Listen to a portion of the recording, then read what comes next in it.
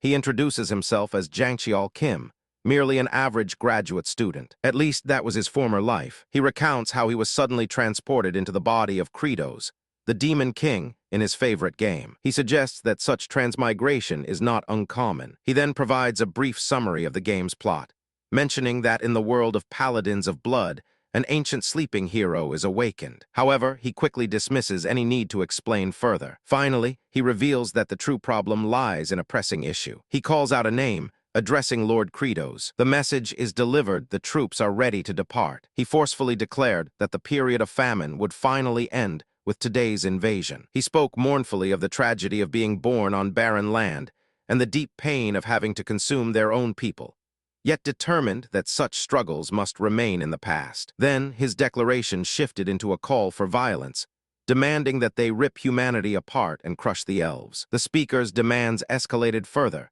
shifting from mere destruction to a savage directive: turn them all into food. A voice then roared out, addressing the gathered demon troops with a harsh command to listen up. A fierce sense of desperation filled the air, compelling him to declare his absolute intent. Then, with a commanding voice, he addressed every single demon present, proclaiming his authority over them all. Kratos. He demanded that they end the war at any possible cost. He solidified his decree, stating clearly that from this moment onward, their actions would be defined by the terms he laid out. The figure addressed the group, announcing that their aggressive invasions would cease. Instead, a new focus of farming and settlement was declared. The statement was met with a resounding declaration of how absurd the proposal truly was. A sudden gasp escaped one character, voicing a startled exclamation about how frightening the presence was. A warning was then issued, suggesting that the unfolding situation had profound consequences should a war indeed begin. A dramatic, disembodied announcement declared that the 20th playthrough had commenced. The character suddenly felt a desperate panic, realizing that the person nearby posed an immediate threat to his safety. He recalled that he had graduated from Hanguk University's agriculture program, pursuing his dream of becoming a wealthy farmer. Because of his natural intelligence, he quickly rose to become the top student in the entire program. Being the top student held certain expectations. Suddenly, another individual addressed him admiringly as being exceptionally clever. This praise quickly turned into a request for help, asking him to write a major part of their dissertation for them. The person continued to press, telling him that he was the best choice for leading the entire project. Suddenly, the conversation shifted as someone else addressed him by name, asking if he would help them plow the fields. The implications of this request were stark, suggesting that accepting would mean dedicating himself to being everyone's servant. A wave of frustration swept over him, leading to a questioning of the entire existence. He wondered why he expended so much effort, only for the professors to reap all the accolades. The frustration quickly escalated into a furious rage. He felt overwhelmed,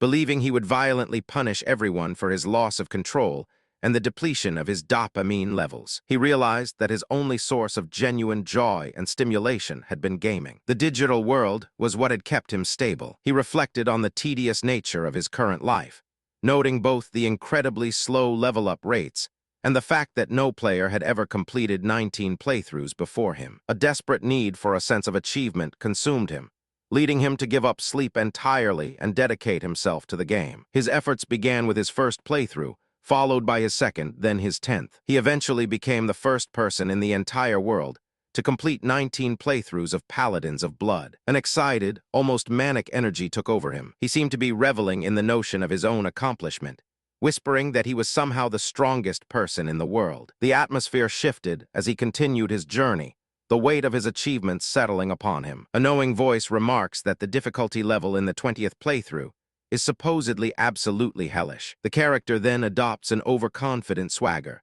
declaring that they should level up before starting and proclaiming themselves to be the strongest. Observing the maximum level, which is stated to be 9,999, they decide that this is where they will stop. A moment of reflection passes as they consider how many years it took them to reach this point.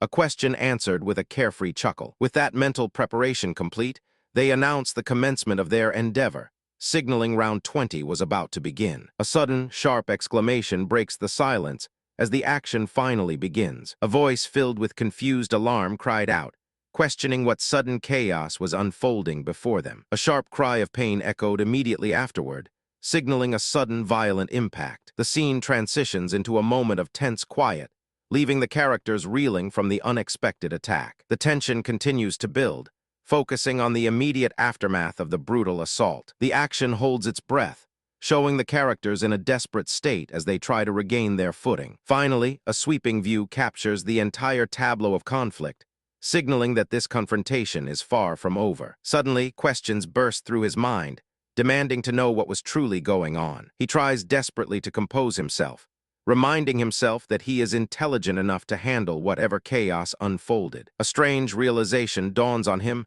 The blue color represents something intrinsic to his being, hinting that he might not be destined to fall or die. The thought seems tentative, yet hopeful. He recognizes the imposing structure as the Tower of Life, an immediate confirmation that he has been thrust into a world known only as the Paladins of Bloodgame World. The character observes a massive structure and exclaims in disbelief, recognizing it instantly as the tombs of the Paladins. A sudden shift occurs as another figure joyfully anticipates, possessing a highly developed character named Kimchai for Life, boasting that their life as an unstoppable and invulnerable warrior is about to begin with great laughter. Suddenly, a surge of panic washes over him. He shouts out in confusion and fear, asking what has happened and where he is being taken. A warning voice echoes, desperately cautioning others not to involve a certain individual. The reality of the present moment finally sinks in. He lets out a strained breath, unable to comprehend what he is experiencing. He falls into a spiral of regret, desperately wishing he had never allowed the casual thought that came after encountering Kimchai for Life. He chastises himself for making such a fool of himself, lamenting that this single impulse led him to become so weak. A sudden realization strikes him. It is patently clear that Kradosh's has grown weaker. An outburst of frustration surfaces, directed at the perceived reason for Kradosh's calling off his attacks. The next suggestion was to unite their forces and decapitate him. They spoke of sharing power and authority, but a dark realization quickly countered this plan. Kratos became the Demon King by seizing the head of the previous one. Doubt cast a shadow over their confidence. What if his perceived weakness was an illusion? They realized that pursuing this course risked the certain demise, or at least grievous wounding, of both parties. A new proposal was floated using a Suraith as a shield might allow them to attempt taking him down. The sheer audacity of the demand prompted an immediate, forceful protest. In a shift of tone, one individual simply stated the primal sensation, hunger. The discussion was forced to pivot, with a cautious query about what would happen if there was concrete proof of Kradosh's weakened state. When asked for their next move, the question lingered in the air then. A dangerous suggestion was first floated, suggesting they would have to kill someone. This was immediately followed by a much more primal declaration.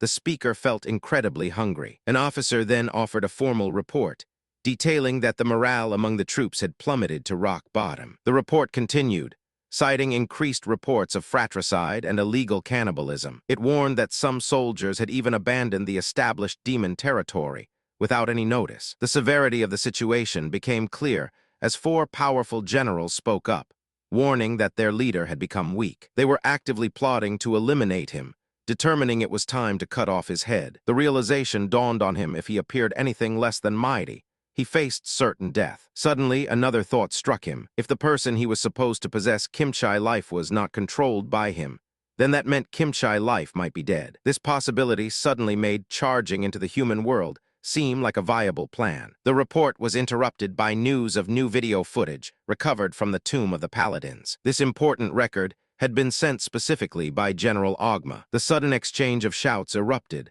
starting with a cry of acknowledgement, followed instantly by desperate pleas to stop and spared from whatever threat loomed. The characters were left reeling, questioning the actions unfolding before them and desperately warning one another to halt their movements. The scene culminated in screams of agony, specifically directed toward the characters' eyes, expressing overwhelming pain and terror. A moment of frantic realization struck the characters. They questioned whether their opponent was genuinely manipulating events or simply acting like a madman. They expressed deep reluctance and difficulty dealing with this person, while simultaneously realizing the desperate need to stay in their current location. The character faced a critical dilemma, understanding that appearing either too weak or outright surrendering before the 4 generals would lead to death. Furthermore, they acknowledged that if attempting to invade the human world, Their eyes could potentially be gouged out by kimchi for life. A flood of frustration swept over the character. Why were they trapped in this game world? The sheer bitterness questioned how it was possible to be happy, leaving only one perceived option before them. Their focus shifted dramatically towards solving the escalating problem of food shortages and pacifying the surrounding demonic forces. As he observed Lord Credo's departure, a question arose regarding his sudden exit. Lord Credos quickly offered an explanation, admitting that his mere intention was to examine some land suitable for tilling. The character responded to this weak excuse, questioning the truthfulness of the simple apology. A single, incredulous word was thrown back at the speaker pardon. The accuser quickly piled on, listing traits such as narcissism, arrogance, and a lack of manners. They questioned the meaning of the subsequent pardon, declaring it utterly horrendous and appalling. Furthermore, this line of questioning introduced a sudden shift in focus, suggesting that perhaps all along, something more complex was at play. The narrative then abruptly shifted into a meta-discussion about the character Zephyros. It was explained that he would appear randomly just before confronting the Demon Lord, which is precisely what made him such a beloved figure within the game's context. Following this revelation, a plea was made to the Paladin. The speaker pleaded for the Demon Lord no longer to fight and requested that he simply turn back. The confrontation seemed to come to a halt, leaving the characters in an unexplained moment of tense silence. A deep sense of guilt washed over one figure, who pleaded repeatedly for forgiveness, lamenting his inability to protect someone important. The narrator observes that the audience had previously assumed this character was either deeply loyal to the Demon King or held him in high regard. Another voice chimed in, noting that this was an unprecedented mistake, declaring that they had never witnessed a demon lord losing the faith of others. The speaker then called the primary character annoying. The focus shifts dramatically to a subject who is seen farming within the demon lands, prompting several incredulous questions. The speaker then suggests that the character has poor memory. Hearing this criticism, the character asserts his royalty and demands better behavior. But instead of backing down, he decides to continue his actions, leaving those around him questioning why no one else seemed afraid of him. The speaker challenges not only the current individual, but also all previous demon lords, noting that they have already attempted to cultivate this very land. Due to its barren soil and highly irregular weather patterns, nothing could ever truly take root here, a fact that should be quite familiar to those who were meant to rule it. Despite the harsh reality that this area is known as the Land of Death, the character remains determined, stating that he intends to find a way to salvage and save the entire land. Although farming has become a tiresome necessity, the protagonist reaffirms his resolve to continue working the land simply because survival demands it. A subtle sound draws attention, followed by the sudden realization of a named Surap. The Demon Lord is acting strangely, even beginning to consume dirt. This bizarre behavior elicits a sharp outcry of protest regarding writings and the need to cease them. Despite the protests and pleas, one character insisted that their duty required recording the Demon Lord's annals. They noted that the reports indicated significant memory deterioration in the Demon Lord, followed by a sudden outburst of pain. The current situation, however, proved problematic. It was discovered that the dirt being consumed lacked necessary nutrients and even failed to provide adequate nitrogen. The lack of nitrogen was highlighted as an absolute necessity for any form of plant growth, deepening the sense of failed research amid the chaos. The narrative explained that plants cannot directly absorb nitrogen from the air, despite it comprising 78% of the atmosphere. This was because the atoms were held together by a solid triple bond, making any chemical interaction exceptionally difficult. It was revealed that humanity had to rely on chemical engineering to create nitrogen fixation, which led to a massive surge in global food production. However, the character pointed out a grim limitation without any agricultural tools present.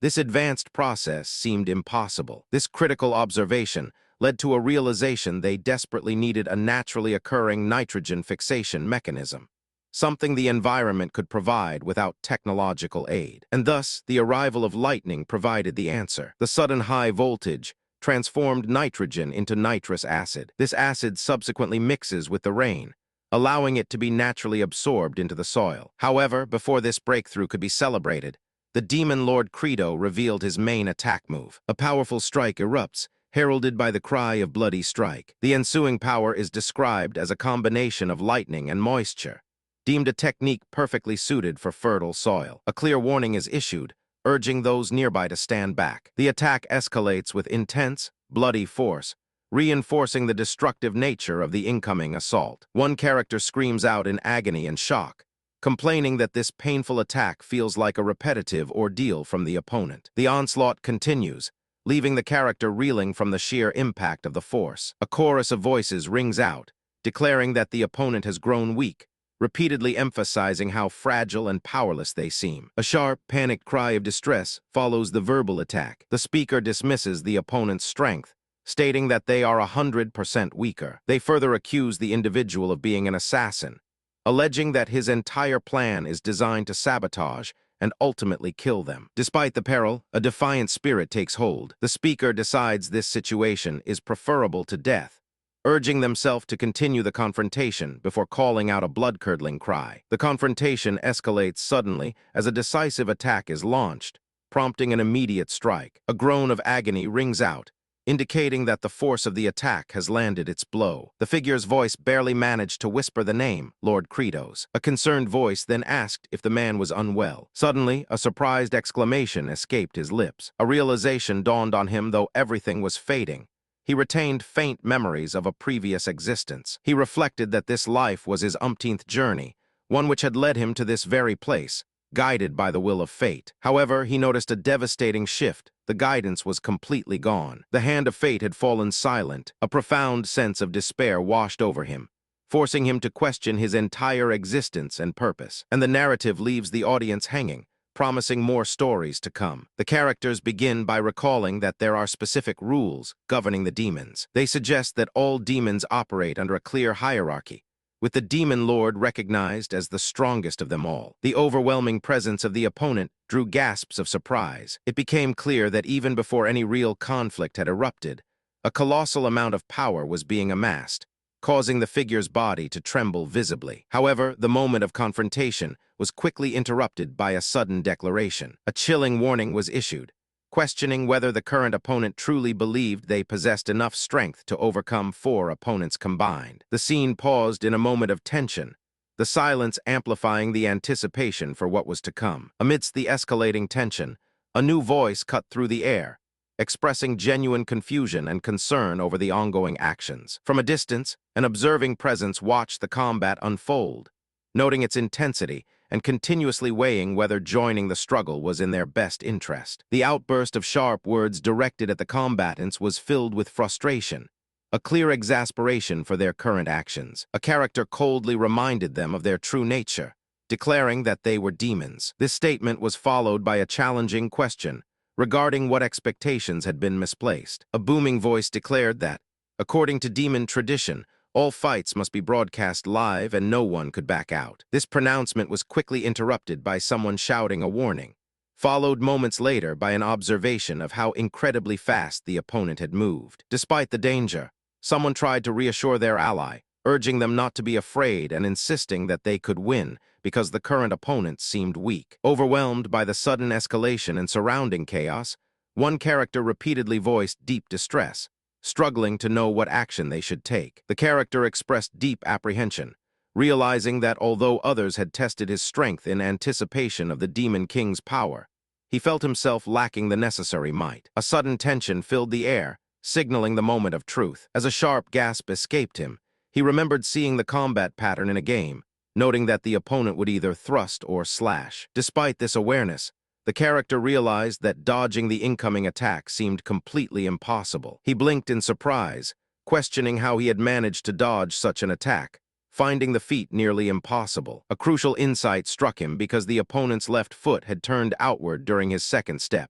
It signaled that another thrust was definitely coming next. He realized that the enemy's movements were exactly patterned, like those found within a game. A sharp gasp escaped the crowd as an unseen force disrupted the moment. Many observers gasped, pointing out that Lord Kratos had seemed moments away from counterattacking and ripping off Asurath's arm. However, they questioned why he hadn't moved, advising the group to remain vigilant for anything unexpected. Suddenly, a loud exclamation of shock ripped through the air. A figure's voice suddenly cried out, demanding to know what was unfolding before them. A stunned realization followed, as it became clear that every movement the opponent was making mirrored strategies pulled directly from a video game. A desperate memory surfaced, recalling how overwhelmed the opponent had felt during their initial encounter with a Suraith. They questioned if such a person could even be defeated, acknowledging that this foe was exceptionally swift, employed many deceptive feints, and possessed an overwhelming array of attacks. But the terrifying truth was that despite his initial overwhelming power,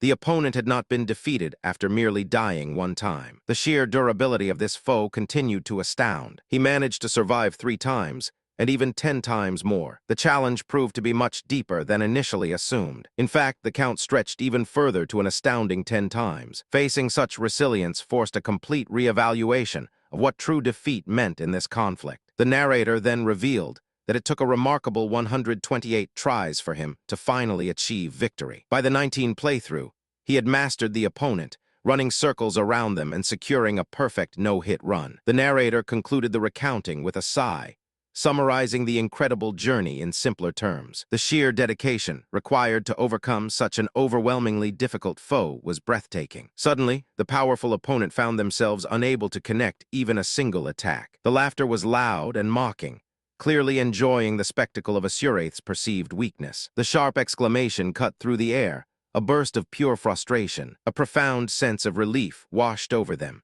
acknowledging that survival would have been nearly impossible otherwise. But amidst the adrenaline, a crucial realization began to dawn. A sudden, intense declaration echoed, proclaiming that this entire world operates under the exact same rules as a game. A clear voice then addressed Jangcheol Kim, stating that he had finally grasped the fundamental principles of their current reality. Overwhelmed, Jangcheol Kim looked around as if seeing a familiar screen pop up, kind of message box found in webcomics. He voiced his disbelief at the sudden appearance of this game-like notification. A system message materialized, informing him that he had successfully deflected his enemy's attacks because of his remarkably high level of focus. As he cried out in surprise, another system message appeared. This announced that by earning a reward, a portion of the game system used by playable characters had been successfully unlocked. A mechanical announcement rings out, proclaiming that a targeting function has been successfully unlocked. The character realizes that this new targeting function is essential for utilizing all of his specialized skills, leading to a moment of profound understanding. With shouts of triumph, an overwhelming realization washed over the crowd. The shouting seemed to echo with sheer excitement and acknowledgement, calling out for Lord Kratos in a chorus of celebration. A harsh, dry cough broke the celebratory atmosphere, signaling a shift in attention. A sudden, panicked realization spread through the crowd. A supposedly fatal blow should have eliminated him instantly within the game's mechanics. So how was he still standing? The surprise quickly turned into alarm as observers noted his incredible recovery skills, predicting that he would recover fully in no time. Without warning, a barrage of strikes rained down. The impact was immediate and forceful, causing the character to cry out in pain. More strikes followed, hitting the character with relentless force. However, observers quickly realized that these attacks were not intended to kill him, but merely to inflict pain. The crowd murmured in disbelief at the character's sheer refusal to fall. It seemed impossible, and everyone wondered what move would come next. Amidst the chaos, one individual pointed out that another character had stripped away a Suraith's clothes, leaving him completely exposed. This unexpected message caused a gasp of surprise and indignation. Suddenly, the narrative shifted, revealing that a brand new system had been unlocked for the protagonist. The system announcement specified that the armor inventory and removal function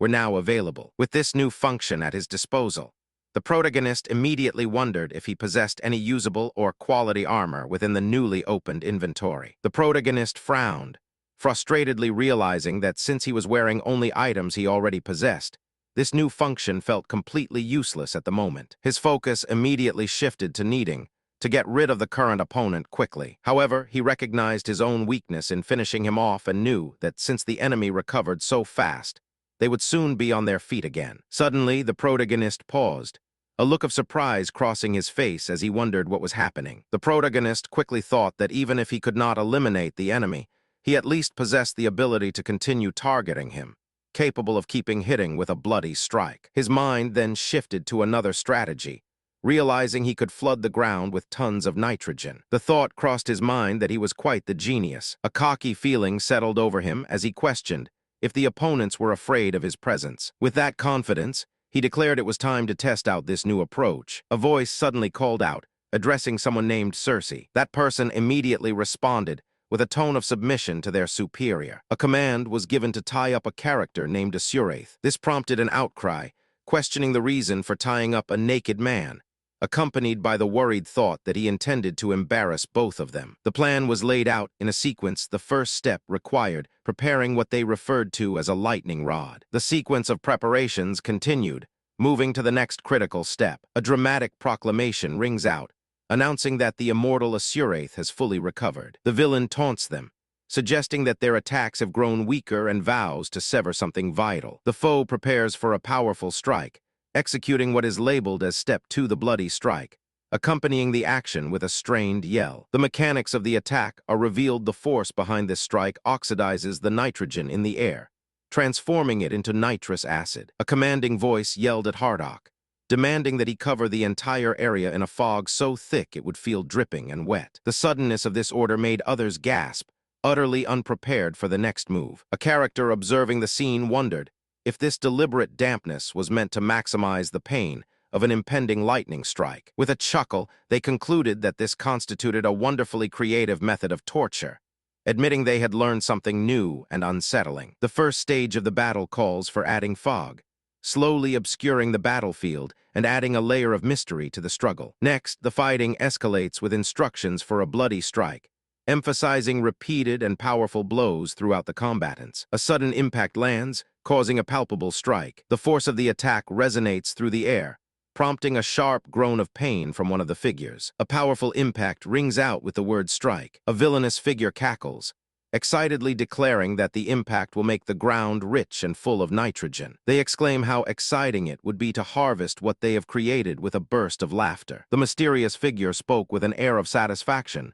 detailing his next steps. He first announced that he would infuse the ground with nitrogen in a specific way, before moving on to improving the grain structure of the soil. A further explanation followed, asserting that loamy or fluffy soil was considered ideal for farming. A sudden declaration cut through the air, specifying exactly what needed to be created. The required substance was revealed to be manure, followed by a sudden, loud command for 3 individuals to fetch it. Observing this strange turn of events, someone questioned the logic, wondering if after frying Asuraith, covering him in manure was any sort of reasonable punishment. A shocked cry escaped, echoing the sheer unfairness of the situation. The cruelty displayed was unbelievable. A desperate plea for help followed, a sound heavy with terror and distress. A desperate, pained call for assistance echoed through the silence. The pleas grew frantic, describing a horrifying assault by a horde of goblins. The distressed voices followed up with an urgent appeal, suggesting that aid would bring a reward. He reassured the other person, urging them not to be afraid and asserting that he was not a suspicious man. However, the other person immediately reacted, finding him incredibly suspicious enough to be compared to a horror story. Despite the tension, another concern rose up, prompting someone to ask if they had injured their leg. A sudden exclamation of surprise broke the silence. Someone pleaded for guidance, asking them to lead the way, and then seemed pleased by the potential prospect. The character then praised their appearance, noting they were incredibly stunning. They introduced 2 individuals, one named Ravadja Srahan, an envoy, and another named Dial Frontera, who served as his attendant. The group then questioned the identity of their listener, asking who they were. Finally, a declaration was made, signaling that the beginning was happening right then. The lingering doubt remained, prompting the character to urgently demand answers and revelations about a critical piece of information. With a collective exhale, the pressure seemed to ease for a moment, but that reprieve was immediately cut short by a harsh realization. There wasn't any work to be found. A commanding voice quickly broke the silence, sharply warning against laziness and urging everyone to get back to work. It explained that if even a minuscule portion of the field were left unmanaged, Credos would inevitably exploit it for their own farming. Another character addressed number 2718, acknowledging the strenuous effort being put forth while playfully noting how much harder he was working than usual. The recipient accepted this assessment gracefully, even admitting that it was true. The conversation then trailed off into mystery. A character expressed that they did not know why, yet paused, letting the implication of an unstated, profound realization hang heavily in the air. Observing the fields they had disturbed, a complex thought arose. The speaker found themselves unexpectedly feeling a sense of pride regarding this work. A sudden, forceful shake preceded a dismissive laugh. The character then addressed the other person as nothing but a fool. This led to an escalating moment, with the character suggesting that perhaps, on this very day, they too would embrace being a fool. The tension immediately escalated, with a panicked warning about the dwindling time remaining. This was quickly followed by a mocking laugh, suggesting they had become too proficient at whatever endeavor they were engaged in. Finally, the stark reality of the setting, the visible sun, served as an undeniable marker of their diminishing chances. They realized they had become so absorbed in turning the soil that they had completely lost track of time, leading to a moment of genuine fear for their survival. Despite the gravity of their situation, one character found a glimmer of satisfaction, musing that even if death was imminent, perhaps it wasn't such an unfavorable end after everything they experienced. The moment hung suspended, leaving the audience to anticipate what might come next as the remaining narrative thread quietly waited for its continuation. He finally declared that everyone present had achieved something great, concluding with a solemn wish for their eternal peace. The atmosphere shifted, building anticipation as everyone was compelled to wait and see how Credos would react. Meanwhile, the simple labor continued. The characters acknowledged that while digging up the field was a slow process, it would take just as much time regardless. Focusing on their task, they determined that the potatoes currently before them were in a deep state of dormancy. The revelation of dormancy sparked an immediate realization: if the potatoes were in this state, they simply would not sprout. This meant that planting them was completely pointless. It seemed as though each potato was resting peacefully, slumbering quietly beneath the earth. Suddenly, there was a sharp cry. Before the characters could react, someone swiftly pulled one of the potatoes out by its hair. The abrupt action caused the potato to swoon from the shock, as if its natural biological rhythm had been momentarily paused. The narration continues, explaining that dormancy can sometimes be broken quite quickly. It suggests storing the items for 2 to 3 weeks at about 39 degrees, and then suddenly moving them to a dark, warm spot. Next, the speaker mentions an idea of having Cersei infuse the items with cold air. However, she quickly modifies this plan because Cersei is currently very annoyed with them. Additionally, another individual named Hardock seems to be planning something as well. Remembering that they could not take the items if everyone teamed up against them, the speaker decided to set aside that idea for the moment. The speaker then describes an attempt to raise the temperature of the storehouse to about 73 degrees, punctuated by various sounds like hi and hu. Finally, they conclude that another method was asking the farming corps to perform squats. However, their enthusiasm quickly wanes, and the effort proves to be too much for them. A collective sigh of frustration follows the failed attempt. The shift in focus is immediate. They decide that the proper solution lies outdoors, pointing toward the fields with renewed resolve and suggesting they work with what is immediately available. As a last resort, one individual proposes an alternative plan, infusing the ground itself with nitrogen. The ensuing development caused a stunned reaction of disbelief. The resulting mixture was revealed to be finely ground, thoroughly mixed dirt. This action immediately released a terrible, pungent stench into the air. The individual then declared that their field was ready, shouting about some kind of unbelievable miracle. A triumphant laughter followed. The figure gleefully cackled, realizing that their opponent was utterly in disbelief. They boasted that the entire endeavor had been a complete success. The dramatic moment concluded, leaving the immediate aftermath of their actions in full view. A frantic realization struck the group. A figure was indeed trying to hide, letting out muffled screams of panic. The identity of this runaway individual was revealed to be Faikemir, one of the formidable bosses from the ravines of the damned. Questions arose immediately. Was he present because of a messenger they had sent? And if so, why was he alone? The attention then shifted to another individual, who confronted the newcomer, questioning his presence in that location. The hidden figure offered only a stuttered response, unable to explain their true intentions. The tension remained palpable as the story paused, allowing the weight of these unfolding mysteries to settle over the characters. A sudden outburst erupted, questioning the physical assault before any explanation could be given. The words followed that a perceived attempt to conceal something was responsible for the need to strike him. A figure observed the situation, making a comment about expecting nothing less from the Demon King. However, they immediately countered this assessment, asserting that they themselves, by the name of Fikmamir, were not one to break so easily. The impact of the attacks began to take a physical toll, resulting in cries and strained gasps. Despite continued resistance, his efforts were quickly overwhelmed, leading to him dropping into exhaustion, begging others to end the ordeal. A profound wave of fatigue washed over him, causing him to struggle through his efforts just to continue standing. Suddenly, a new tactical suggestion was made to utilize one's hit points not merely for healing, but as a means to significantly boost overall statistics. His current health points were noted at 51. With the expenditure of 50 health points, his stamina was greatly boosted. Overwhelmed by the sudden drain, he groaned and struggled to stay upright. Despite his efforts, he felt faint and finally collapsed. From his prone state, he suddenly found the strength to protest. He exclaimed that the actions were not a personal attack, but that he was ordered to disrupt their field. In a burst of dramatic anguish, he finished by claiming that they were attempting to make him starve to death. The accusation escalated, targeting Lord Sardal of the First Province. He was accused not only of neglect, but also of blocking all requests for necessary support troops. A chilling realization followed, suggesting that the individual's strength only increased as his allies starved to death. The accusation was immediately framed as a clear act of rebellion against their lord. Observing the chaos, a plan began to form. The suggestion was that taking down Lord Sardal of the First Province could serve as a powerful warning to those who were unhappy about the terms of the ceasefire. The immediate danger couldn't be ignored. If the current conflict wasn't enough, they would continue trying to disrupt the farm life through any means necessary, demanding that action be taken now to eliminate the source of the problem. The focus then shifted to the greater challenge dealing with Lord Sardal. He possessed remarkable power,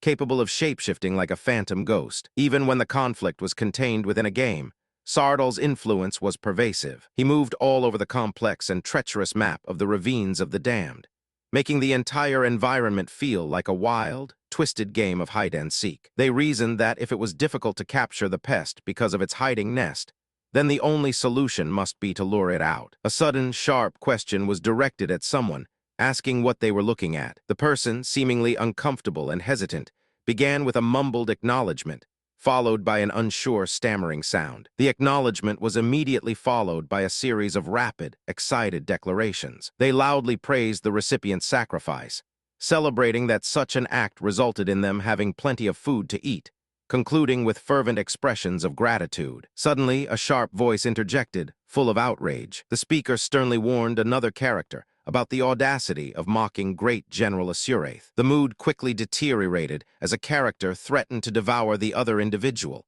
calling them a little brat. The target responded immediately with high-pitched cries of distress. The moment arrived with a booming declaration for everyone to join in, only to be met with surprise when the command was suddenly directed towards someone named Credos. A round of cheers erupted, filled with unrestrained celebratory excitement. The cheers continued, ringing out in a burst of joyous celebration. The joy was infectious, with continuous bursts of cheers filling the air and raising the energy among all present. A gasp of shock went through the crowd as they realized that not only was there another lightning rod, but a second one, number 2, had appeared. This revelation caused immediate confusion and disbelief among those watching. With the shocking news, one person exclaimed that they were finally free. They expressed intense relief at being liberated from a seemingly endless, embarrassing cycle of transformation. This realization seemed to trigger a burst of pure, dramatic sound effects from the characters surrounding them. The overwhelming moment concluded with a single, dramatic exclamation of the word trike, leaving everyone momentarily suspended in surprise. Suddenly, 2 powerful blows were exchanged in rapid succession, a swift strike, followed immediately by an equally potent counterstrike labeled Striker. The battle continued with intense precision. The momentum built as another forceful strike echoed through the area, maintaining the desperate exchange of blows. The intensity spiked further when a cry rang out in desperation, calling for the servant named Phycamir, followed by a scream of anguish. The scene takes place deep within the vast and powerful dominion of the Demon King, a region known as Chavin de Huantar. This specific area is revealed to be the inner core of 5 provinces, officially called Chavin de Huantar. The climate here is characterized by extreme contrasts, featuring sweltering days alongside bitterly freezing nights. This unique blend of temperature reminds the observer of the harsh beauty found in the Andean highlands. The narration shifts back in time, recalling a period when the people of the Andes struggled greatly to find enough food. At times, survival pushed them to consume wild potatoes that were actually full of poison, leading the audience to wonder if this was simply how their story ended. However, the passage asserts that humankind is far more complex than mere animals. It explains that people possess an incredible ability. They can take even the most poisonous food and transform it into something edible. The scene brings the focus to a specific setting where one person reports that all the potatoes have been laid out to dry, prompting another individual to approve this and command them to stomp the flattened crops. Suddenly, a fierce growl erupts from an unseen source, interrupting the measured pace of the historical lesson. After the potatoes have gone through 5 days of freezing and thawing, Bahal executes his powerful meteor stomp move. This sequence works to draw out a poison, which is then designed to evaporate. The process continues: freeze, thaw, and stomp to evaporate the poison. These potatoes are then repeatedly processed through this cycle before being dried and lightly roasted. This meticulous preparation ultimately yields the edible wild potato, which they call chuno. Next, the farming core team is called in to begin making compost. Finally, it is time for a snack. Everyone is encouraged to enjoy the treat. A simple warning was issued, stating that there wasn't much to go around and the group should only take 2 items. However, the speaker then suggested that since they had so much left, they should try to make some more. But another voice countered that not much was actually remaining, and what little there was certainly wouldn't be enough to feed the entire demon army. The priority shifted, leading to the insistence that the remaining resources must be planted, as the resulting crop would multiply by 100-fold or even 1,000-fold. A moment of hesitation arrived when someone questioned the safety of consuming certain poisonous roots, recalling a relative who had eaten one and subsequently passed away. Someone vehemently argued that the Demon King himself had made the roots safe and edible. They even recalled how their daughter, Flute, consumed them without any adverse effects, accusing their opponent of being a fool for doubting the Demon King's word. The arguing continued as the opponent countered, pointing out that the man before them did not resemble anyone who would provide food. Instead, they warned that he intended to make us eat the roots and then suffer agonizing deaths. A sharp, exasperated exclamation was thrown at their opponent's foolishness. This scene serves as a brief dramatic pause. The scene continues with a sudden shift in tension or focus, leading into the next major plot point. A loud cheer erupts, shouting praise for the Demon King. The farming squad watched in horror as the first demon devoured its share of chunos, and then promptly started scarfing down everything remaining. The scene leaves the audience suspended in uncomfortable silence, following the aftermath of the chaotic feeding frenzy. The attendees murmured, acknowledging that the Demon King had surprisingly provided them with sustenance. A burst of enthusiasm erupted through the crowd, with shouts of agreement ringing out. The cheers grew louder, forming a chorus that offered 3 hearty cheers for Lord Credos and declaring their unwavering belief in his reliability. The crowd erupts in shouts, repeatedly hailing Lord Credos. Among the cheers, a casual voice comments that the chorus sounds too much like an advertisement jingle, suggesting it will need altering later. The attention turns to Lord Credos, whose face suggests someone who has an innate knowledge of how to make food grow even in barren lands. There is a whispered thought that perhaps he genuinely possesses the power to end the famine. A screen suddenly displays a notification,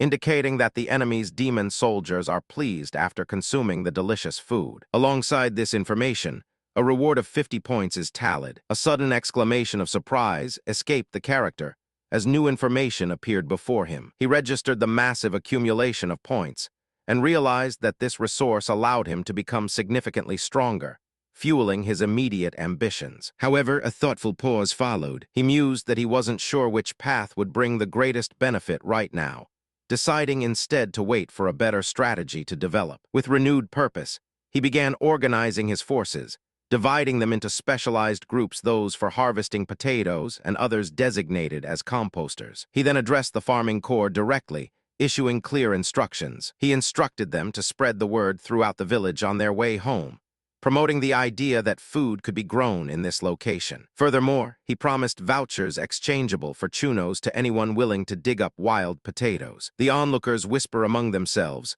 marveling at the character's sharp intellect, noting that while he is quite a pain in the neck, his helpfulness cannot be ignored. Soon, the villagers gather and excitedly begin digging up those wild potatoes. The people organize themselves into 2 groups. One group is assigned the task of continuously producing chunos for immediate consumption, despite one member wrinkling their nose and commenting on a foul stench. The other group starts work making compost. The character initially suggests that 10 steps are sufficient, but then immediately changes their mind, realizing that 11 steps is too far and advising the person to take one step back instead. With a decisive strike, the character forces an exclamation, followed by a groan. Despite the immediate pain, they declare their firm intention to work hard on making nitrogen. Having successfully gathered enough compost, the character announces it is time to progress and move on to the next stage of their work. The challenge immediately became clear. They needed to spread the gathered compost evenly across the entire field and mix it thoroughly with the soil. However, the sheer size of the area presented an insurmountable obstacle. The magnitude of the task weighed heavily on them, especially since they were a crew surviving only off meager rations. The exhaustion led to bitter frustration, culminating in a desperate sentiment wishing for an end to the struggle. While the 4 talented generals themselves did not require food or rest, the sheer scope of the labor was intimidating. The grueling work promised to take an impossibly long time. A wave of frustration washed over him, making him question if he truly had no option but to wait for a reply. A concerned voice questioned whether the province leaders had been properly asked for support troops. He affirmed with confidence that he certainly had. The individual then explained that a messenger had indeed been dispatched to every provincial ruler, but no reply had come back from any of them yet. It was then that the request was made to halt all current invasions and send as many troops as possible for farming. He confirmed that a messenger had been sent to every single provincial ruler, but noted with worry that they had yet to receive any responses. The question then arose whether the messengers had collapsed from exhaustion, trying to reach every corner. He conceded that the task was immense, noting it would require more manpower than the entire force currently available. The scene then shifted, focusing on the very first province of Demon Land's ravines of the damned. A scout's report provided unsettling news.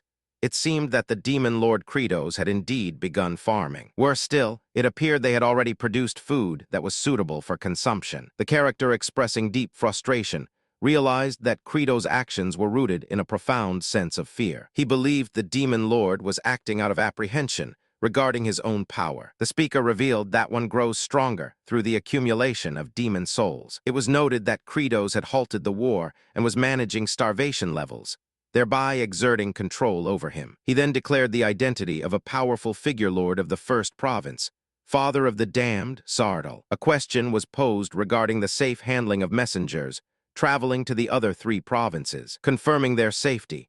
The source added that these messengers remained completely unaware of both the ceasefire and the farming operation. A sinister declaration echoed through the space, insisting that the demons must wither and perish to death. The speaker then boasted that they would become both sustenance and soldiers, before trailing off with a chilling anticipation. The words continued with a promise the individual would kill Kratos and ascend to become the very demon king. The authority then spoke to a servant named Phycamir, calling him by name. Phycamir responded immediately and obediently, acknowledging the command of Lord Sardal. The final decree was absolute. All elements pertaining to Kratos' experimental farming efforts were to be utterly destroyed. A voice declared that Kratos was a truly wicked being, adding that the target would be left half dead merely to serve as an example. However, another speaker reassured the man named Asurath, telling him not to fear, since Lord Sardal was pleased with his pugnacity. The warning continued that once Kratos was dead,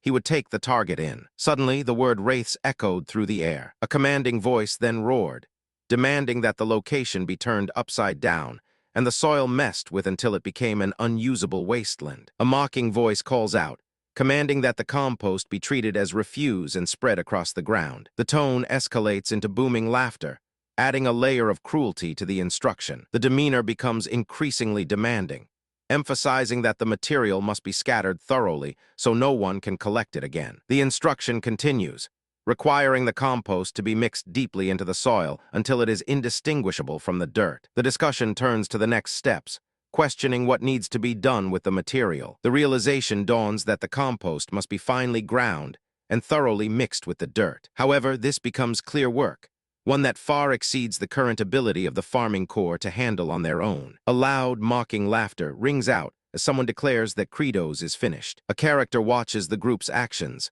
murmuring in confusion about what they are actually doing. The character voices were filled with panicked confusion, questioning exactly how they could possibly retrieve the intended object. The dialogue suggested a struggle to understand the logistics of their current mission. A sudden outburst of panicked voices echoed out, accusing someone of losing their mind and denouncing another person's behavior as downright filthy and disgusting. The conversation continued with an awkward discussion about digestive issues, mentioning that both Bahal and Cersei had not eaten for a while, and another individual desperately pleaded that their unique bathroom habits should not be revealed to others. The discussion deepened with a strong refusal to give up one's own excrement, suggesting that perhaps they should capture some low-level demons and force them into providing whatever was needed. A frantic plea erupted, with repeated cries begging the situation to stop. The individual complained that it was difficult to manage bodily functions while being watched by so many people, requesting at least some privacy outside. The conversation continued,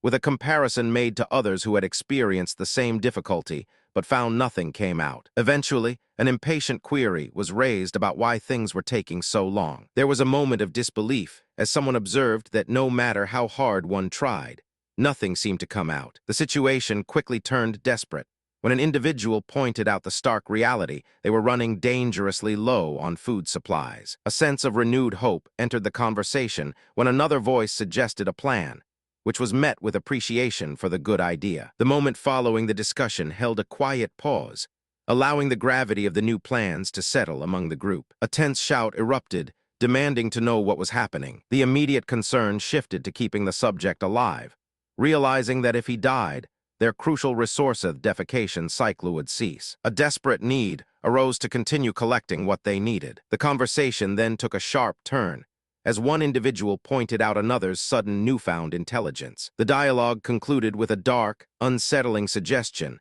that perhaps feeding the person to them might provoke defecation. The tension lingered in the air, leaving no room for breath or escape. A sudden explosion of fury broke the silence, with one individual shouting out a protest against what was happening. The voice rose again in exasperation, accusing the others of foolishly believing that only excrement produced by demons held any value. A sudden outburst immediately questioned the necessity of such offerings, demanding to know what use could be found in waste if it held no actual nutritional value. This was quickly followed by a counterargument, stating that the excretions could still be useful for making compost. The suggestion of compost prompted a brief moment of consideration. It was then clarified that compost could indeed provide necessary nutrients back into the soil. The discussion then shifted into the specifics of composting. It was explained that conventionally, compost is typically created using materials like tree ash, weeds, and soil, often supplemented with eggshells and chicken dung. They observed that the tree ash and weeds could be collected from the empty houses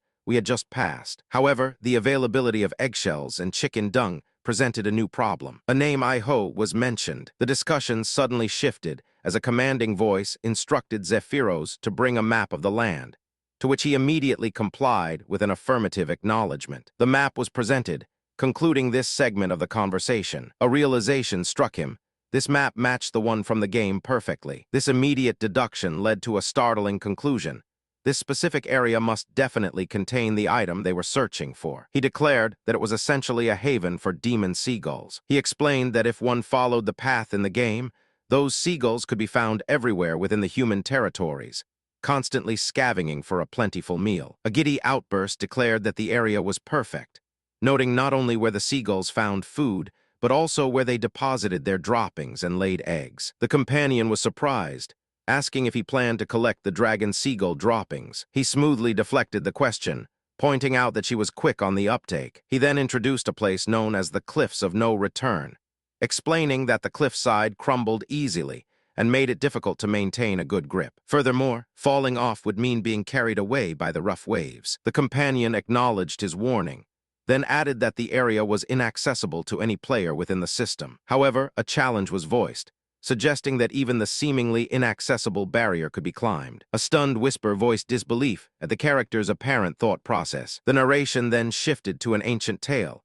recounting how many demons throughout time had attempted to capture the seagulls, only for all eventually to fall victim to the waves below. A warning was given. The speaker announced that they would climb up there and gather some of them down for someone else, urging the listener to make sure they caught what was gathered. The potential success of this task was noted, suggesting it would be enough to fill everyone's bellies. The moment passed in silence, leaving the weight of unspoken words hanging in the air. A sudden realization struck the character, questioning if this was their 13th attempt. The thought brought back a memory of giving everything they had while trying to climb a sheer cliff. The realization deepened, hitting the character with a wave of despair as they acknowledged that their attempts had numbered in the hundreds, each resulting in death. Despite all the failures and overwhelming losses, finally, the character found success. The character's success was achieved through an unexpected and audacious method, by abusing a glitch within the game itself. A sudden thought prompted the action to open his equipment inventory. Next, the character decided to unequip all items currently in use. He realizes that if he rolls over,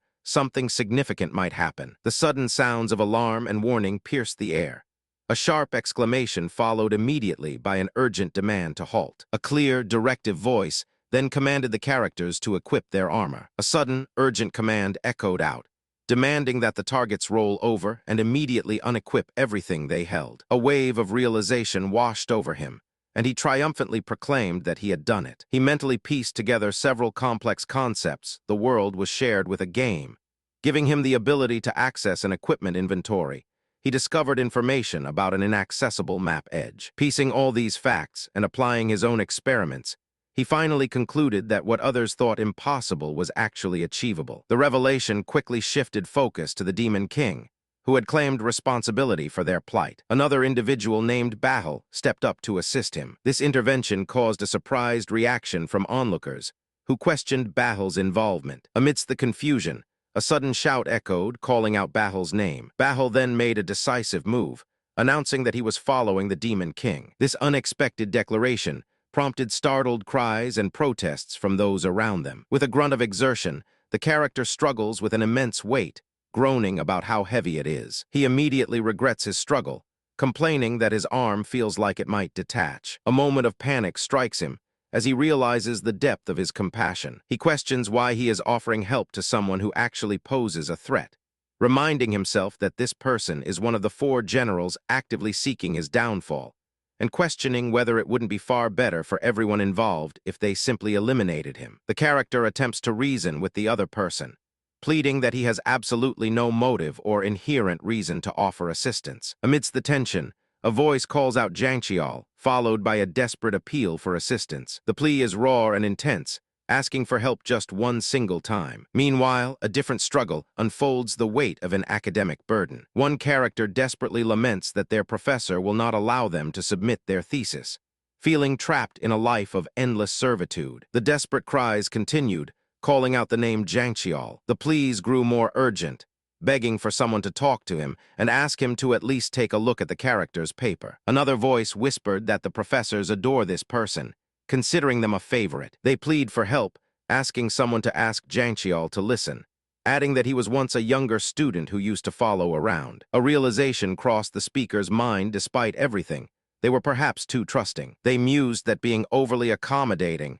might make a professor listen to them. A sudden sharp retort cut through the air, pointing out that emotional struggle was their own burden. The speaker then admitted that their actions stemmed from fear of persistent worry about being disliked or facing some kind of punishment. The speaker was left only with the word "what?", a silent question hanging in the tense atmosphere. The moment hung heavy and breathless, leaving the tension unresolved. The ensuing silence seemed to echo the uncertainty of everything that had just transpired. The scene finally settled into a profound quiet, leaving the characters suspended in an ambiguous state. The silence that had descended upon the scene continued, carrying with it a weight of unresolved moments. A thought drifted through the character's mind, suggesting that perhaps their recollection of this person was centered on a memory of him smiling. A sudden cry of pain echoes through the space. A soft, pained groan follows the initial cry. The surrounding characters whisper in shock, noting that the Demon Lord saved Bahal and allowed himself to be injured. However, they question why the Demon Lord would have any reason to save Bahal. A lone declaration rings out, "I am." He whispered that this pain was somehow less painful than the regret of abandoning those who had followed him. Transitioning to the next emotional beat, the scene holds its breath. The weight of his failure settled over him, admitting that he should have done this for the person before him. A deep sense of sorrow washed through his words, repeating apologies with heavy sincerity. Despite not having fully adjusted to Demon Lord Credo's body, The effort still cost him all of his strength. The immense feat had earned him the genuine gratitude of Bahal. The person realized how deeply thankful he was, a surprise that resonated with the character. With this significant achievement, the reward system was activated, signaling a new measure of effort and reward. This system explained that providing the army with belly-filling happiness would grant a considerable number of points. The concept of gaining a large quantity of points from these efforts immediately piqued the character's curiosity. The large quantity of points immediately piqued the character's curiosity, making them wonder about the true source and value of such a surprising windfall. The character's focus immediately shifted to the unexpected title, Happiness Points. Following that, they realized with surprise that this sounded remarkably similar to reward points obtained at a regular supermarket, prompting the question of whether such an establishment even existed within this game world. The confusion deepened as the character questioned what kind of game world would include a supermarket, before being surprised that they were actually able to hold conversations with the message box itself. A detailed explanation then appeared, revealing that for every member of their demon army who felt full happiness, the character would receive 1 happiness point. These points could subsequently be used toward leveling up. Finally, the character was informed of their current status. They possessed 20% of the Demon King Credo's power. To reach maximum capacity and achieve full power across all 5 stats, they would need to increase them significantly. The character then muttered, pondering aloud the possibilities. A confirmation appeared, indicating that 10% of the stamina had increased. However, the cost was staggering, increasing the stamina by 10% required 50 HP, or happiness points. The character gasped at the expense, realizing how pricey this resource was. A further explanation revealed that these happiness points could also be used to level up skills. The system displayed the current skill, Bloody Strike, at level 1, requiring 250 HP for advancement. Given their current resources, the character concluded that there was nothing they could upgrade right now. But then a new thought struck them. If their plan involving farming worked out successfully, they stood to acquire an entire cache of happiness points. They realized that gaining superior strength would dramatically increase their chances of survival. And beyond physical power, the thought struck them receiving sincere gratitude from someone else could feel wonderfully good. It was a comforting realization that being appreciated could feel incredibly pleasant. A realization dawned as the man's face spoke volumes. If he did not receive his demanded repayment for saving the protagonist, death would be certain. The protagonist exclaimed that we had been right. Kratos was indeed a cruel demon king, who had no intentions of saving them life for free. A sudden, sharp call jolted the tense atmosphere, drawing attention to an unknown figure's command. The person continued their strange barrage of energy, exclaiming about depositing imaginary substances into eggshells before tossing them downwards, encouraging the recipient to catch every single one. This display of bizarre action culminated in a loud, shocked exclamation from another present individual. The sudden, loud sound immediately drew everyone's attention. A nearby voice expressed a dramatic declaration of exasperation, suggesting they were quite tired of the current situation. Another voice then loudly exclaimed their intention to tackle the farming aspect of things in a much more proper manner. The process begins with making compost. First, one must gather several key ingredients: seagull poop, eggshells, tree ash, and soil. These elements must be finely ground up and then thoroughly mixed together to form a potent base. Cersei instructs the other person to grind and mix these components. When that fails, she reminds them that they possess several arms, encouraging them to utilize their full physical capability. In response, the individual proclaims their identity as the Ice Queen, Cersei. They angrily refuse to treat these arms as tools for dealing with waste products. A challenging look is exchanged, prompting the character to muse aloud. They suggest that if the current task proves difficult, they could assign something simpler instead. The figure pressed the command, suggesting that all he needed to do was stand perfectly still, a seemingly effortless task. The conversation paused, leaving the weight of expectation hanging in the air. He let out a visible sigh of relief, admitting that he had been momentarily frightened. This danger served as a reminder that these opponents were volatile and short-tempered, meaning his guard could never be fully lowered. Suddenly, a dramatic declaration roared out the Demon King Bucium. He then declared his intention to power through with sheer guts and intensity. Following this boast, an even more bizarre instruction was given about the second step of making compost, which involved spraying it with water. A command was then shouted for Hardock to fly up and cast a fog. However, another voice questioned this order, pointing out that the moisture would cause everything to smell expressing confusion about why such an action needed to be taken. The moment reached a sudden, dramatic pause, leaving the next action unresolved. The preceding moment created an abrupt silence, leaving the ensuing action utterly unresolved. Someone questioning whether there was enough moisture, then remarking that the area was becoming wet and soft, much like the Demon King had predicted. The instructions then advanced to the third step, gathering whatever was wet in a dry location and covering it completely with seagull feathers. However, a sudden realization brought the process to an immediate halt. A voice warned that the task would take an immense amount of time, and they were severely lacking in enough feathers to fully cover everything. The requirement was to generate enough compost to cover the entire vast field, a task that would necessitate the assistance of countless demons. Despite the daunting scale of the mission, a flicker of concern crossed his mind regarding certain aspects of the job. However, he realized that regardless of his reservations, the duty was something he had to fulfill. He felt compelled to exercise the full authority expected of a demon king. A distressed cry of calling out for a father was quickly met with a sharp retort, questioning the nature of the plea and demanding to know what the petitioner needed. The desperate plea intensified, reaching a frantic whisper, "Please, eat me." The vulnerable confession hung heavy in the charged air. A sharp rebuke followed. The voice, filled with alarm and disapproval, chastised the youth for their outburst, warning them strongly against speaking such things. The boy's eyes filled with distress, uttering a mournful call addressed to his mother. The moment paused, leaving the emotional weight of their interaction hanging suspended in silence. A raw declaration slipped out, repeating the word of emptiness, "I am hungry." Hungry. The plea grew louder and more desperate with each echo. Hearing a whispered question, the character questioned whether that figure was their mother. A painful realization settled over them, suggesting that without the person's presence, they would have no reason to exist. The current moment seemed suspended, marked only by the numeral 2. A sudden, panicked cry echoes out, recognizing a voice that sounds like the Demon King. Despite seeming depleted, the figure still possessed enough energy to shout. A commanding voice orders the others to seize him immediately. In sheer panic, someone calls out a desperate plea regarding his daughter. The words convey deep worry that if she is left alone, she will fall victim to the higher-ranking demons. A desperate cry rings out, calling for a flute and addressing someone as father. The pleas quickly shift to urgent military business, demanding to know how many demons have been secured. A strained voice confirms that 20 have been taken, but the immediate need stands at 30 more. The sheer volume of the command was overwhelming. A warning about illegal cannibalism followed, immediately succeeded by aggressive orders given out to Zephyros to find more demons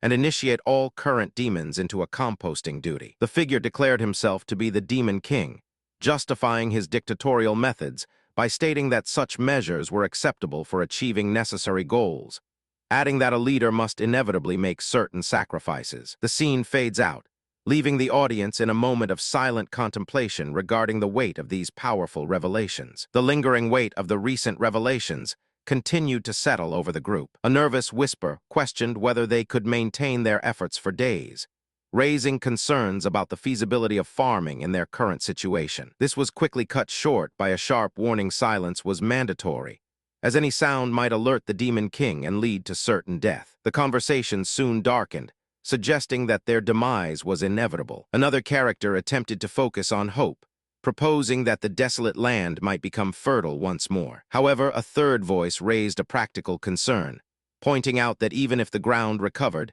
there appeared to be nothing suitable for planting. The speaker then challenged them, asking if they were truly interested in knowing what kind of crops could be planted. A distressed voice first addressed the powerful figure, calling them "my lord," before gently urging them to come along with them. A memory was then brought up, recalling a glimpse of something that had occurred: a purple flower. It was revealed that this particular site could indeed be planted. One character immediately questioned the subject, asking if they were actually speaking about a specific topic. The speaker confirmed the focus, stating that they intended to plant its roots, and noted that some of the farming corporations had already begun excavating. However, a different character interjected with an apology to their lord, cautioning that consuming the plant's roots was forbidden. They explained that eating it would lead to severe stomach pain and even death. Frustration mounted, leading to an outburst questioning the availability of any other plants in the vicinity. A voice then interrupted, reminding them that a crucial experiment was underway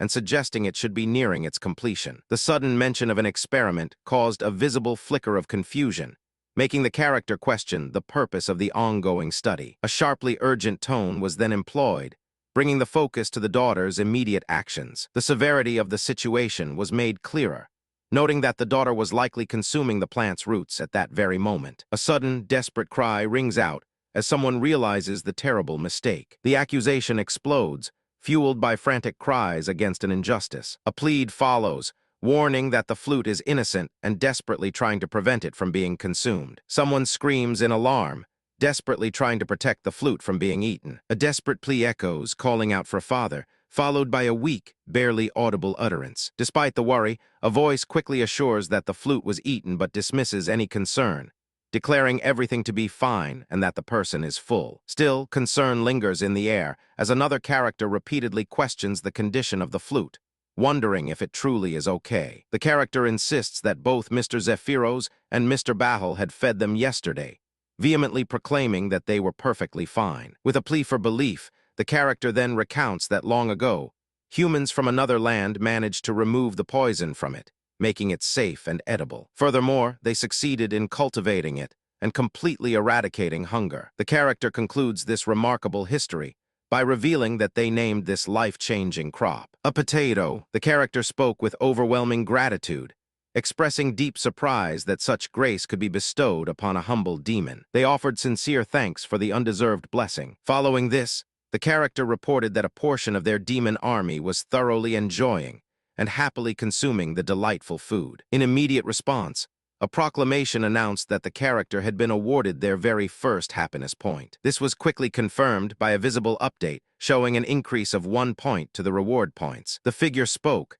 advising that a child like them needed to eat well so they could grow up strong. However, the tension escalated when someone shouted that the individual was only trying to fatten them up so they could eat them. This realization led to the horrified conclusion that the demon lord truly was evil. The true nature of the face Jangchial desired to create was finally revealed. A massive cry of anguish ripped through the air. The voice echoed, a cry of intense suffering directed towards someone named Phykamir, followed by the accusation that they must be enduring immense pain. A sharp, forceful strike was delivered, signaling the height of the conflict. A triumphant, celebratory yell rang out following the climactic action. A sudden command rings out, demanding an immediate stop, followed by another forceful plea to cease all activity. A realization dawns, connecting the situation to a familiar game element. The characters understand that Sardal is observing them from afar. A clear threat is issued, warning that any attempt to disrupt the character's farm will lead to regrettable consequences. A gentle series of taps accompanied the character's passage. A sudden voice startled the individual, who stumbled slightly, murmuring something in response. The individual realized the monumental effort of everyone, from the Demon King and the 4 generals to all the adults everywhere, who were diligently working hard on farming. A deep desire settled over Thema's strong yearning to contribute in some way. A condescending voice dismissed them, calling them mere low-ranking demon kids. The scorn only grew as the speaker pointed out that this individual had plowed all the fields, demanding that if they intended to contribute, they should do something genuinely useful. A surprisingly grateful response followed, acknowledging the effort. The speaker continued to enumerate all the tasks accomplished from plowing fields to acting as a lightning rod, leaving the original accuser completely speechless. A soft, admiring tone emerged as the speaker mused about how sweet the moment felt, suggesting that all of their efforts were finally worth it. The focus then shifted to pointing out that this opponent had already lost his crucial marbles. The conversation took a sharp turn as doubts were voiced regarding the possibility of farming with only a little soil, questioning if cultivation was even viable on such barren ground. The speaker dismissed their concerns by pointing out that ordinary potatoes would not sprout anyway, adding that the common belief stated the vegetables would need warmth in the storehouse to successfully germinate. The conversation suddenly turned darker, with one speaker warning that everyone would starve to death anyway, urging them instead to sprout the potatoes. Following this urgent plea, another character responded with a somewhat grateful exclamation before being sharply addressed by someone calling him little punk. A whisper of disdain was audible, with someone questioning what a supposed lowlife could possibly know. The focus shifted as a character raised serious questions regarding the Lordship's elaborate plan. Specifically, they questioned the possibility that Lord Sardal would come to rescue Phykamir, concluding with the assumption that such an invitation must surely be a trap. The exchange continued with more cynical remarks, suggesting that Lord Sardal certainly would not come. This pronouncement was followed by a stunned pause, as someone questioned the statement entirely. A new idea began to formulate. The enemy would send their underlings first. The plan shifted, suggesting that if they were to get the target off his comfortable perch in the ravines, they would need to eliminate all of the subject's subordinates. The urgency of the objective was emphasized, demanding that not a single one of those underlings be left standing. However, the suggestion was dismissed with a laugh at such silly creeds. The opponent scoffed, dismissing any notion that he would entrust his children to be left in an army camped out so carelessly. Although the failure concerning Faikimir is regrettable, a single true goal remained in mind. That ultimate ambition was to make E's farming efforts fail, so he commanded the Soul Eaters to move forward. Transition. The order was given to mash up all the potatoes and eliminate the targets. The outcome unfolded exactly as he had anticipated. He proceeded to send out the Soul Eaters. A chilling voice echoed, proclaiming an unwelcome welcome to his grave. He recalled encountering Soul Eaters in the game, admitting they had always been incredibly challenging opponents to defeat. These creatures were identified as Sardal's second line of henchmen. Furthermore, he noted a strategic weakness: they tended to move in dangerous groups. However, once these creatures come into contact with a player, they latch onto the player and rapidly accelerate their aging process. These monsters are described as incredibly bothersome, capable of copying every skill the player has equipped. A sudden realization swept over the characters. While these monsters were difficult opponents, there appeared to be a way to deal with them effectively. The ensuing challenge was immediately laid out: a daring invitation for someone to volunteer for the first taste of an electrifying attack. The warning was clear and potent. Facing the threat head-on, one of the characters declared a decisive strategic retreat for the satrap. A sharp denial rang out, followed by a desperate declaration that the true danger lay right before them. The sheer sight of blood immediately drew attention, leading to an astonished exclamation. It was revealed that the substance on the wound was actually the blood of Kratos, applied the previous night. With this revelation, a powerful technique was announced. The user intended to replicate an ability that Kratos himself had employed during his second phase. The scene concludes with a moment of breathless anticipation, the action building toward a major confrontation. A wide range of bloody strikes ripped through the air, demonstrating immense power. The realization dawned that physical attacks would actually impact their defenses. The farming corps seized the moment, launching a coordinated attack. A sudden, ominous announcement signaled the start of a new sequence. Though the farming corps appeared scrappy and weak, their true threat was revealed. They were an enemy mob occupying the final stage of the game. A warning call rang out, stating that physical attacks would have no effect on them. Despite this realization, some of the opponents managed to avoid getting hit. A sudden, forceful strike echoed through the area. With a guttural cry of effort, one character resolved that they would have to take care of the remaining opponents by themselves. A powerful impact, represented simply by the letter C, manifested in a flash. Silence or brief pause to transition the tension. Suddenly, a shock of disbelief crossed the face of an observer, who wondered aloud how and when one particular individual had managed to appear in that location. A sudden, clear melody rang out, announcing the sound of a flute. A rough sigh of exasperation escaped the figure, who remarked that there always seemed to be an irritating person present. The character then quickly dismissed the complaint, declaring that focusing on eliminating every last Soul Eater was far more important right now. The urgency of the situation became clear as one character yelled about what was truly more important, followed quickly by a panicked exclamation detailing how their attack simply could not reach that far away. Another voice sharply called out to the individual, questioning the wisdom of throwing whatever object they were currently holding. The second appearance of the mysterious presence seemed to linger momentarily. The scene remained silent, holding the tension built up by the previous moments. A sudden, question mark-like moment of uncertainty appeared, leaving the observers to wonder what transpired. The silence held nothing moved, leaving the suspense hanging in the air. A burst of magical energy suddenly erupted, accompanied by the sound effects of multiple pops, signaling a dramatic and instantaneous disappearance. Following the sudden vanishing act, another series of whimsical and comical sound effects echoed through the area, concluding this brief spectacle. The character looked around in utter confusion, questioning what exactly had happened, only for something unexpected to suddenly sprout into existence. The character uttered a sound of surprise, questioning the sight before them. A dramatic declaration was made, revealing the nature of the Soul Eater's age-advancing ability. This power not only acted as a devastating force,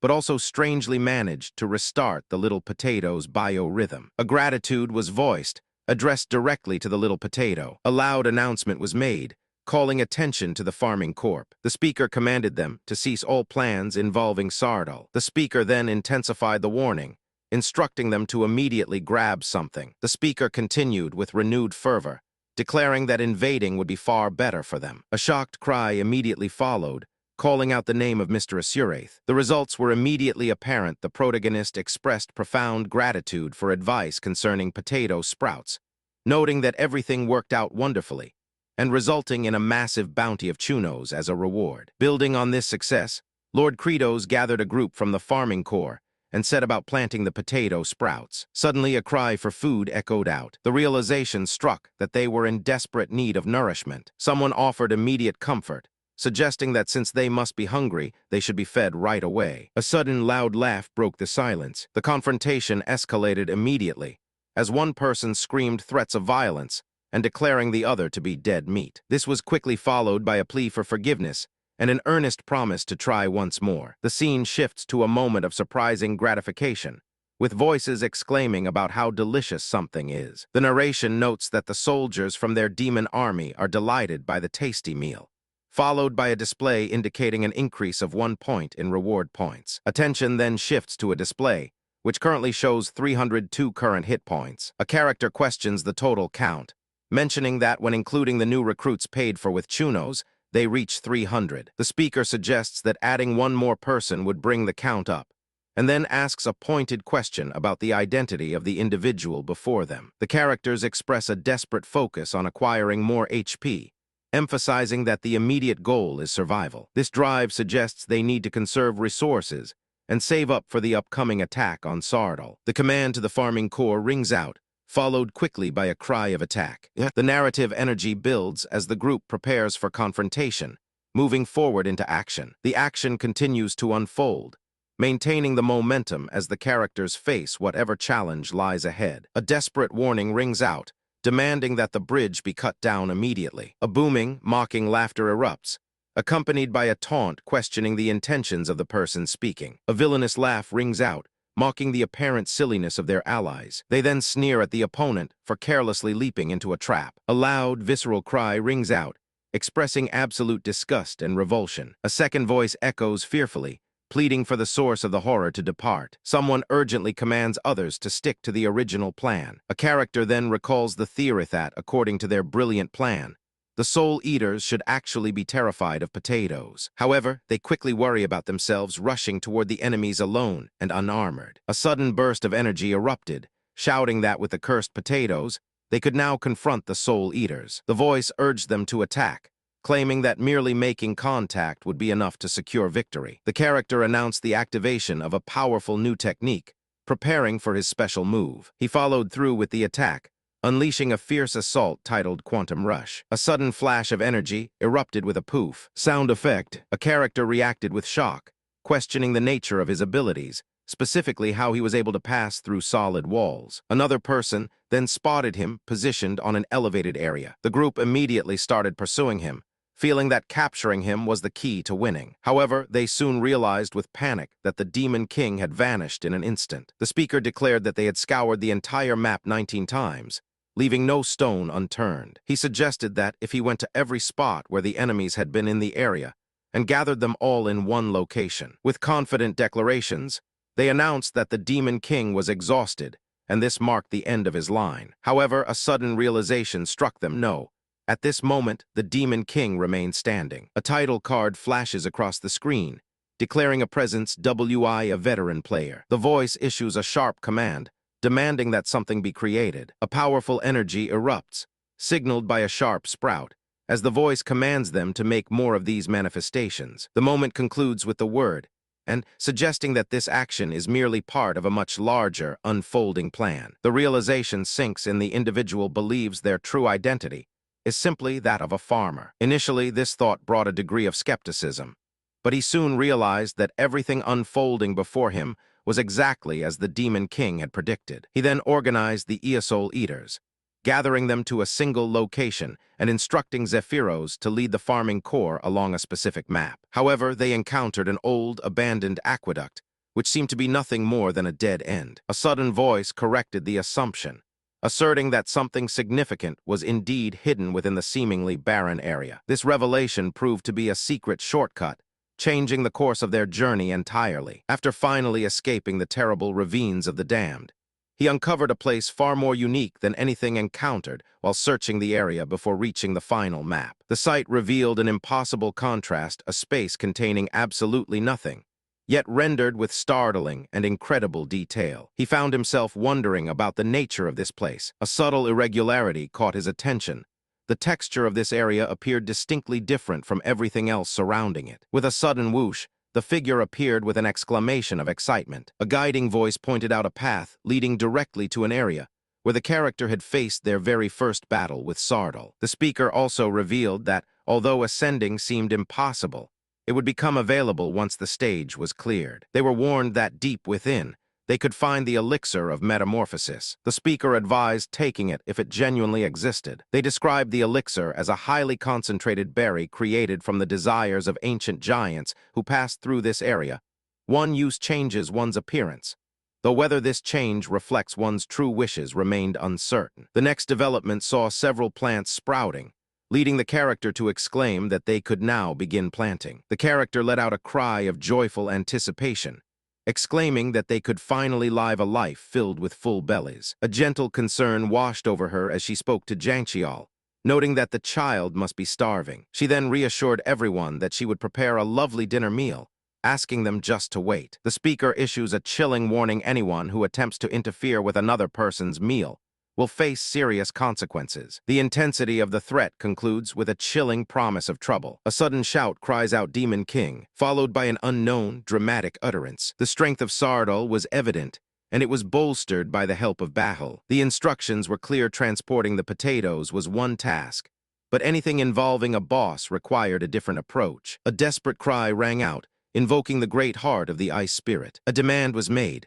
requiring more wraiths with its all-powerful cold, followed by a plea for more Uriers and power. A sudden burst of fear erupted, as someone urgently cried out regarding the unexpected presence. The individual was met with a cold dismissal, advising that the matter concerned no one else. The situation rapidly escalated, accompanied by a chilling announcement that it was time for extermination. The sudden silence that followed the chilling announcement hung heavily in the air. All attention was drawn to the unfolding drama, leaving no one able to look away. The moment of confrontation felt electric, building intense suspense for what was to come. A palpable tension filled the arena as everyone waited for the final blow. A dramatic declaration echoed through the space, emphasizing that now that the Demon King was subdued, they should swiftly cut off his head. The speaker continued, first threatening to deal with two specific imbeciles named Bahul and Asuraith, before declaring that one of them would eventually become the next Demon King. To solidify their temporary arrangement,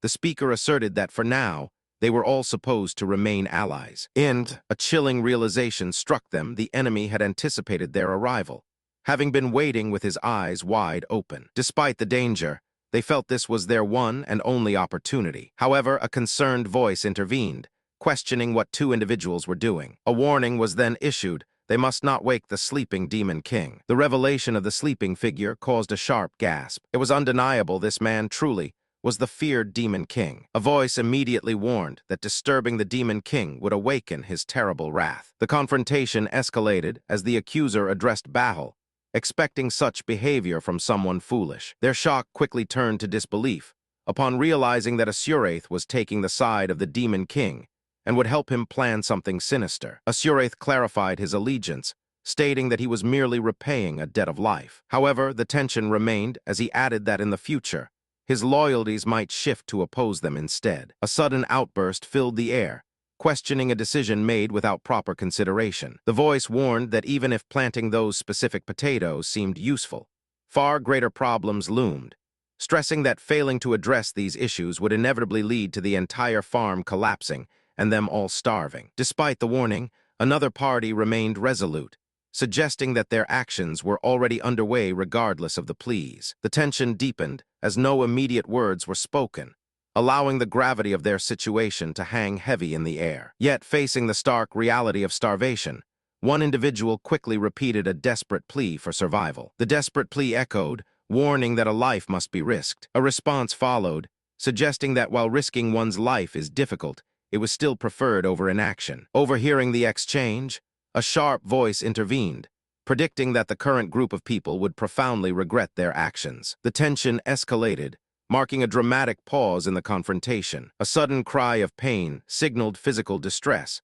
quickly followed by the ominous announcement that the Demon King had awakened. The realization hit the villain, screaming his name in shock. Another character interjected with a dismissive laugh, clarifying that he was not aligned with the current situation, stating only his intention was to repay a prior debt. A third voice, commanding and irritated, demanded to know what the lightning rod was doing wandering around and speaking up. The sudden tension held the group captive for a moment. A sharp, panicked scream pierced the air. Amidst the chaos, one person urgently shouted that there was no time for delays, emphasizing the immediate need for everyone to help collect the rocks scattered across the fields. The urgency mounted as the scattered rocks were seen to be almost entirely collected. Zephyros was busy constructing raised rows, efficiently organizing the materials. A small, almost imperceptible sound punctuated the focused work. The sudden quiet hung in the air, drawing attention to the ongoing task. A character approached Zephyros, greeting him warmly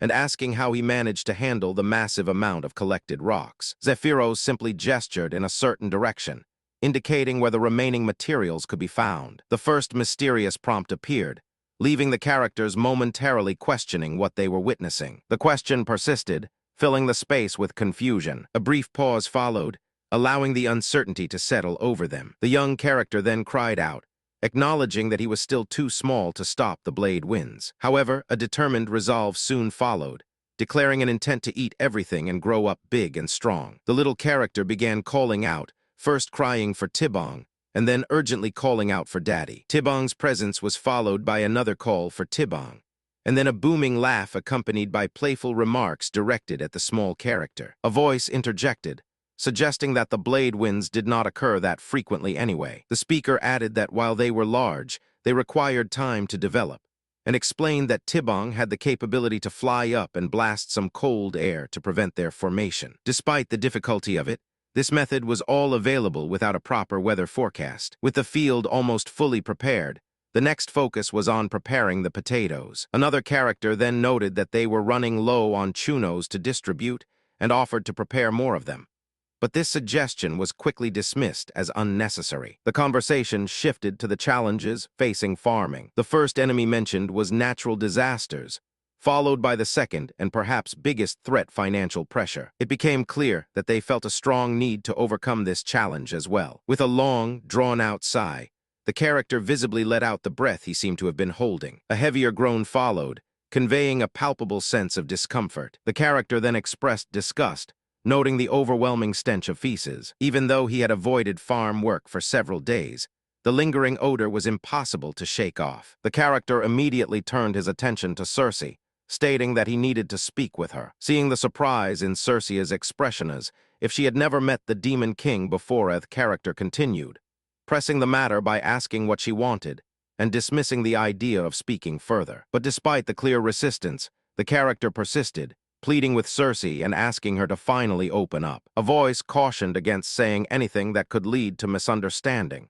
noting the inherent difficulty since they could not even see each other's faces. The warning intensified into a plea for distance, but quickly shifted as someone declared their intention to approach, ignoring all pleas. Another character began to speak, claiming they could not see what they needed to talk about, only to be interrupted by a sudden scream. Visual scene transition or pause, letting the preceding moment resonate. A shock was followed by immediate outrage, as one person exclaimed about the other's strange behavior and questioned how any man dared to force his way into a lady's private space. A sharp cry erupted, filled with palpable confusion and distress, questioning the behavior of whomever was present. In a desperate plea, one person called out to Cersei, confessing an inability to do anything. The urgency and desperation in the voice suggested a profound helplessness. The sudden demands were overwhelming. There was an immediate plea to bow down if it would reduce costs, followed by a desperate request for Circe's sharp, skilled blades. Only a hesitant interjection, a simple managed to punctuate the tense moment. As the conversation continued, the character was momentarily flustered, sounding as though they were willing to listen to whatever was being discussed. This sudden change in behavior caused shock and confusion amongst observers. One person wondered aloud why he had suddenly adopted this demeanor, while another reacted with disbelief, believing they must be losing their mind because the situation felt so absurd. A set of instructions was given regarding the potatoes. They must be cut in half to ensure proper planting. The scene briefly transitions with no dialogue, maintaining the focus on the task at hand. A woman's voice cried out, expressing her fury and sorrow, condemning the Demon King for playing with a girl's heart in such a manner. The opponent dismissed the efforts as foolish credos, challenging him for coming alone and thinking he could overcome a formidable entity. The confrontation escalated, leaving the opponent with a look of shock and disbelief. The Demon King delivered a chilling warning, stating that the opponent had yet to witness his true power. The opponent countered with a confident smirk, suggesting that they had seen far more than what the Demon King implied. In fact, he maintained that he had encountered the powerful character 19 times. He continued, outlining the opponent's past actions, that in pursuing the mysterious figure across various ravines, they had inevitably crossed paths with his subordinates. Eventually, he revealed that the opponent had practically eliminated every single one of them. According to him, the main character had then fled into a specific location, a chamber that held the heart of an ice spirit. This was tied to a terrifying artifact, created by an ancient dragon who sacrificed its life to imbue it with a soul-piercing coldness that seemed to cling to the very spirits of the world. The Demon King explained that the opponent intended to use this artifact's power to summon even more underlings. However, before any such scheme could unfold, a new arrival, a paladin, intervened, immediately initiating the final battle. With the paladin's arrival, the opponent finally got to witness the true extent of the power that lay before them. The opponent offered a compliment, acknowledging the strength of credos, before intensifying the stakes by proclaiming that this very power made their current battle all the more critical. He reaffirmed his resolve, a quiet promise that he would ultimately prevail. A shocking announcement followed: the ability of copy skill activated. This skill allowed him to duplicate his opponent entirely, maintaining their complete stats and power. Because this was declared the final battle, the replicated version would possess the full strength the player had achieved. The display showcased powerful attack moves and dodging so masterful it seemed impossible, suggesting that anything less than swift action meant certain defeat. The stakes were raised even further, as he was revealed to have copied the most current version of the Demon King's credo. A sudden, booming call echoed through the air, followed by a guttural scream as the mysterious figure appeared. The action shifted, leaving the battlefield tense and expectant. A series of system notifications filled the space. The user was prompted to boost their stats using hit points, with a breakdown showing initial stat percentages: 30% stamina, 20% intellect, 20% strength, 20% agility, and 20% magic. Their current life force stood at 302 health points, and they then used 50 health points to upgrade their agility from 20% to a new level of 30%. The sheer unexpectedness of the situation left the surrounding characters questioning what was happening. A sudden loud impact echoed through the area. A system notification flashed, informing the audience that 50 hit points had been expended to upgrade strength, resulting in a 20% to 30% boost. The injured character cried out in pain, questioning how the opponent could still be functional despite the apparent damage. The opponent spoke, implying that the entire process felt akin to farming, suggesting a need for careful strategy and intelligence to navigate such matters. With a sudden bright flash, the action began. The system provided feedback, noting that 50 hit points were spent to upgrade magic, increasing the percentage by 30%, followed by a prompt detailing the expenditure of 50 hit points again to boost intellect,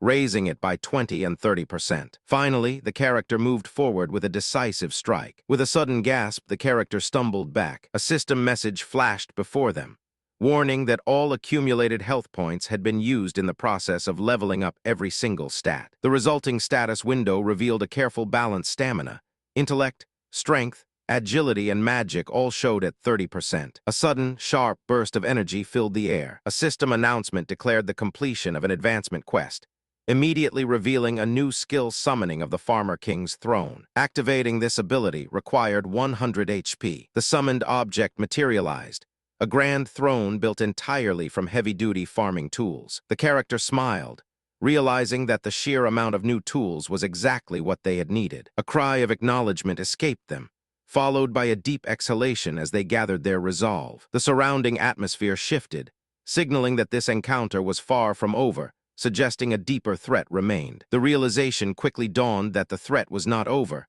but rather escalating. A voice mused that this encounter felt far beyond a mere battle, suggesting it might be approaching a second phase of the boss's attack. The antagonist then underwent a dramatic transformation, declaring that this was his true form, the embodiment of an ancient evil dragon. Witnesses reacted to the magnificent sight, noting how incredibly cool the creature looked. They remarked that its fighting abilities and health gauge were nothing short of impressive, making it clear why this being was designated as an elite boss before the final stage. However, despite the spectacle and the sheer power on display, a wave of doubt washed over them. A sudden realization struck, a dramatic whisper announcing the arrival of powerful new opponents who seemed to have stepped out of some final stage. Before any conflict could escalate, a voice intervened, pleading with the group to pause and talk things through first. The name Harris echoed in the suddenly quiet air. The tension immediately fractured into conflict, with one side aggressively shouting about being prevented from farming. This was followed by violent commands to die and pleas for mercy. One character reflected on their own capabilities,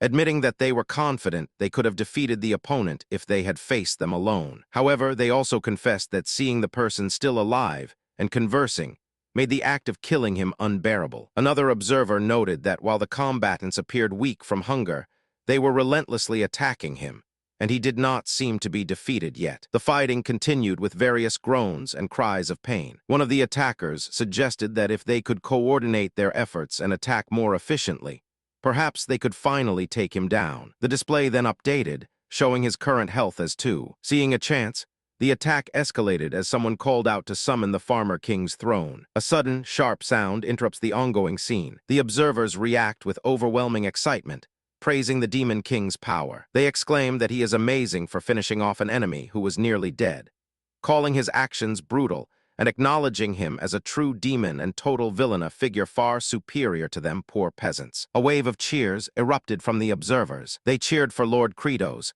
shouting out praises and demanding that he continue his rule. The sentiment was clear: they viewed him as a powerful demon and a true villain, believing him to be far superior to them common people. Suddenly, the festive atmosphere shattered. A panicked cry of frustration and despair rang out, followed by a string of high-pitched, desperate shouts. The chaotic noise escalated into a strange, drawn-out cry, sounding like an initial exclamation followed by another distress call. As the scene descended into disarray, a profound shift occurred. A powerful presence announced that someone was beginning an ascent, implying a massive transformation or elevation of power. The narrative shifts abruptly, detailing the arduous labor they had worked all the fields. Following this toil, all the potatoes had successfully sprouted. Furthermore, they meticulously eliminated all the pests that stood in the way of their farming efforts. With everything prepared, a new directive was issued. It was time to plant more potatoes. Indeed, the moment arrived to plant more potatoes, symbolizing a fresh cycle of effort. The characters announce achieving the 20th victory over Sarchelo of the Ravines of the Damned. Then a question arises about whether the 19 previous victories in the game count toward this total. A notification appears, stating that a hidden event has been unlocked as a reward. Finally, the source of power for the heart of the Ice Spirit Witch had been trapped and utilized for Evely's revealed to have awakened. A collective gasp of utter disbelief filled the air, leaving characters utterly stunned by what they were witnessing. A whisper of disbelief echoed the true nature of the entity before them, a dragon. With a sudden cry of Tibong, the intensity and focus shifted, signaling an urgent call or declaration. The ringing sound echoed once more, the dramatic declaration drawing all attention into the sudden noise. The atmosphere remained charged, leaving the characters suspended in a moment of tense silence. The focus narrowed, building anticipation for the next reveal. A gasp of disbelief crossed the face of one character, who seemed to recognize the imposing creature before them. The recognition deepened into a whispered, almost heartbreaking question, transforming the situation into something intensely personal. A sudden forceful cry shattered the air, demanding attention. The memory presented a strange passage, the time of emerging from an egg, when everything surrounding them felt dark and deeply frightening. A shift in memory brought forth the exhilarating feeling of being found. The individual exclaimed with delight that their father had finally come to them, followed by a whispered, sweet acknowledgement. The emotional intensity deepened into a confused, breathy call, questioning the presence of a father figure. A burst of sound erupted as the character enthusiastically urged everyone to eat, followed by audible sounds of intense chewing and feasting. The joyful atmosphere continued, with the characters repetitively repeating their desire to eat. Suddenly, a voice cut through the revelry, scolding the group for being nincompoops, while reassuring them that there would be plenty of food available later once everything had time to grow. In the midst of this conversation, a desperate question arose,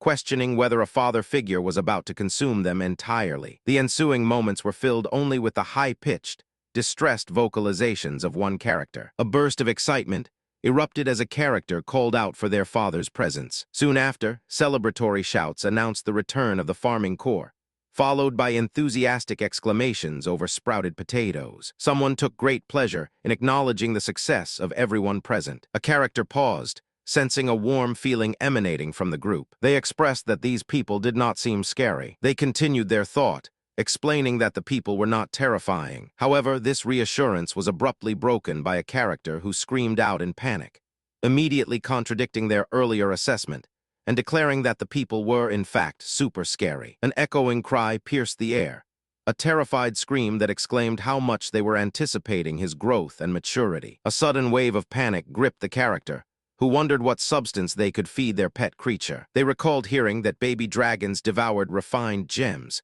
but looking around, all they found were nothing more than rusty metal lumps. Hearing a polite voice, the character was questioned by someone requesting a report on their activities. The person seemed to be in deep distress. The character confirmed the fears, predicting that difficulties would arise while building the raised rows. They seemed resigned to this outcome, believing it was inevitable. The next visual detailed the concept of raised, rose-levated farm beds designed for growing various crops, separated by furrows in the earth. A simple explanation followed, detailing that creating these structures was straightforward. All that was truly necessary was dirt. The work quickly proved to be far more difficult than initially assumed. A torrent of complaints erupted as the laborers struggled, exclaiming about the sheer abundance of rocks embedded in the soil, and yelling out when tools like pickaxes were lost or damaged. Despite their utmost efforts, the supply of obstacles seemed endless, leading them to question why so many stones appeared in what should have been simple earth. The difficulty quickly turned sour when one individual realized that the people assigned to this massive effort were not independent workers, but slaves. Worrying about being forced into labor himself, he questioned whether his fate would be tied to their servitude. The work site was not a simple farming field, but rather resembled an arduous coal mine. Frustration grew as the workers realized that removing all of the embedded rocks would require an unbelievably long amount of time and effort. Meanwhile, the conversation shifted to a much larger conflict. It was argued that if such a large army of demons were mobilized every day, they would quickly deplete their resources and run out of valuable chunos to give as rewards. Even considering support from other regions, the core problem remained unresolved. The conversation abruptly ended as a different thought process took over. Someone lamented that they wished for the kind of dramatic life experienced by main characters in other comics, even dreaming aloud about using summoning magic to call forth an animal, like a wombat, just to clear away scattered rocks. The moment for whining was over. He realized that finding a solution required more than just complaints. It demanded focus in the farming life. Unexpected problems, he knew, always seemed to crop up, and this time the trouble arrived in the form of blade winds. A frustrated cry escaped him, realizing he had let something slip his memory. He cursed his own lapse in attention. A warning then came, cautioning that across these plains, unpredictable blade winds could suddenly manifest. These currents were dangerous if one became caught within them. The result was catastrophic. The consequence of being trapped in the winds was Severeth's body would be torn to shreds within mere seconds. A sudden, panicked shout urged others to run and seek immediate shelter by hiding behind the rocks. Another voice warned them to find a shady spot and instructed everyone to lie down, pressing themselves as flat as possible. Despite being far away, the sheer strength of the wind pressure overwhelmed them. The characters realized that this natural disaster posed a threat even greater than anything they had previously experienced in the game. A character could only utter a bewildered exclamation, stunned by the sudden realization. Someone cried out for Mr. Asuraith by name, calling for his presence. The air was filled with a sound, perhaps the playing of a flute. This prompted another person to groan in exasperation at the disruptive youngster. The scene paused, leaving a moment of tense silence in the air. A desperate warning was issued, demanding that someone protect something precious and threatening deadly consequences to anyone who dared follow. This was immediately followed by a panicked plea directed at the Demon King,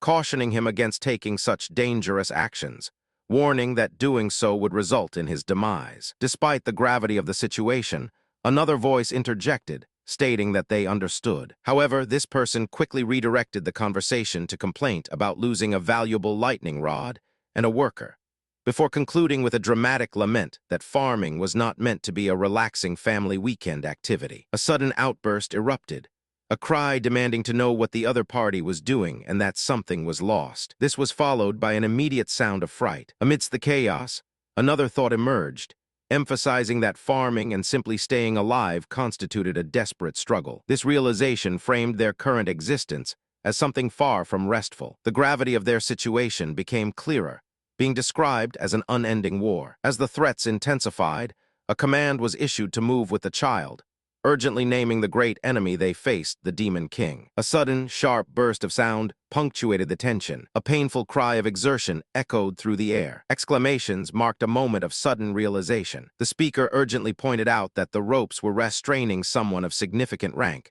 noting they held a great general. A forceful command followed, warning that the bindings could not be undone, and demanding immediate departure from the location. The sudden shout of surprise echoed out. The character realized they could sense the power radiating from living creatures, but noticed that their father seemed remarkably weak. However, despite everything, the father still makes an effort. A desperate cry filled the air, calling out for a daddy who was perceived as being a kind creature. A sudden realization rings out, warning that the blade winds have begun to weaken. The challenge escalates, with a sharp question asking if the weakening was caused by a cold updraft. This is followed by a loud metallic sound, emphasizing the impact. A gasp of distress follows, suggesting that the situation is becoming too overwhelming to bear. Finally, a hushed moment of memory or devotion is revealed, mentioning the beloved baby dragon. The scene remains hushed, echoing the gravity of the memory revealed. The moment fades, leaving the atmosphere weighty with untold stories and unspent emotion. The instructions were surprisingly straightforward. The job was simple: only cut potatoes that possessed 4 or more sprouts, and if a potato had 3 or fewer sprouts, it should be left completely untouched. A quiet, almost inaudible sound accompanied the subsequent explanation. The next rule specified that those eligible sprouts had to be cut, so that they were divided evenly. A check for understanding followed, with the person making sure everyone had grasped the task. The setting was then dramatically named Potato Time, which immediately drew a heated response, culminating in a sharp denial that they could be forced to participate. A sudden, sharp cry broke through the tense atmosphere. A sharp exclamation of surprise rings out, expressing awe at a particular skill or technique. The recipient of the skills responds with an outburst of excitement, proclaiming certainty and desperation, admitting that this particular individual is the only one capable of providing help. The emotional atmosphere takes a harsh turn as the speaker rejects any attempt at flattery, dismissing it outright. This quickly escalates into furious accusations, labeling the other party with terms of deceit and betrayal. A simple, almost whispered sound of distress emanates from the figure. Following that sound, a voice filled with confusion questions the source of what is happening. One character reacts with shock, demanding to know what the other person is doing. The focus then shifts as the character notes the presence of potato juice everywhere, before offering to clean it up for their companion. The mounting confusion leads to a torrent of self-doubt, questioning their own sanity and the sudden, unnerving calmness radiating from the other person. The speaker, while attending to the tools, stressed that proper cleaning was vital. They explained that if the blades were not meticulously cleaned, germs could spread between the potatoes, emphasizing how carefully the implements needed to be treated. A sudden, desperate cry echoed out, pleading for assistance and concern over a recurring struggle. The speaker pleaded with the person nearby, asserting that they were the only one capable of providing help. Furthermore, they specifically called out to a demon who could assist in cutting the potatoes, while also managing the expense associated with chunos. A sigh of reluctant surrender escaped one character,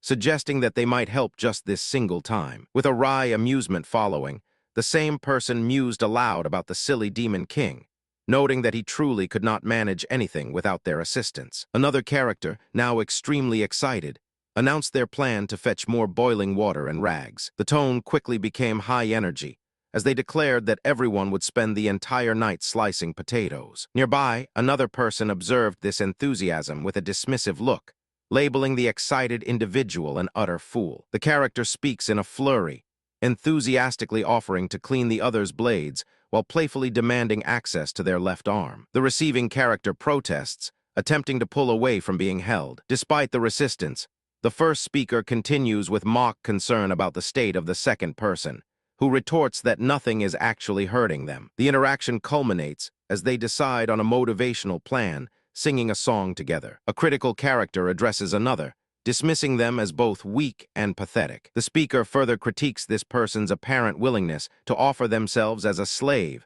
after merely receiving a couple of compliments. A moment of profound existential questioning washes over the figure, grappling with grand inquiries like the meaning of life and the very purpose of existence. The thoughts spiral outward, asking what motivates a lightning rod if its life is merely one of endless pain. Suddenly, a sharp interruption breaks the contemplative mood. Someone urgently alerts Mr. Asuraith that the elders have gathered some etchunos and bestowed upon them an item called tome, leading to an abrupt, seemingly forced invitation to play at hot chuno. A torrent of rage erupts from a figure, shouting that the brat has dared to play games with Asuraith, who is recognized as one of the 4 great generals. Responding with a cold promise, the challenger vows that when they rise from their current low position, they plan to consume him entirely. The scene abruptly shifts to a frantic argument, with someone complaining that an object should be thrown properly, and another figure getting agitated about how it is being handled. The tension escalates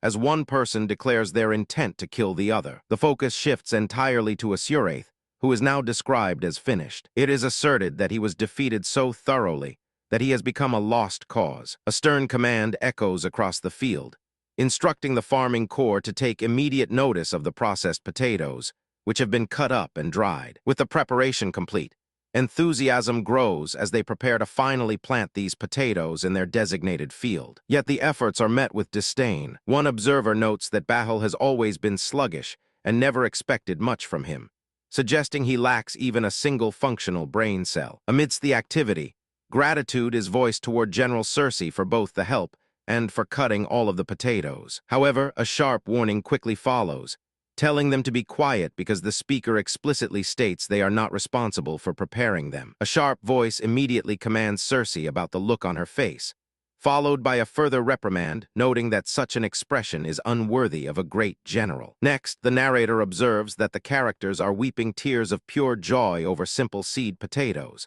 questioning why such mighty demons would be so embarrassed by something so mundane. Suddenly, a figure known as Hardock addresses everyone in the room with disdain, calling them all fools. He then dramatically proclaims that he, possessing the intelligence of the demon population, is going to overthrow the Demon King and seize his rightful place. He urgently instructs everyone to pay attention while planting the potatoes, warning them that if they do not take care, the sprouts might grow up above ground. The conversation quickly shifts, mentioning the necessity of an act called plucking the eyes should a certain event occur. Another voice suggests they might be skilled at it and asks whose eyes would be plucked. However, this suggestion is immediately shut down with a sharp declaration that no one's eyes will be plucked. Later, it is explained that a single seed potato can grow at least 3 shoots, and these shoots have the potential to develop into 5 or even 6. A seemingly simple question emerges, leading to a philosophical debate about whether it is better to have more or fewer shoots. The discussion immediately erupts into chaos. One voice vehemently claims that more is always better,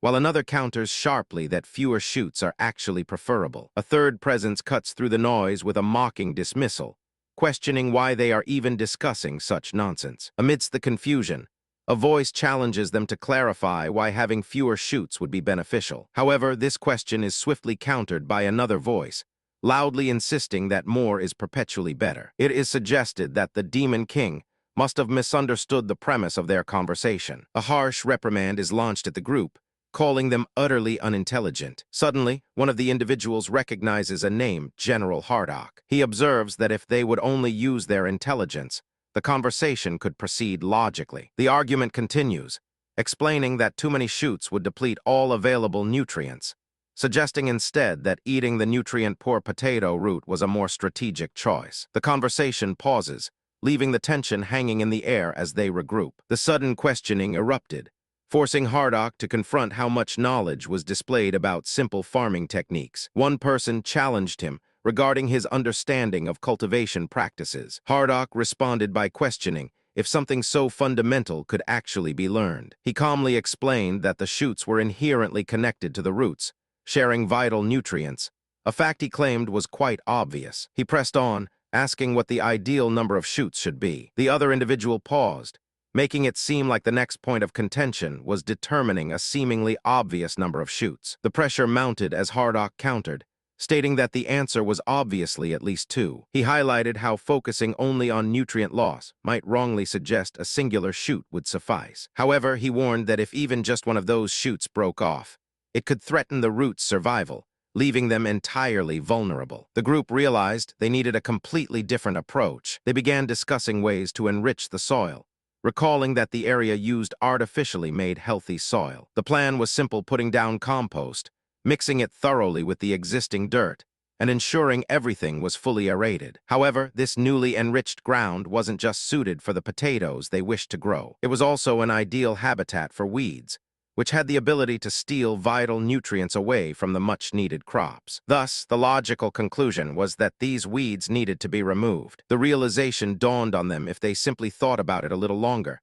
The answer would come naturally. The atmosphere immediately shifted, and the crowd erupted in cheers. They showered Hardock with praise, declaring him a genius for his insight into the complexities of farming. The crowd continued to roar, their voices echoing with enthusiastic declarations of his genius. The praise swelled, turning the hall into a wave of admiration for his brilliant insights. A moment of quiet falls over the cheering crowd, leaving a sudden hush in the previously raucous atmosphere. Then a sudden noise interrupts the stillness. The character shouts out in panicked disbelief about his own condition. A sudden loud call echoed out the name Hardock. Then a grand proclamation was made. The speaker declared that this character had become the demon of wisdom and intelligence, and announced that starting today, the individual would lead the farming corps as head farm manager. The newly appointed individual reacted with disdain, scoffing at the notion while proclaiming their demon status. They then added a dismissive statement about how their intellect only served to assist in killing and stealing. The newly appointed individual suddenly cried out,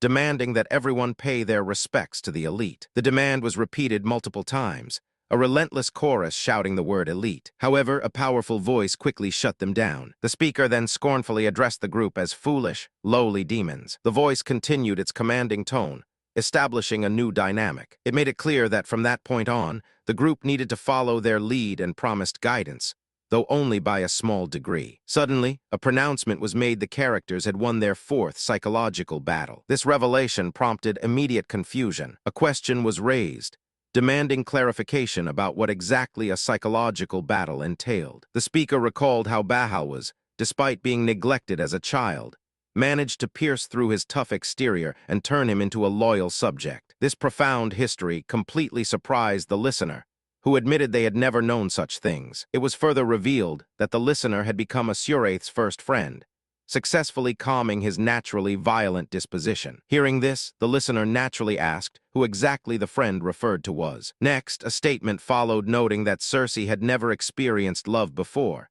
yet the listener was credited with warming her heart. This praise led to the listener feeling overwhelmed, questioning if they had even accomplished anything of substance. It was pointed out that those who constantly sought the approval of others were like seeds of encouragement in their heart, making them emotionally fragile. Suddenly, a system prompt appeared, informing the characters that they could use 200 HP to activate a brand new skill. The name of this newly acquired ability was Surveillance. Hearing the name, a character quickly questioned if this skill was part of the standard game mechanics. They wondered if it was some unique item, perhaps comparable to the Farmer King's throne. A follow-up explanation clarified that Surveillance allowed the user to glimpse a target's future up to 6 hours in advance. A further detailed description explained that the target could be any living organism, or even an inanimate object anything at all. The scope of the vision was stated to extend even to the sky. A moment of shocked confusion washed over the figure, followed by a sudden realization that what they had witnessed was actually merely a weather forecast. The location spanned a strange divide,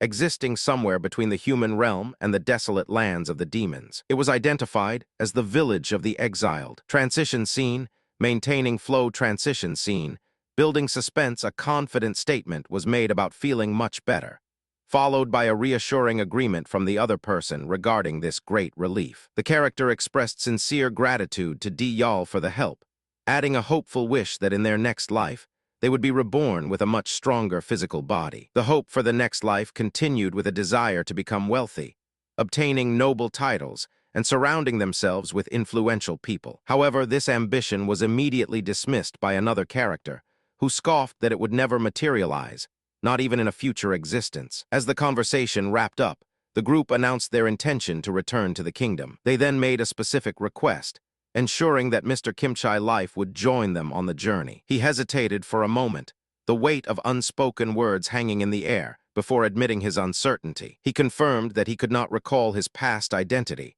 adding that he was not even originally from the human realm. He mused that even when he first arrived in this place, the local villagers had not seemed particularly welcoming. A feeling of doubt crept in, making him question if he would ever truly be welcomed by the people here. A simple suggestion echoed, urging the character to try wearing new clothes. Another voice commented that So had not taken off those peculiar clothes, suggesting a strong attachment to them. The character responded with a slight groan, expressing a strong desire to take off the garments. However, a sense of deep frustration settled over them. The person struggled against the garments, realizing they could not remove them, because it felt as though the clothes were fused to their body. The conversation shifted as someone offered thanks for the kindness shown. A gentle commentary followed, suggesting it was unfortunate that they were forced to dwell in a place merely because of their lineage from an exiled family. Ultimately, they promised that, when His Majesty was seen, the person would share their story with him. The narrative then introduced a nobleman,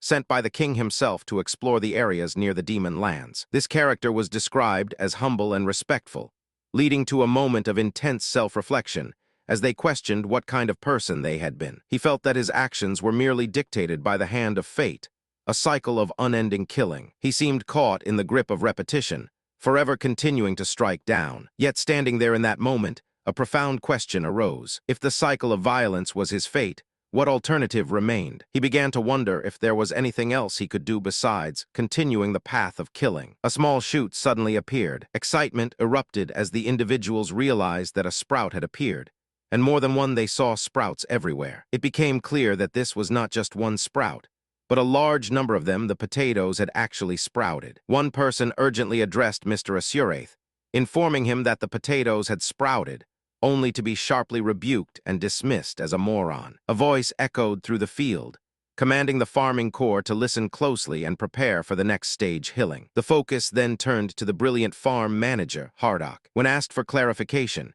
he explained that hilling was the process of covering the sprouts with a thin layer of dirt and soil. This delicate process served to prevent the growing potatoes from being exposed directly to sunlight. For expert confirmation, it was noted that direct sun could negatively impact both their natural color and overall flavor. The consequences of sun exposure were even more serious, as it could cause the potatoes to produce poison, especially when prepared into traditional stews. In short, they could change from a good potato into something harmful. The crowd erupted in roaring applause, cheering for the man on stage. Next up was checking the day's weather forecast. The presenter revealed that they had invested 200 happy points into the weather forecasting skill and activated a surveillance condition. To use this ability, one needed to stare continuously at the object without blinking for 200 seconds. The sheer difficulty of the challenge quickly mounted, proving to be incredibly strenuous. Suddenly, the atmosphere shifted as an observer pointed out that the demon lord was crying,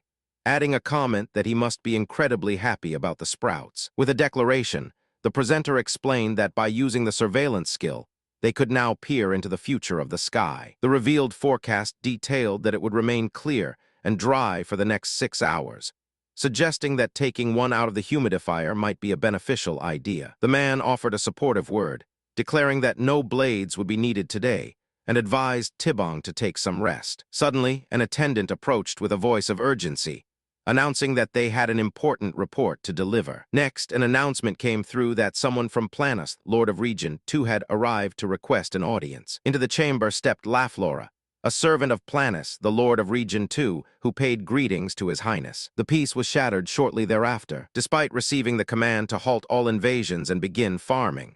Luster, Lord of Region III, launched an immediate and overwhelming full-scale attack. The surrounding conflict was driven by the belief that since the Demon Lord had weakened, someone else must assume that title. The sheer repetition of the monstrous enemies quickly frustrated the hero. The narration provided a chilling vision of Lord Luster defeating Lord Planus and the two regions uniting. Despite this potential unity, the character worried that even with allies, they wouldn't be able to hold back the massive waves of enemies. They realized that before the Lord of Region II could be completely overpowered, they needed to quickly focus on bringing down Luster. However, another pressing concern was leaving their farm work unattended for too long. The location of Region II, which was currently under attack, was described as a remote area. It lay at the bottom of a deep valley, situated below the towering ravines of the damned in a place called the Marsh of Decay. This physical description led to a significant concern. The real-world distances were 10 times larger than what was depicted on the game map, making their journey even more daunting. The game map contained abandoned wells, which were typically used for powering up or warping. Usually, one could simply teleport to these locations, but the well located beneath the Demon Lord's castle was found to be non-functional. A sudden realization struck, causing the character to stop what they were doing and mentally refocus on a different concept. The thought quickly shifted to the Demon Lord himself, recalling that final bosses rarely engage in direct combat. It struck them as a crucial piece of information. A dismissive scoff indicated that the character felt they would not be fighting on anyone else's behalf. The character declared that Bahal would carry out every single one of the Demon Lord's commands. Next, they announced that 2 loyal great generals would be deployed. Furthermore, any demon who lacked a green thumb but was still strong would also join them. Observing their current trajectory, they pointed out a convenient shortcut since they were traveling backward from the final boss area. This path promised to get them to the Marsh of Decay in an instant. Suddenly, one character shouted a warning to the genius Mister about something approaching quickly. Others remained focused on their duties, confidently asserting that as long as Hardock and another individual continued caring for the potatoes, everything would remain all right. With a sudden muffled groan, one person stumbled or struggled with an effort. A booming voice erupted with fury, accusing Luster of defying the Demon Lord's direct orders and questioning if such actions constituted treason. The imposing presence belonged to Region II Lord Planus. Facing the accusation, a reply was delivered with cold conviction. The speaker confirmed that what they were doing was indeed treason, yet quickly sought to dismiss any wrong assumptions by explaining that the decision had left them with no other choice. The tension continued as the speaker, Region III Lord Luster, revealed his core concern. He warned that obeying the Demon Lord's orders and halting the invasions would ultimately lead their entire kind toward extinction. A voice raised a panicked protest, questioning if their lordship truly promised to make their lands fertile. The speaker continued, suggesting that they could sustain themselves by eliminating conflict with the humans. However, another voice quickly interjected, stating that the core issue was not about resources or sustenance. The second speaker elaborated, emphasizing that the matter at hand was about fighting with valor. He reminded everyone that this willingness to fight bravely represented the deep history and inherent pride of their entire kind. A sudden, loud proclamation echoed as someone yelled out the names of the 4 great generals. Another character confirmed Luster's suspicions, acknowledging the truth. They declared that they belonged to a lineage of fighters. The voice chillingly stated that their true joy lay in the act of fighting and finding pleasure in killing. The confrontation escalated, marked by sharp cries and physical impact. The speaker then questioned the timing of their emergence, pondering when and why such forces had started, and how they managed to develop into what they were now. A sudden shift occurred as a desperate shout called out, urging a father figure to quickly come to the field. There seemed to be a moment of deep realization as a thought emerged, suggesting that perhaps they could finally understand something profound. This realization suggested that true pride could be found not in the act of killing people, but elsewhere. In fact, the true source of that profound feeling was revealed to be from saving those very people. The weight of the memory hung heavy in the air, a profound silence descending upon them. A sudden, powerful declaration rings out Demon Lord. Another figure responds with overwhelming admiration, exclaiming that they have never witnessed anything so beautiful in their life. A sudden cry of pain echoed out, signaling a painful confrontation. This pain was immediately followed by another frustrated outburst. The moment hung in the air, leaving nothing but an overwhelming silence behind. Then a vibrant surge of life erupted. The flowers bloomed everywhere, displaying an abundance that covered the area. A sudden outcry broke the mood. Someone challenged their actions, reminding them that they were supposed to save people instead of killing,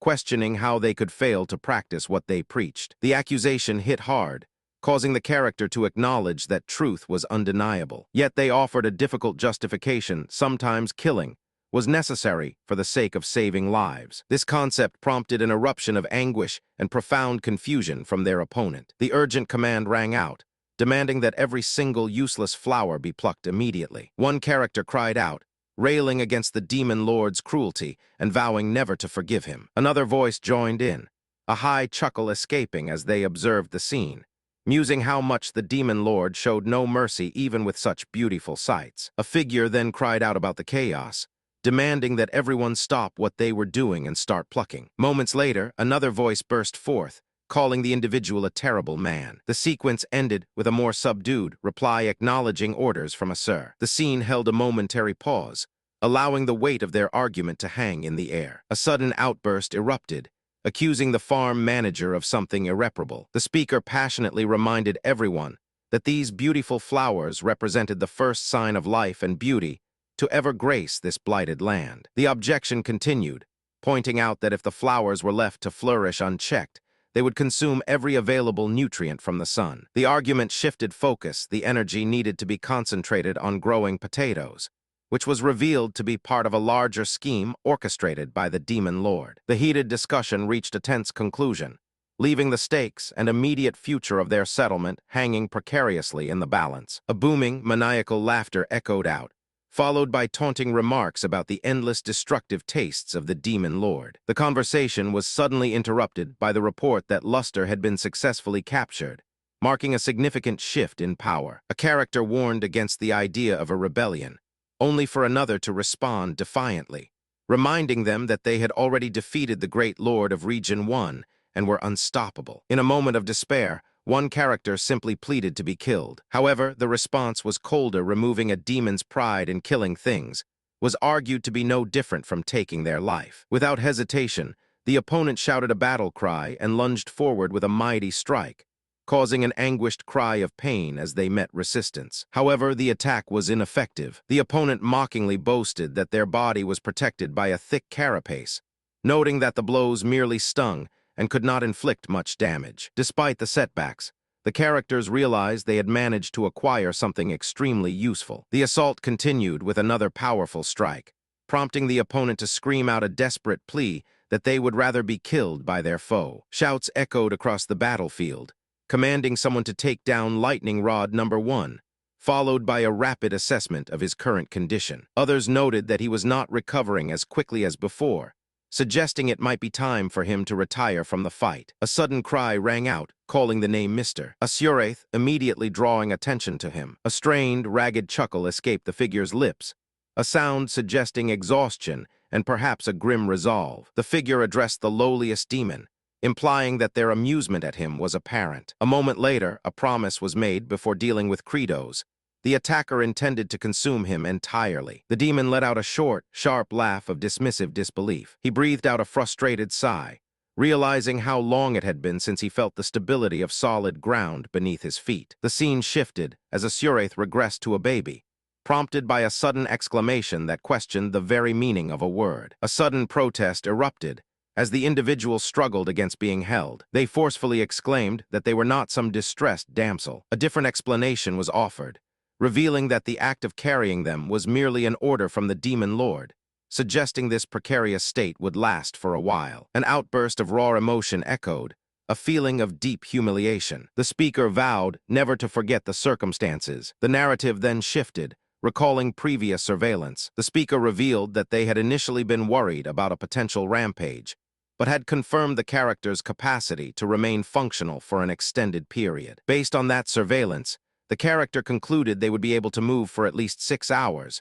which allowed them to grant permission and let him go. Suddenly, a call was made out, warning that the time for harvesting was drawing near. A sense of urgency swept over the group as they were urged to quickly move and get started. With remarkable speed, Cersei displayed her ultra-high-speed skills, quickly mowing down the flowers in mere seconds. Following that, Hardock revealed his ultimate move, ensuring that watering the plants was no longer a problem. However, the efficiency of their work brought up a concern. The number of chunos remaining was not vast, and the amount given out as compensation for labor was steadily declining. The man observes that even if these workers were accustomed to starvation or extremely minimal meals, their efforts were taking a noticeable toll. He realizes they appear to be wearing down from the grueling labor. Suddenly, a man approaches, respectfully addressing the protagonist as "my lord." The protagonist reacts with surprise upon seeing this individual. The man introduces himself as Planus, the lord of Region 2. He then approaches the protagonist with a sincere intent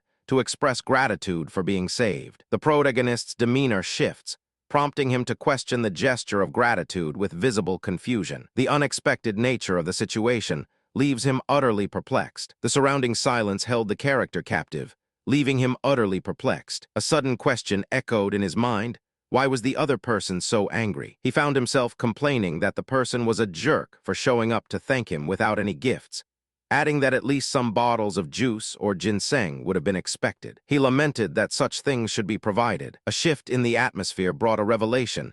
The character was currently rallying the Lord's men from Region 3 and planned to dispatch workers soon. With apparent relief, he chuckled at himself for being too accustomed to Korean culture, noting that there were no provisions or food available. He felt optimistic about the potato crop, anticipating a harvest soon, and even joking that it would be time to make many delicious sweet rice cakes. A moment of confusion crossed his face, leading him to question the initial decision to start farming in the first place. With a quick recovery, he decided to regroup with the troops. He seemed to suddenly remember his current objective. The character reflected on a man who seemed merely to be a low-level boss with minimal background. He had boasted about power being truth, emphasizing that strength was paramount, while also displaying exceptional loyalty to his creed. A thought crossed his mind that this person might actually be a plant, potentially proving useful for farming purposes. He then observed the soil, realizing that it was exceptionally fertile. He noted that the ground was rich with nutrients, a feeling starkly different from anything he had experienced in the decaying marshlands. He recalled a time when he was only a sapling. His land never possessed enough nutrients to sustain him. But now, with this very land, the land cultivated by Demon Lord Kratos, things were different. The atmosphere shifts entirely, leaving the reader in anticipation of what comes next. A profound silence descends, allowing the weight of the moment to settle over everything. A sudden surge of energy courses through him, accompanied by a realization his powers have the capacity to grow. A quiet thought echoes, marking the beginning of a profound transformation. He contemplates becoming, and ultimately accepting the path to the Demon Lord. A shock of recognition jolts the characters, as if realizing something impossible was unfolding before their eyes. A hushed exclamation rings out, naming the person who has appeared Planus. A powerful command is then issued, calling out to the demons present they must listen. A powerful chant echoes through the void, announcing that Kratos no longer exists. A reminder rings out, citing the ancient law of the demon race: authority must always be derived from power. With this declaration, the speaker proclaims a shocking new title. He is now the Demon Lord. All those present were commanded to kneel before absolute power. Planus began to consume all the nutrients from the ground. With the passing of Kratos, Planus was established as the strongest being in the land. He then addressed the gathering, looking at them as if to declare that demons must bow down to power. A formal declaration rings out, commanding that they give their respects to the new Demon Lord. The moment hangs in silence, followed by a palpable pause. A sudden outburst of urgency rings out, questioning Zephyros's actions. It is immediately followed by a stern command to give proper respect. The name of Jangchial echoed through the silence. A sudden proposal emerged, suggesting a game of hide-and-seek. The invitation was immediately accepted with enthusiastic agreement. The atmosphere shifted, forcing characters to question if the current moment was truly happening. They wondered aloud if what they were experiencing was reality, or merely a vivid dream. A soothing voice directed the listener to close their eyes tightly, count until 10, and then look for someone special. As the counting continued, A gentle rhythm emerged with the words 5, then 6, and finally 7. The counting progressed steadily through 8, followed by 9. Finally, they reached 10, completing the count in a soft crescendo. A sound of wonder filled the air, immediately followed by frantic cries. One person called out to their mother, desperately trying to locate her presence. The search continued with loud shouts and determined pleas. The individual commanded their mother to emerge, then reiterated the plan of counting aloud, promising that at the number 10, she absolutely must appear. The counting resumed, reaching the sequential markers of 8, 9, and finally 10. The sudden burst of sound quickly escalated, followed by repeated exclamations announcing that the count had reached 10. The declarations continued, powerfully asserting that the count had reached 10. The commotion echoed, fading out into a sustained sound. A desperate call cut through the noise, demanding that Jang Kim wake up. A confused murmur arose, followed by questioning if a message box had just called his name. A sharp call echoed out, questioning the speaker's location and even suggesting that they might be deceased. A guiding voice offered a warning, implying that any attempt at movement would ensure survival. The character tried to recall a specific movement, like executing a glitch flip, but quickly realized the constraints of their confined space made even that simple action impossible. With minimal movement, the character decided to start by moving just their hand, hoping that slowly digging themselves out of the situation might be a possible path forward. Focusing on methodical effort, the character began counting, steadily increasing their visible progress in small increments. The counting continued, ticking up from 7 and 8, moving steadily toward 9, then 10. A sharp rhythm broke out, calling out numbers in rapid succession: 1, 2, 3, 4, 5, 6, 7, 8, 9, 10, and then circling back with 1 and 2 again. Suddenly, a command was issued, calling for the royal scribe to step closer. The royal scribe, Zephyros, immediately responded, reporting to his lord. He instructed that every detail of this monumental first step be recorded, announcing a sweeping change from this point forward.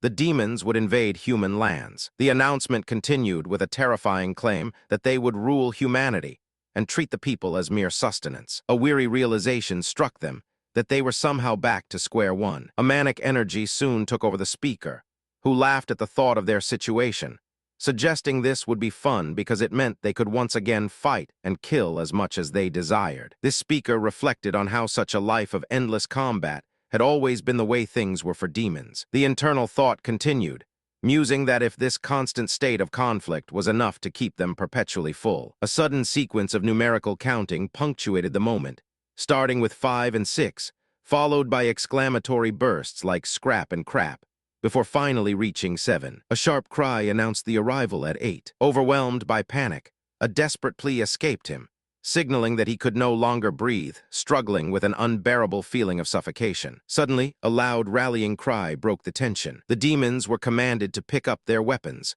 marking the moment declaring that it was time for them all to fight. Addressing the great demon lord, a figure delivered a disheartening warning, suggesting that facing them all would prove to be far too difficult. The group gathered, and it became clear that the remaining provisions were severely limited. They realized that the few small potatoes they had would not be enough to sustain them for a prolonged war. A harsh tone followed, questioning if the other person had always possessed such a dim-witted nature. A strong voice commanded them, warning that they already possessed more than enough supplies. A sudden sharp call of flute echoed through the air. A grim suggestion was then made if the demons were weak or useless, perhaps they could simply be consumed. A sharp protest erupted, proclaiming that such actions were forbidden. There was a powerful declaration that they could find a way to survive without turning on one another. This hope was reinforced by the recollection of what their demon lord credos had taught them. His heart began to slow, a noticeable decline in its rhythm. He pondered the thought of death,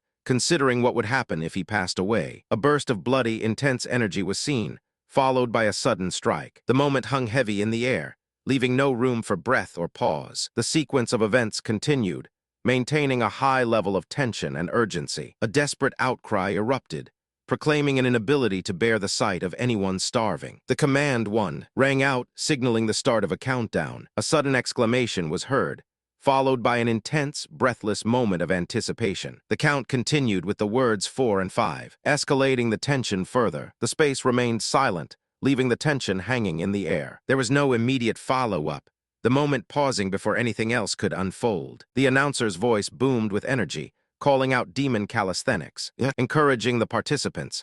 A second call signaled for everyone to be ready and begin. The rhythm immediately kicked into high gear, punctuated by powerful series of rhythmic impacts. The sequence continued, marked by powerful striking patterns that hammered out a steady, intense beat. With a burst of action, the rhythm intensified, marking the start of the fighting. The character observed that these individuals had been quite disorganized when they first started. However, now the group was moving in perfect synchronization. The physical form of a demon was clearly impressive. Even with such sudden cues, the coordination remained flawless. They executed a smooth roll to the left, and with perfect timing, they all moved sharply to the left. A loud command immediately shifts everyone's attention, urgently shouting for a move to the right. One figure declares that since they managed to farm all this crops, they should be physically able enough now to handle everything by themselves. A sudden cry of alarm rings out, warning that the demon lord is facing a massive problem. Then the bad news appears: every single potato plant has turned a sickly yellow. The immediate danger seems to pass,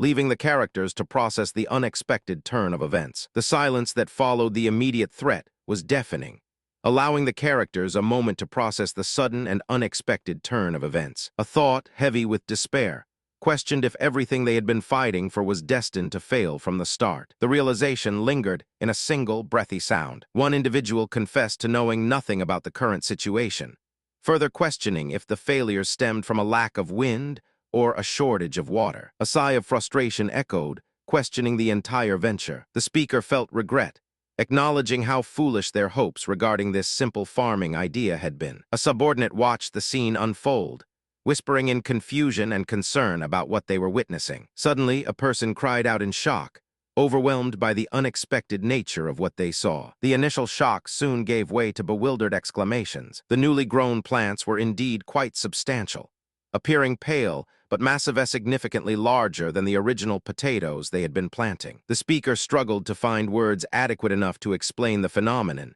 suggesting that something remarkable, almost like an unexpected evolution, had occurred with the crops. A brief moment followed, allowing the unbelievable reality of the situation to sink in. It was then that the reason for their growth became clear. They drew nutrients directly from the surrounding leaves, a process designed to make them even bigger and more flavorful. A clear declaration echoed, praising the hard work of everyone involved. The speaker then emphasized that the successful yield was something they had cultivated themselves. It was a realization that all of them, every person involved, had somehow grown to be this way. A voice remarked on the beautiful and plump appearance of the cherry tomatoes, suggesting that Jiangqiao himself was responsible for their cultivation. 6. A noticeable sigh escaped, declaring the flashback utterly useless. The character then emphasized that being a textbook model meant maintaining a cold and calculating demeanor, making emotional responses impossible. They anticipated a time when they would be able to feed many people with plenty of potatoes. However, the speakers quickly cautioned that complacency was dangerous. Relying solely on potatoes could prove catastrophic. It was warned that just a single blight could wipe out all the food source, leading everyone to starvation. The potential disaster was compared directly to the historical Irish potato famine. The initial problem of the potatoes had been halted, but in their rush to secure another harvest and a new crop, they faced a different challenge. A sudden alarm rose, marked by questions about what was visible before them, followed immediately by a sharp realization regarding the poor quality of something constructed. Suddenly, a desperate cry of pain cut through the tension. A loud exclamation of shock pierced the air. A gasp of disbelief followed, with a realization concerning the words previously spoken by the demon lord that the instructions were about growing potatoes and allowing the leaves to die. The character voices erupted with alarm, crying out that something was wrong and expressing disbelief at what they were seeing. The urgency heightened when someone shouted out the name Ayanen and then loudly protested about their potatoes. Finally, one character became distressed, stating that they needed to report what was happening to the adults. A sudden, booming fit of laughter echoed out,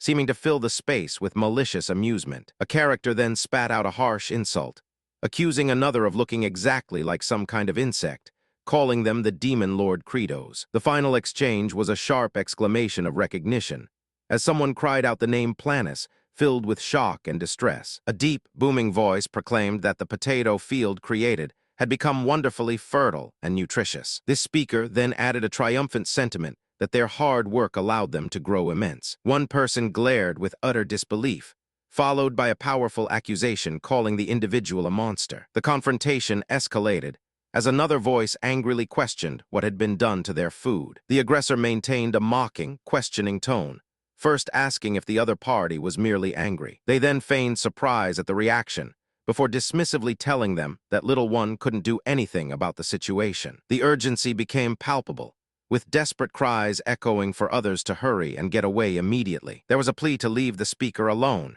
claiming responsibility for saving the demon lord. Another character questioned what might be wrong with Ioner, and finally, someone insisted that if they survived, he would be fine, urging them all to move on. A frantic cry erupted, proclaiming that the demon lord was weak. The voice then shifted to a breathless whisper of realization. Bahul discovered just how incredibly vulnerable the character was when he pulled them back up. A sudden bloody strike swept through the air. The character cried out in pain. The overwhelming feeling of exhaustion began to wash over him, making the journey feel impossibly difficult. He paused, lost in thought. A profound doubt took hold of him. He wondered how much further he had to go, questioning if the path before him was even correct, or if his goal was truly achievable. The narrative reached a quiet pause. The mood remained silent, the tension palpable in the air. A hushed, fearful whisper finally broke the silence, uttering a name, Mr. Asuraith. Suddenly, a sharp voice erupted in disbelief. Someone questioned the behavior of Asuraith, demanding to know what he was doing and if he had truly lost his mind. A sudden realization caused a shocked interjection, quickly followed by an attempt to backtrack or correct the situation. The tone abruptly shifted as a different, much more predatory presence announced the arrival of sustenance. This new figure confessed that they had been watching this unassuming individual for some time,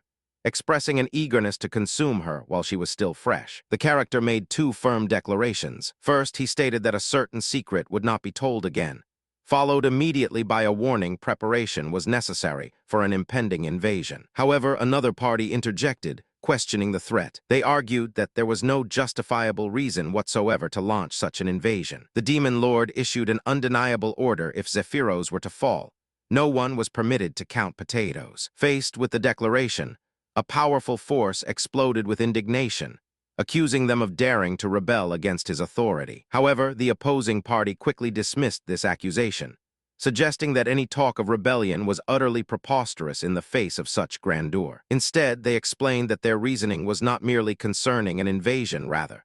They felt that the late Demon Lord Credo's attempt at farming represented a far more measured and reasonable course of action. A figure politely asked a question of the Lord present. The speakers then questioned why they would choose war, given that the late Demon Lord had shown them a solution to their problems without requiring anyone's death. The conversation reached a momentary pause. A palpable silence settled over the atmosphere. A voice boomed, asserting the speaker's incredible power and existence. The declaration emphasized that this was absolute power itself. The assertive claim was immediately and sharply rejected. A powerful assertion echoed through the air, declaring that true authority is only granted to those who are worthy of the role. The crowd then erupted in renewed fervor, proclaiming their demon lord's name. Following this declaration, a loud demand was made for compensation regarding their potato field, directed at someone they perceived as an annoying weed. The intensity of the scene peaked, leaving a moment of charged anticipation in the air. Suddenly, a powerful wave materialized,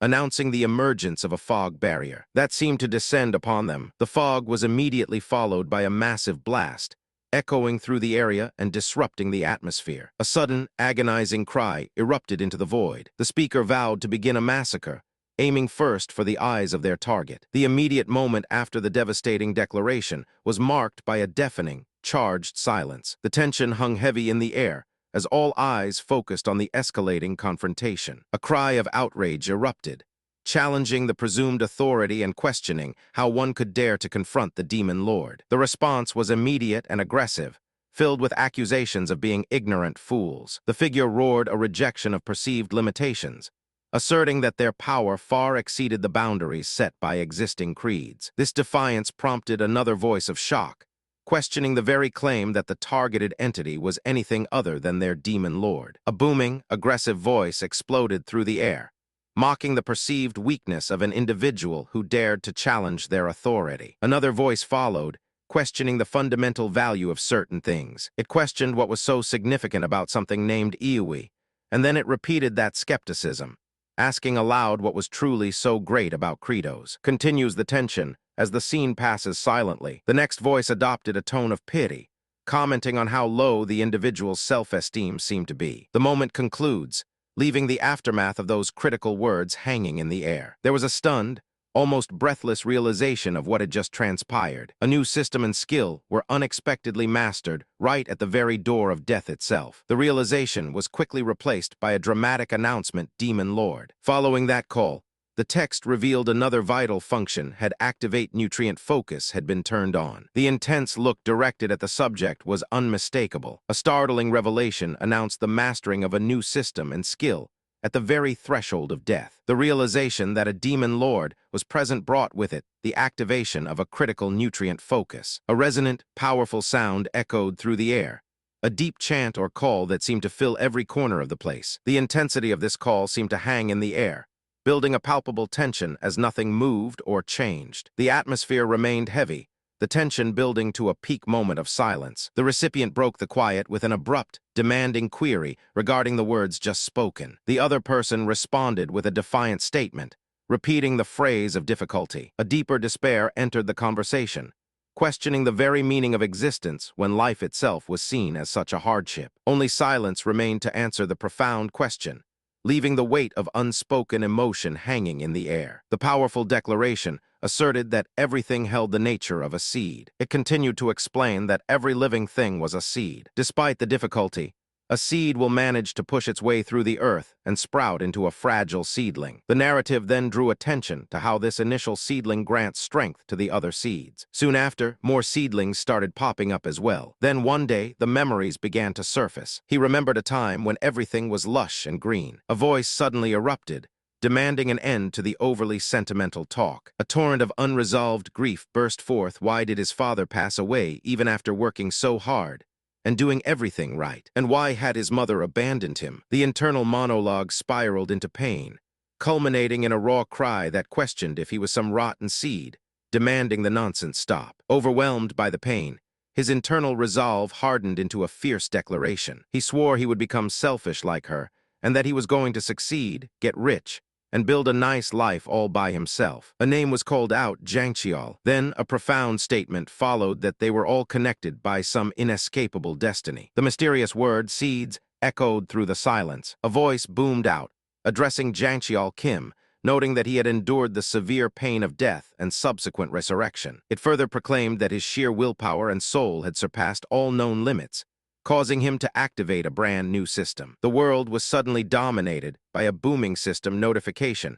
announcing Mana Seed System unlocked. The character reacted with disbelief, questioning what this Mana Seed was, realizing immediately that this power did not seem to belong within the established game rules. A subsequent prompt offered the details, revealing that as a reward for having revived himself 3 times already, his Mana Seed was currently at level 3. The system then elaborated on the Mana Seed's function, explaining that it had the ability to amplify all of his statistics at a fixed rate. With the system confirming an amplification of all stats by 30%, he felt that this power was not enough to truly pull him out of their predicament. A system notification appeared, detailing an optional skill called Nutrient Focus under the Mana Seed system. This specialized ability allowed one to focus all accumulated stats into a single category for a limited duration of 10 minutes, usable only once per day. The character considered the powerful implications of this new ability, weighing its potential benefits. He reviewed his current stats: stamina,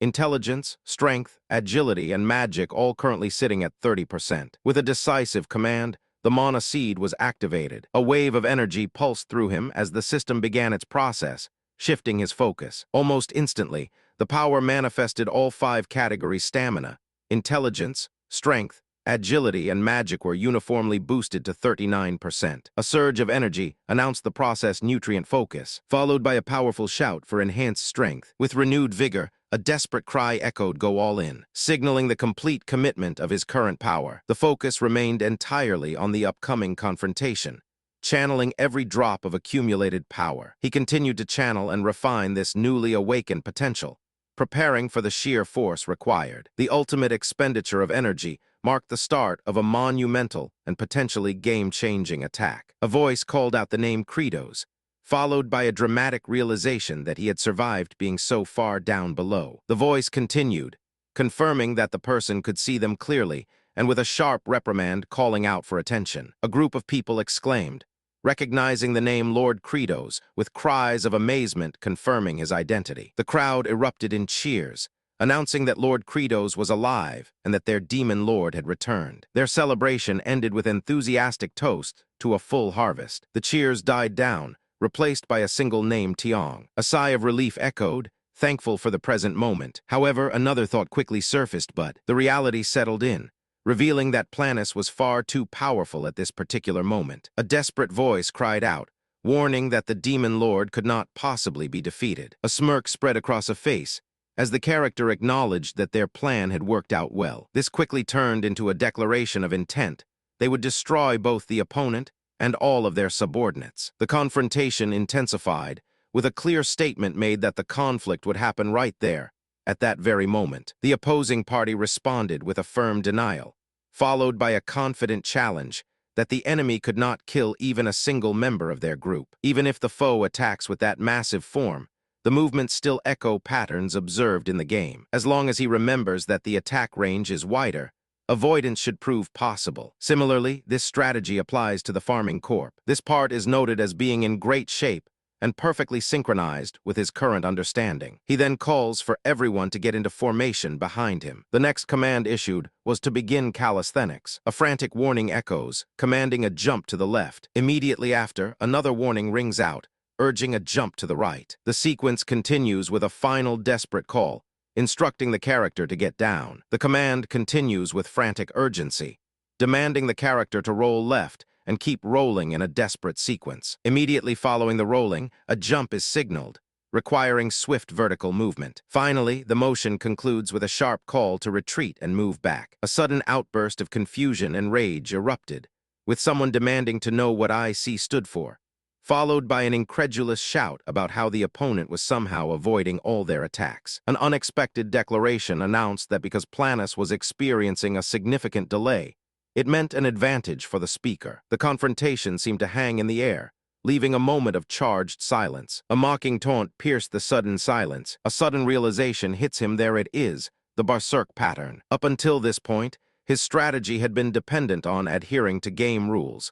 But now he plans a drastic shift, intending to fight using reality's actual laws. With a sharp cry of encouragement, he urges his companion to advance. The move is executed with a powerful burst of energy. A powerful declaration followed, announcing the technique Frost Breath. Even with his strength stats significantly boosted, the character realized that attacking such a massive target would be difficult. Nevertheless, he observed that the opponent was ultimately just a plant, and playfully called it a pesky fruit fly. He then realized that if this body froze to sub-zero temperatures, a dramatic voice began to project a terrifying warning, describing how the body would first expand in volume, and then its tissues would begin to crack. The narration paused, leaving only the word "end" hanging in the air. There was a moment of silent tension, building the anticipation for what came next. The attention focused on the wild, enormous hunk of wood, hinting at something massive and imposing in their path. The sheer scale of the object suggested it would be too much to handle,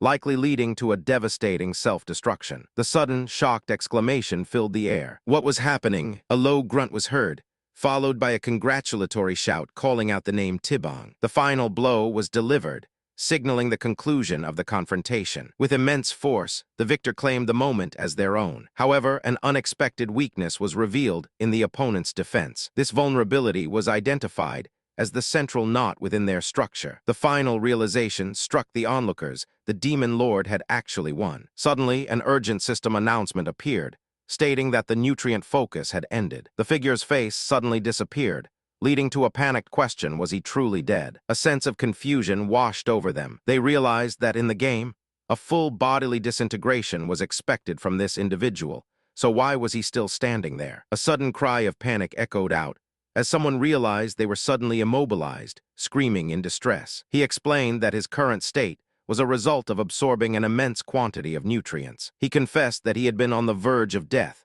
but managed to concentrate a portion of his power to successfully create another body. The story recounts a time when the seed was swallowed by a swamp of pure poison, causing it to grow into a cursed sprout. Now, armed with the immense power of a demon lord, the being declares its intention to begin a grand mission coating the entire world in poison. With that foreboding pronouncement, the figure directs a chilling death command toward an individual named Kratos. A sharp cry of pain echoed out. A sudden guttural shout erupted, signaling an immediate physical impact. Two intense shouts echoed through the air, signaling a sudden burst of chaotic action. An angry voice shouted out, calling the pursuing forces relentless pests. The character raises a toast, celebrating with the sentiment of wishing for a full harvest. The character spoke with intense frustration, railing against a piece of rubbish and believing it was deserved punishment. A proclamation was made, stating that in response to the above act of treason, the official record then loudly proclaimed that the victory of the Demon Lord's army was officially witnessed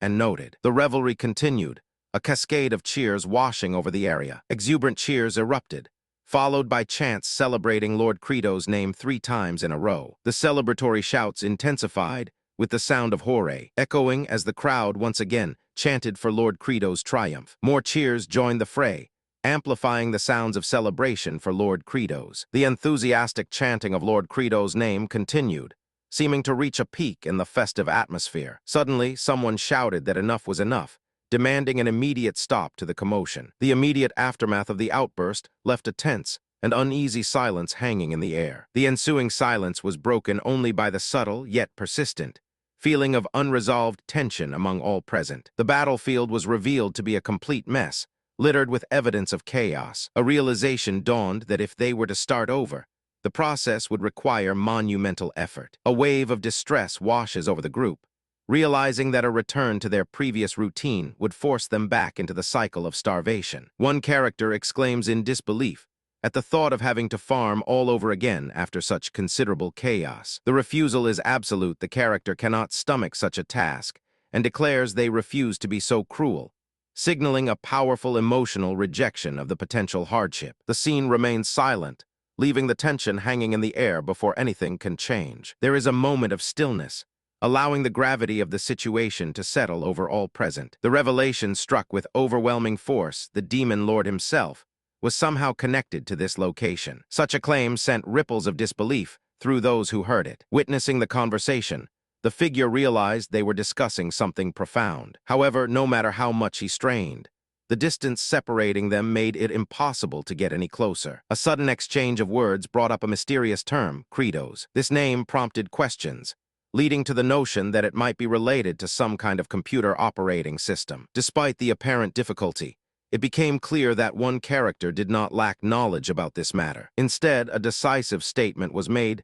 This would be their final confirmation. The realization hit the character. Somion already knew the truth. The certainty in their thoughts was absolute, leaving no room for any doubt. A sudden wave of panic washed over the characters. One realized that failure to act immediately meant being attacked first, leaving no choice but to scramble for the best possible defense. The tension escalated rapidly, demanding an immediate action to break the dangerous standoff. A critical moment arrived, setting the stage for a confrontation that could not be avoided. The immediate danger continued to mount, forcing the characters into a corner with little escape. The stakes remained incredibly high, intensifying the already desperate situation. The remaining space offered no solace, underscoring the weight and urgency of the impending conflict. The opponent was clearly thrown into confusion, and onlookers gasped at the sight of what appeared to be the Demon Lord adopting an entirely new and imposing stance. An immediate challenge was issued, questioning the opponent's current actions. The Demon Lord began by performing what he called the Grand Bow, a gesture meant to convey profound gratitude or perhaps deep regret. He then swore an oath, declaring that he had absolutely no intention of ever invading the human world. Finally, he directed his attention back to the group, stating that while one specific figure had abandoned them on their own accord, his presence was necessary to stop him. A single figure challenges the Demon Lord, doubting his word and questioning how he could expect belief from a being of such dark power. Despite the skepticism, the Demon Lord insists that his word must be trusted. To prove himself, he initiates a flurry of exaggerated movements and powerful poses, dramatically vowing to apologize 100 times, describing it with an overly affected air. Observing the performance, others tease him by pointing out that his attempt is highly dramatic and amusingly overdone. They mock his efforts, as if he were putting on a theatrical show for their entertainment. The Demon Lord seems to acknowledge the absurdity of his display, admitting that it makes him look somewhat ridiculous. Nevertheless, he stands firm, declaring that this deeply embarrassing act is necessary because, ultimately, only by doing so can the true threat the demons themselves be stopped. In the end, he concludes his performance by declaring that this dramatic effort is simply what it means to be a head of a family. The outburst of laughter rings out, mocking the man for genuinely getting down on his knees in a display of supposed vulnerability. The mockery continues, suggesting that any attempt at begging would be met with further derision and even the threat of negative reviews. A sudden shift occurs as the man pleads profusely, offering sincere apologies and vowing that such incidents will never happen again. He continues his desperate plea, imploring for a chance at forgiveness, even just one single time. His desperate actions force a realization the extent to which they must be willing to humiliate themselves purely for the sake of their family, accompanied by a series of heavy impacts. A harsh warning was issued, stating that effort was futile against the Demon Lord credos. This followed by a defiant declaration that the existence of one was solely dedicated to destroying his enemy. The antagonist then voiced a vow, targeting the current individual first, and subsequently promising to eliminate all remaining demonkind. The scene concludes with a tremendous impact, punctuating the intensity of the confrontation. A series of impactful thuds echoes through the space, followed by a sudden, palpable moment of stillness. A voice observes that the figure has been bowing precisely 10 times per set, punctuated by another forceful impact. The rhythm of the movement abruptly halts, leaving a tense silence in its wake. Another powerful strike sounds, followed by a subsequent thud. The person then executes another set of 10 bows, prompting the observer to feel a strangely familiar sensation 10 times, repeated again. The moment hangs suspended, a shared breath of anticipation filling the air. A pronouncement rings out, proclaiming the hand of fate, followed by a declaration that he always searched the demon lands exactly 10 times. He continues, explaining that even before traversing a trap, he always counted to 10, starting with 1, then 2. His habits are revealed to be extreme even in areas where no enemies were present.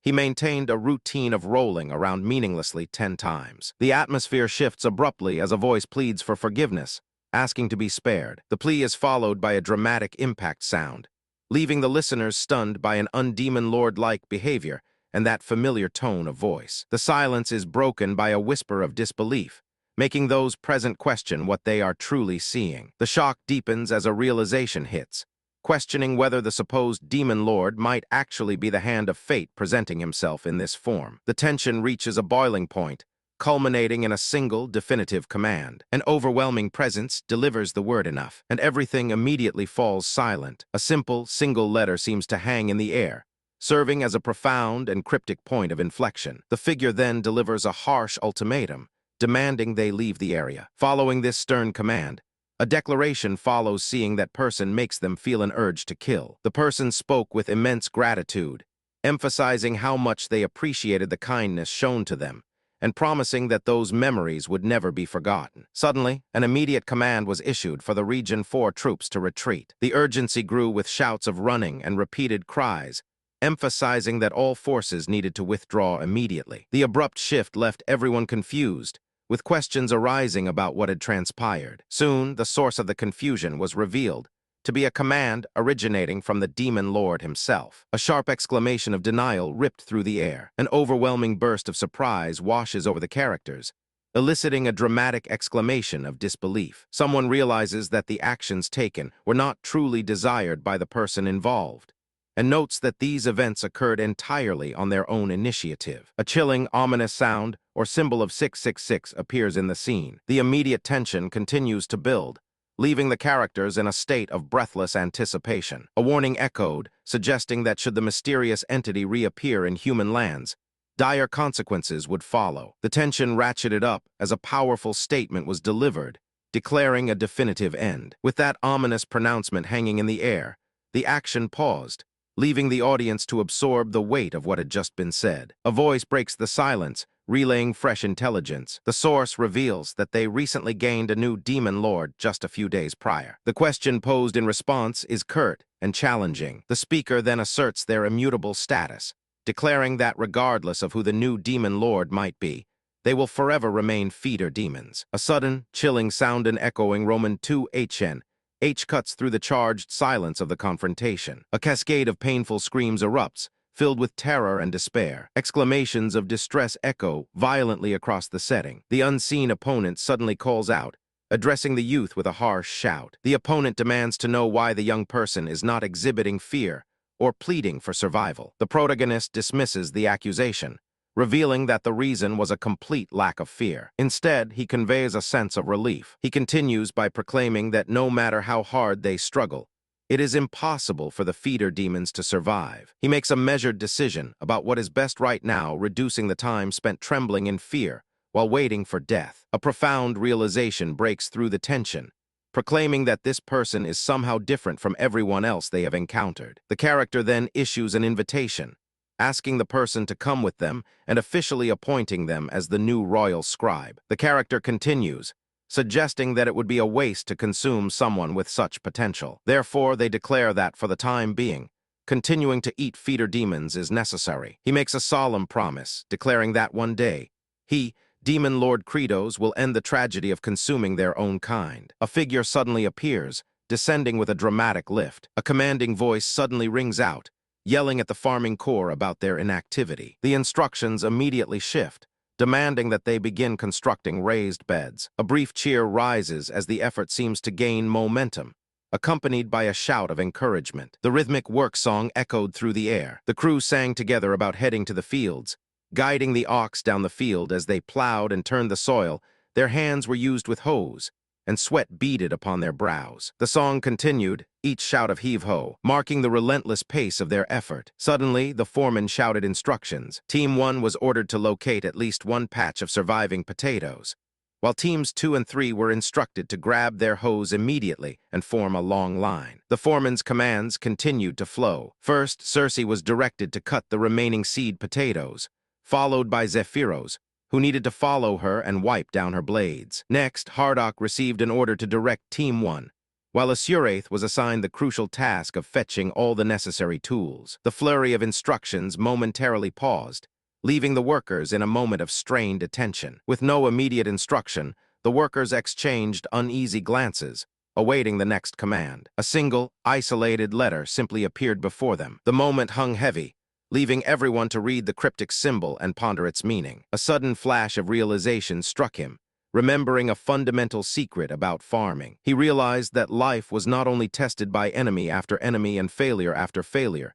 It endured natural disasters, blight, price fluctuations, and climate change. Despite all the setbacks, they would always get up and continue to till the fields. The speaker declared that life is, in fact, a constant war. The weight of this truth seems to momentarily silence everything around him. A sudden, loud exclamation rings out. It's a healthy potato stalk. There was a brief, tense moment of silence following the outburst. A desperate call for help echoed through the scene, quickly followed by a jarringly casual remark about how advantageous it is to possess yet another seed potato. The plea for assistance returned, escalating into a frantic cry of frustration as the effort to deliver something appeared stalled. A forceful command simply demanded that someone grab something. The struggle continued, with one character urgently advising the lowly demon to hold tight. A clear countdown then began, signaling a critical moment of effort. The count proceeded, calling out 2, then 3. The pressure mounted with every passing number. A gasp of shock escapes the character,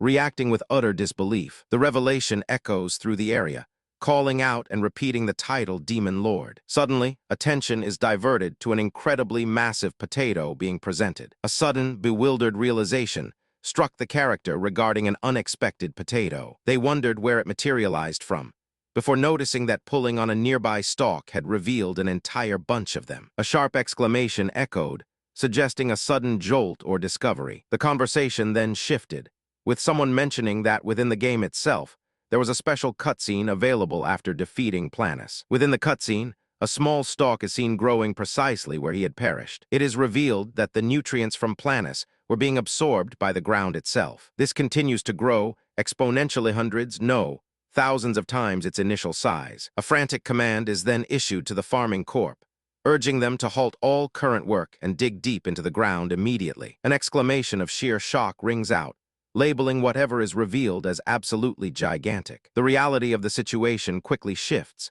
as someone shouts that the field is not dead at all, revealing potatoes scattered everywhere. They emphasize that there has actually formed a mountain of supermassive potatoes. Attention is drawn to specific spots, and then a question of disbelief arises regarding the sheer quantity within one single bunch. A voice addresses a lord, followed by an expression of utter disbelief regarding the scale and quantity of what has been found. The response confirms the great bounty, assuring everyone that this magnificent sight is indeed a full harvest. An overwhelming sense of relief washes over the group as they celebrate. The joyous proclamation announces that this full harvest guarantees a time when everyone can eat well. The group gathers, and the conversation turns to a recap of the current situation regarding the abandoned lands. To start, they focus first on Province 1. The lord of the Province 1, Sardal, had rebelled, but that rebellion was ultimately crushed. As the heart of the ice spirit stopped beating, all of Sardal's minions simply vanished, leaving nothing and no one behind. Moving on to Province 2,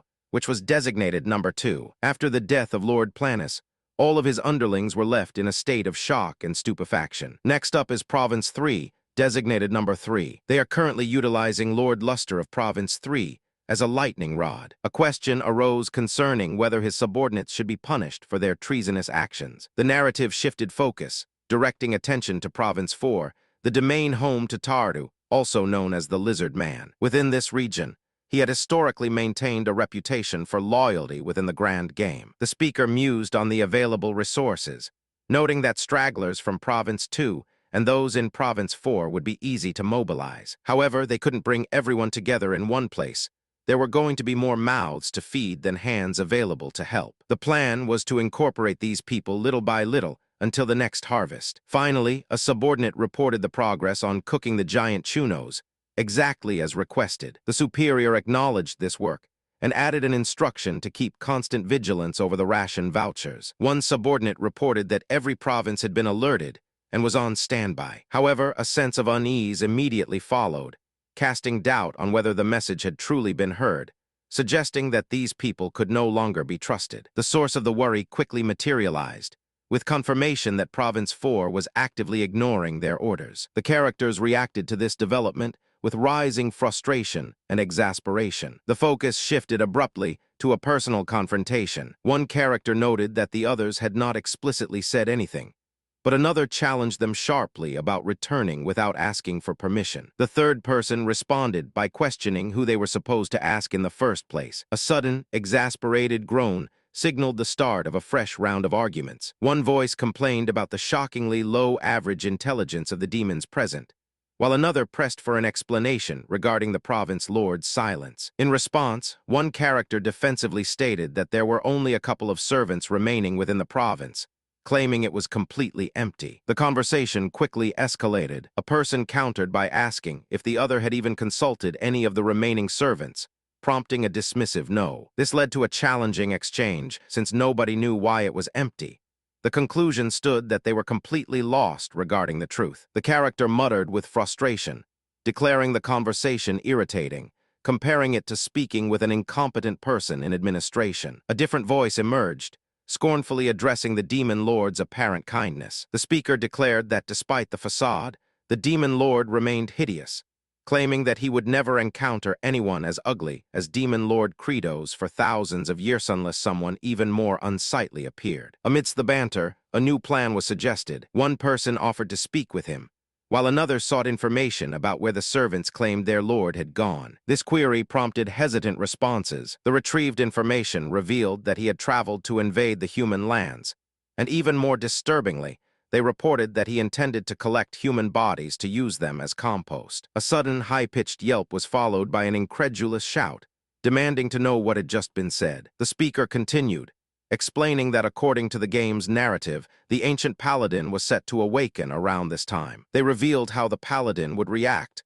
once a demon invasion began heading out to annihilate them. However, the speaker quickly modified the prediction. They suggested that if the invasion never materialized, the paladin would not attack us. A noticeable amount of time had passed, And while Kimchai for life was still absent, the speaker confidently declared their initial prediction to be correct, adding a warning about what would happen if the Lord from Province 4 attacked humanity. The scene opens with a brief transition, setting the stage for the impending dramatic movement. The focus shifts, building tension as characters begin to move or react. A heated warning cries out for the departing figure to reconsider, questioning where they plan to go. The response confirms the purpose. They are heading toward a confrontation with the Lord of Province 4. Another character voices a concern regarding their safety, questioning the arrangements for necessary backup support. However, the departing individual remains resolute, arguing that proceeding alone would prove to be the quickest and most efficient course of action. With the defeat of Planus, his mana seed immediately surged to level 4. He focused this potent nutrient source, channeling it first into enhancing his agility. Determined to finish the task quickly, he decided to pour all his remaining energy into one final effort. He realized that by utilizing every glitch and shortcut available, he could reach his goal with maximum speed. Their journey was set toward the treacherous realm known as the Abandoned Lands, where even demons dwelled. The journey continues through the Abandoned Lands. Nearby is the Paladin's tomb, known as the Tower of Life. These lands encompass a no-man's land, where Kimchai for life once met Rivaj's party. If one travels even further down, they eventually arrive at the village of the exiled. Following their path, they approach the demon-human borderlands at the Margrat fortress. Suddenly, a shocking sight catches their attention, causing gasps of surprise. It is revealed that the Asrahan envoy has returned. Although all of his soldiers seem to have disappeared, his unsightly manservant remains. Accompanying them is also someone none of the group has seen before. A welcoming voice greets the Asrahan envoy, remarking that he must be exhausted after his long journey. The group immediately inquires about the disappearance of his soldiers. This question is answered by stating that they encountered a massive monster horde, which even prevented them from getting close to the demon lands. The revelation suggests that navigating through the monster horde was so severe that it completely halted their progress towards the demon lands. The very orders of His Majesty dictated the search for the demon lands. The speaker mused that such special missions were rare, but they always required a significant sacrifice. These individuals, it was stated, were all exceptional soldiers. With that realization, the speaker welcomed them to rest and said for them to come inside. One person accepted the invitation gratefully, thanking Commander Welkos. A sudden declaration rings out, a stark rejection aimed at an unseen opponent. The speaker passionately reminded him of their shared journey, recalling that they traveled through Naaman's land together and even saved her when she was injured. A sense of betrayal hung in the air as she pleaded with Sir Asrahan not to forget these shared memories, concluding with a solemn warning: only those who successfully leave this door are permitted entry. A different voice interjected, suggesting that perhaps there had been a misunderstanding regarding the situation. A concerned tone followed, assuring him that they would never ask him to simply leave them behind for no reason. A sharp, vitriolic outburst followed. The speaker denounced the person as a rotten, lumpy potato head, and declared that both they and their entire lineage, their children, their great-grandchildren, and all subsequent generations would ultimately meet the same dismal end. The atmosphere immediately grew tense as the speaker commanded the person to remove something from their cloak. A chilling warning followed, stating that if even the slightest detail about them appeared suspicious, they would be killed on the spot. With a sudden burst of urgency, the warning escalated into outright accusation. The speaker cried out that everything hidden beneath the cloak was suspiciously questionable. A sudden shout erupted, alerting everyone that they were approaching reinforcements were on the way. Before they could react, a wave of sinister figures materialized, confirming the arrival of demons. A frantic cry rings out, announcing the sudden presence of demons. The atmosphere immediately shifts into a high-stakes battle cry, signaling that preparation for conflict is required. A desperate plea echoed, repeated 3 times, "Please, please, don't attack." The sheer urgency in the pleas suggested a situation of immediate peril. Suddenly, a declaration rings out, promising the downfall of all the demons will die. A guttural cry echoes through the area, signaling immediate distress. A sudden wave of heat washes over the scene, with shouts calling out for fire. A sudden deep groan echoed out. The character reacted instinctively, heading out to confront the threat. It felt as though this readiness for battle was a pattern woven across 19 previous lives. A wave of bleak memories washed over him. He recalled being compelled by the hand of fate, forced to keep fighting and killing, a brutal cycle he could not escape. He mused that if Sir Rivaj had not intervened and pulled him away, he would never have thought twice about entering the cycle of continuous battles once more. Observing the terror gripping everyone around them, he recognized that in moments like these, perhaps fighting was the only way to proceed. A sudden, desperate cry warned of the imminent danger the great gate. It was collapsing. A groan of effort escaped the characters as they scrambled through the chaos. A maniacal rage erupted, filled with demands to annihilate and reduce every single foe to nothing more than dust. The command shifted quickly, focusing on the necessity of destroying a rear bridge. Despite immediate pleas suggesting they were all doomed anyway, a fierce determination prevailed. They understood that allowing even one demon to reach the main continent was simply not an option. The urgency intensified as word arrived that the enemies had breached the front gate. A loud rallying cry followed, demanding immediate action to destroy the bridge before it was too late. The sudden silence descended, leaving the characters suspended in a moment of tense anticipation. A sudden, shocking sound echoed as if the bridge was detonating. Fear immediately seized the group. They questioned their fate and how it impacted deeply personal aspirations like marriage. The moment hung heavy, leaving a sense of profound realization hanging in the air. Despite the looming disaster, one character attempted to offer false comfort, suggesting that even if survival was guaranteed, the goal of marriage remained an impossibility. The character's anger boiled over, expressing bitter frustration toward the perceived jerk. A fiery vow was made for a future life, promising to be reborn as a nobleman and work that man to complete exhaustion. A sudden sound of acknowledgement cut through the tension, simple yet decisive. The ensuing shock was palpable, a gasp escaping the character's lips. The atmosphere remained thick with unresolved tension, leaving the onlookers stunned by what they had just witnessed. The weight of the moment pressed down on everyone present, forcing them to confront their stunned reality. A desperate cry, calling out a familiar endearment, was immediately followed by a sharp, decisive denial. The tension escalated rapidly as the central characters found themselves locked in a desperate struggle. A sudden silence descended, leaving the characters exposed and vulnerable to whatever transpired next. The standoff continued, forcing everyone to maintain a fragile composure despite the mounting chaos. The sheer unexpectedness of what he perceived caused a muffled sound to escape his throat. A pair of individuals reacted with shock, questioning the strange and outlandish nature of each other's clothing. One character pleaded for an end to the conflict, stating they did not wish to fight, while another commanded them to stand down immediately. The confrontational moment escalated quickly. The challenged individuals scoffed at the authority of their attire, questioning why they felt entitled to give orders and taunting them with what might happen if they chose to disobey. The antagonist's expression hardened, delivering a chilling threat they would kill the person directly and then extend that malice to their entire kind. A heavy silence fell over the scene,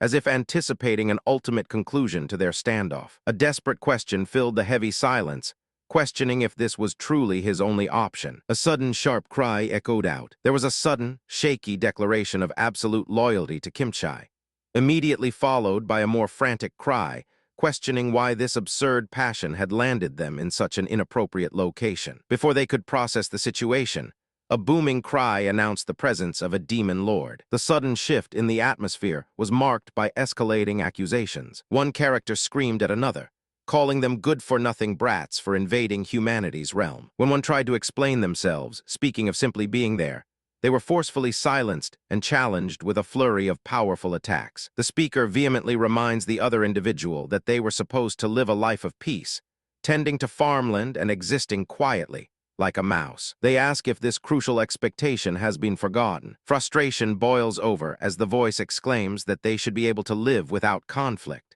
accusing the recipient of defying their will. Amidst this scolding, another pleads for forgiveness, begging for just one chance. In response to the mounting tension, a desperate plea echoes, begging that they not be treated as targets and kept from death. Suddenly, a realization hits the air as someone declares to another, "I know you," changing the mood instantly. The attention shifts, and one figure questions the other's identity directly, asking if they are Demon Lord Credos. With a heavy sigh, the character noted that it seemed he was facing death on this very day. A panicked voice cried out, demanding to know what had happened to the individual. The speaker voiced their worry over his sudden disappearance. The individual explained that he had simply been dealing with a swift fight. The concerned voice then questioned if the situation required him to take on one of those scary creatures. A different voice later addressed him, politely asking if his name was Kimchi Life. He responded by stating that he had defeated a demon with one single sweep. He claimed further prowess, noting that another demon had been forced to kneel before him. Observing these feats,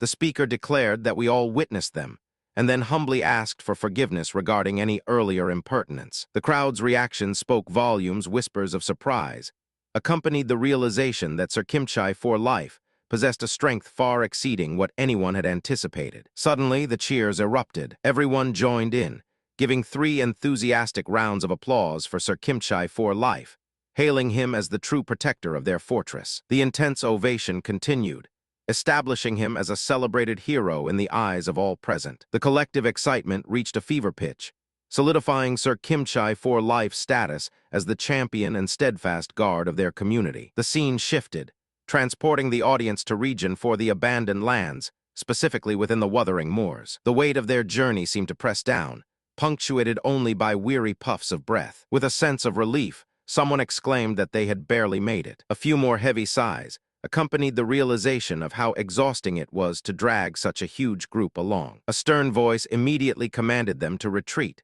telling them to lock themselves safely in their respective homes or castles. The warning was absolute: if they dared invade the human realm again, they would all meet a terrible end. When challenged by vague explanations about following Lord Tardu's orders, the speaker refused any excuses, sharply ordering them all to scatter and leave immediately. The group began to trudge onward, the heavy footsteps marking their reluctant departure. The journey continued along the established path within the game world, taking even longer than expected since there were no glitches or shortcuts available. The immediate need to hurry back and supervise the potato farming added a layer of urgency to their trudging steps. Observing the forgotten wells, a thought crossed the mind that if they were functional, instant teleportation would be possible. However, this notion was quickly followed by the realization that even though warp points and power-ups existed in the area, none of them seemed to work. The character expresses a strong longing to warp to another location, quickly following up with the realization that this ability might be restricted because they are not a paladin. A system announcement pops up, notifying the characters that their encounter with a paladin has unlocked an entirely new game system. The notification specifies that the abandoned well warping ability has been successfully unlocked. One individual makes an excited exclamation, wondering if the well located in the Demon Lord's castle basement had been destroyed. The response confirms that the well still exists, prompting an enthusiastic demand to be transported directly to its location. A system message then announces the process of transporting them to the basement of the Demon Lord's castle. A moment later, another character sighs dramatically, noting that this tool set is also broken. They suggest giving up and pleading for at least one usable farming implement. A long, drawn-out sigh filled the air. The conversation continued in uneasy silence, with no more dialogue to guide the current mood. Another shift in the setting suggested that their struggle for survival was far from over. A heavy slump washed over them both,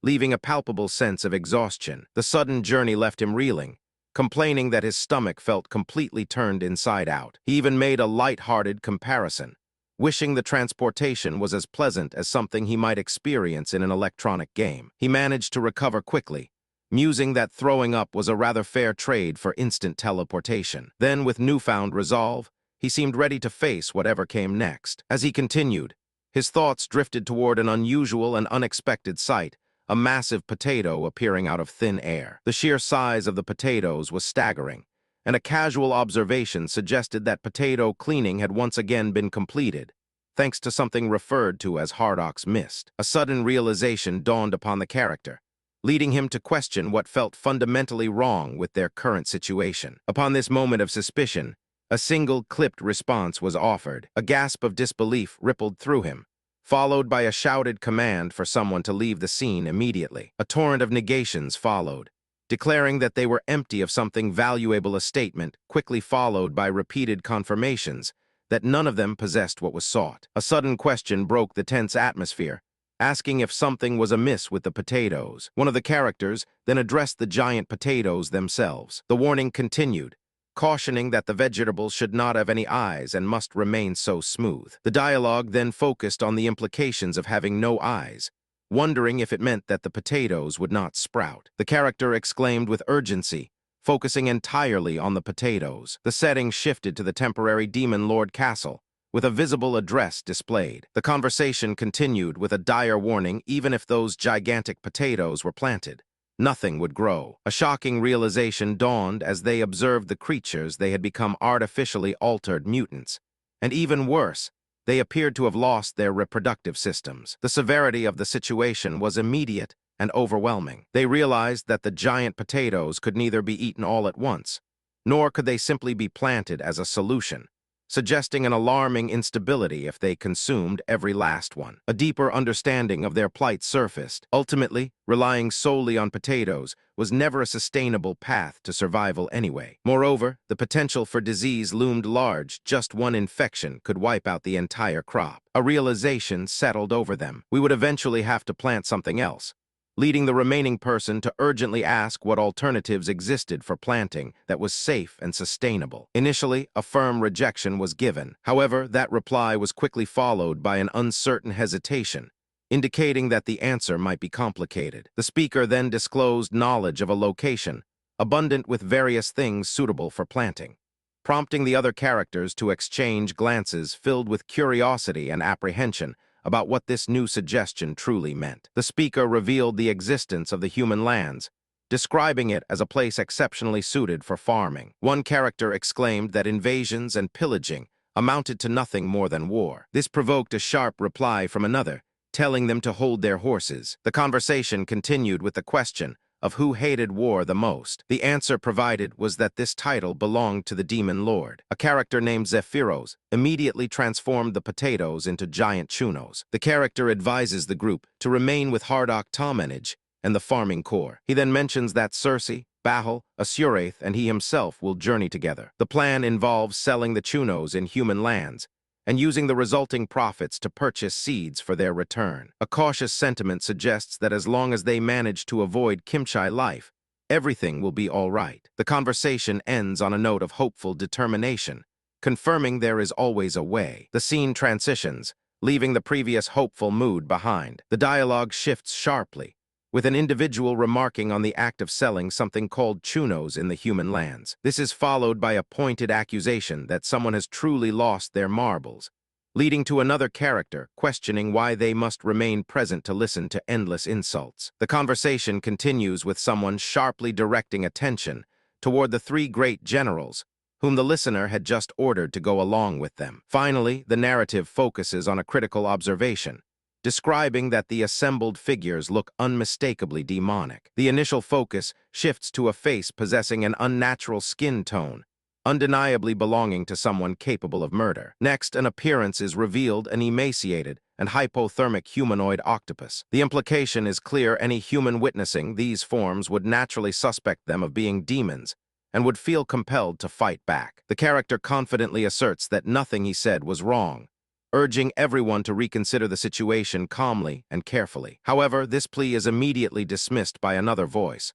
warning that they suspect the entire group and believe they should kill him right then and there. One person, Zephyros, dismisses the accusations by calling them all weird and claiming only Meluk is okay. A second individual vehemently disagrees, stating that the group before them looks like a textbook example of what a demon should appear to be. A third figure, amused by the chaos, remarks that he never realized how little self-awareness they possessed. He states that in his refined view, none of them are distinguishable, comparing their collective appearance to nothing more than the rotting gaze of a reanimated corpse. The amusement continued with new insults flying. One figure mocked them, calling their collective appearance a bunch of shriveled-up fish and finding the situation hilarious. Another sharply commanded silence to an anemically presented octopus, while a third taunted another figure by stating they were far from resembling humans. As the confrontation continued, one person observed their vulnerability, musing that they were mentally fragile and deeply insecure about how they looked. They even expressed a feeling of pity for them. A single, sharp command cut through the tension enough. The individual then tried to lighten the mood with a touch of humor,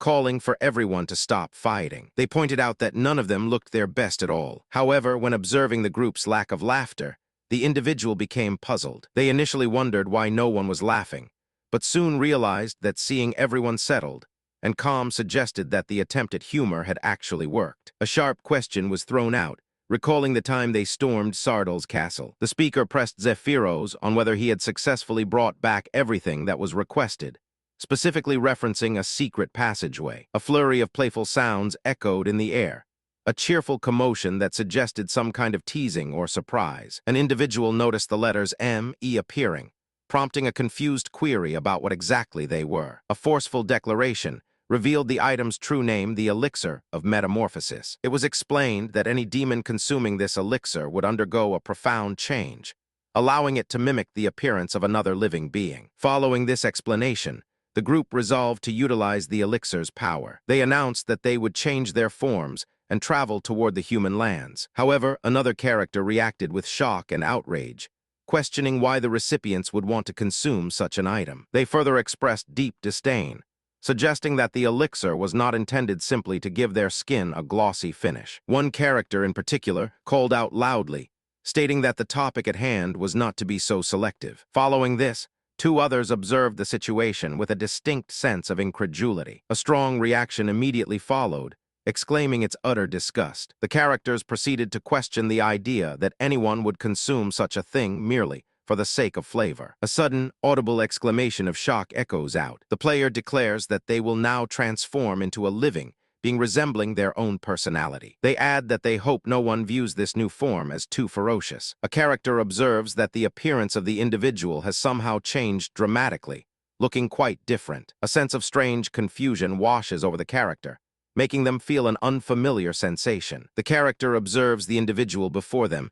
and makes a pointed comment about what they truly are, addressing Bahal. A forceful declaration is made regarding the absolute nature of the Demon Lord's orders, followed by a statement directed at Circe, who realizes her own desire for greater beauty. The atmosphere remained charged and heavy after the powerful declaration, leaving an uncomfortable silence. Circe stood frozen in the moment, grappling with the implication of her own deep desires. A sudden shift in the energy of the scene pulled focus to her internal struggle. Suddenly, a powerful cry of MPA echoed through the hall. The voice then pronounced her identity, Circe, the Ice Queen who longed to become a warmer demon. A frantic urgency filled the air, with someone desperately urging quick action and consumption. This push was immediately followed by a sharp impact, signaling forceful movement into the next critical moment. The scene closed on a dramatic beat, leaving the unfolding action hanging in the balance. The focus shifts to Asuraith, the blood drinker who had long yearned for freedom after enduring a prolonged period of serving as nothing more than a lightning rod. With a sudden burst of energy, the character shouts that it is their turn, followed by an abrupt sound effect. The character credits a name, pronouncing the words credos before the scene culminates. The narrative briefly introduces the challenge, a graduate student struggling with a serious attitude problem. A moment of self-doubt permeates the air, as the character wonders if their current plans will actually succeed. Despite the overwhelming feelings of uncertainty, they resolve to at least appear like someone who has lived through a severe condition. With a determined spirit, they decide to head out, embarking on what is called the Seed Expedition. A subtle sound, drawing their attention with a faint question. They soon received an impersonal warning, stating that any assistance from the Happy Point was unavailable while using the elixir of metamorphosis. A sigh of exasperation followed, as if facing too many limitations. They were reminded of the inherent dangers, noting that even within this simulated reality, attempting to use any skill or sustaining damage would force a reversion back to their original forms,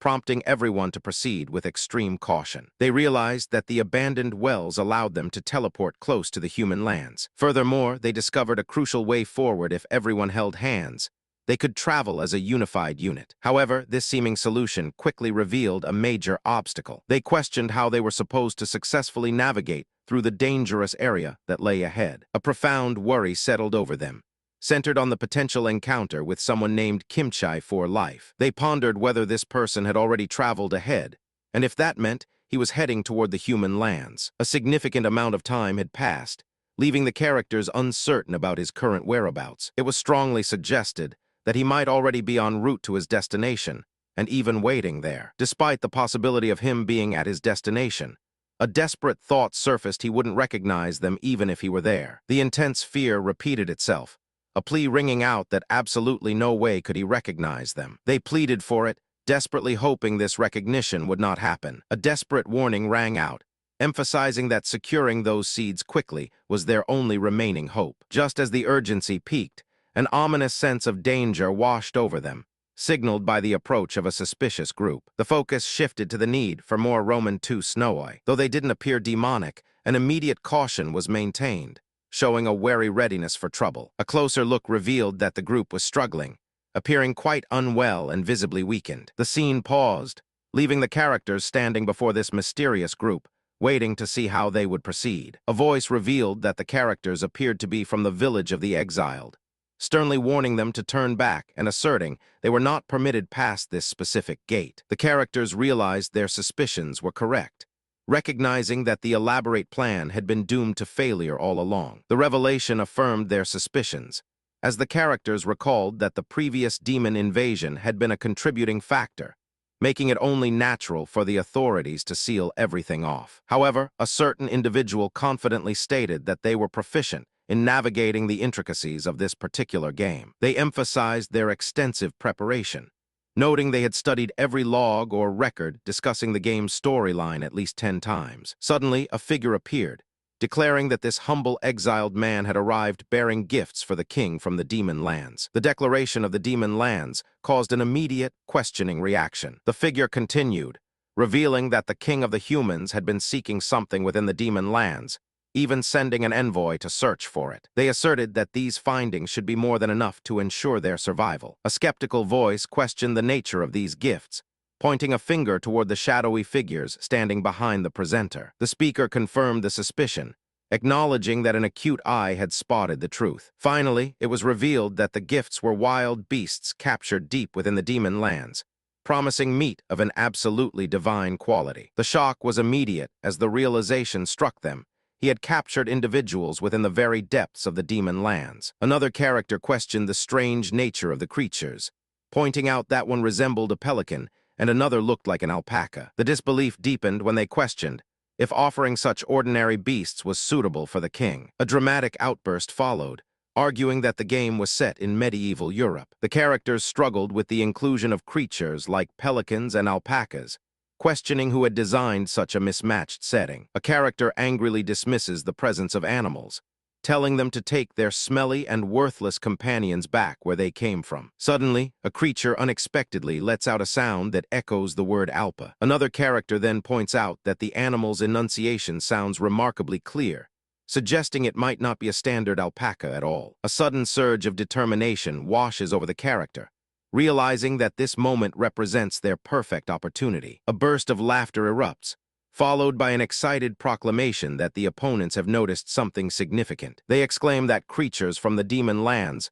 possess impeccably perfect pronunciation. The speaker continues to observe the strange creatures, finding their cries quite pleasant. They then address an individual nearby, urging them to make some noise and specifically telling them to squawk loudly. The sound that follows is simply the cry of a pelican. A loud, decisive voice shouts an injunction, clearing the path for their passage. With a sense of relief, they manage to slip through and are safely past the immediate danger. However, a voice immediately turns their attention to them, accusing them of being descendants of the exiled and warning that they cannot be allowed to roam the lands freely. Suddenly, a new wrinkle appears in their plans. It is announced that a royal envoy heading to the capital will be staying at their location, requiring them to accompany him. At the mention of this unexpected obligation, a sigh of exasperation escapes them. Meanwhile, others express immediate relief that they did not bring anything unusual back from the demon lands, feeling embarrassed to face royalty with such findings. A man introduces himself as Rievejasrahan,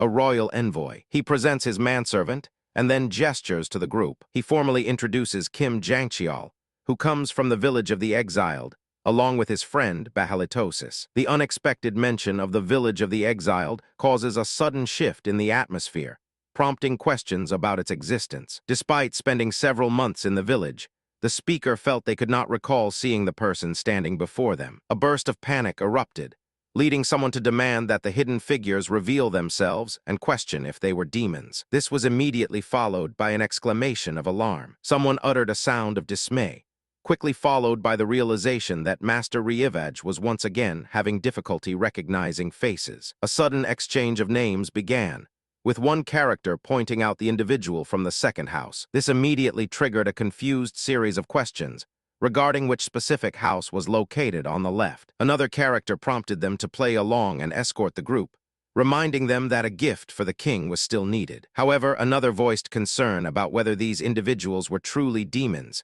but a third quickly assured them, multiple times, that they absolutely were not. Hearing the assurance, one person exclaimed in realization. A second character then confessed that their inability to remember was simply because they had never had a chance to speak with them, suggesting that this fact should prompt remembrance. Observing the others, a final character noted how pragmatic and low-key the individual with a potato-like face was, realizing that this quality offered a definite opportunity for exploitation. A sudden burst of malice rings out, filled with a spiteful declaration that someone is nothing more than a pathetic loser whom they plan to rob blind and then abandon. The tension shifts abruptly as another voice dismisses any need for pleasantries, insisting that they must move forward immediately. This figure adds to the urgency by mentioning that they will soon be joined by yet another traveler from outside their immediate group. To the current group, one person is introduced as their guard, who announces this detail with a casual confidence. A weak, shaky voice first calls out a name,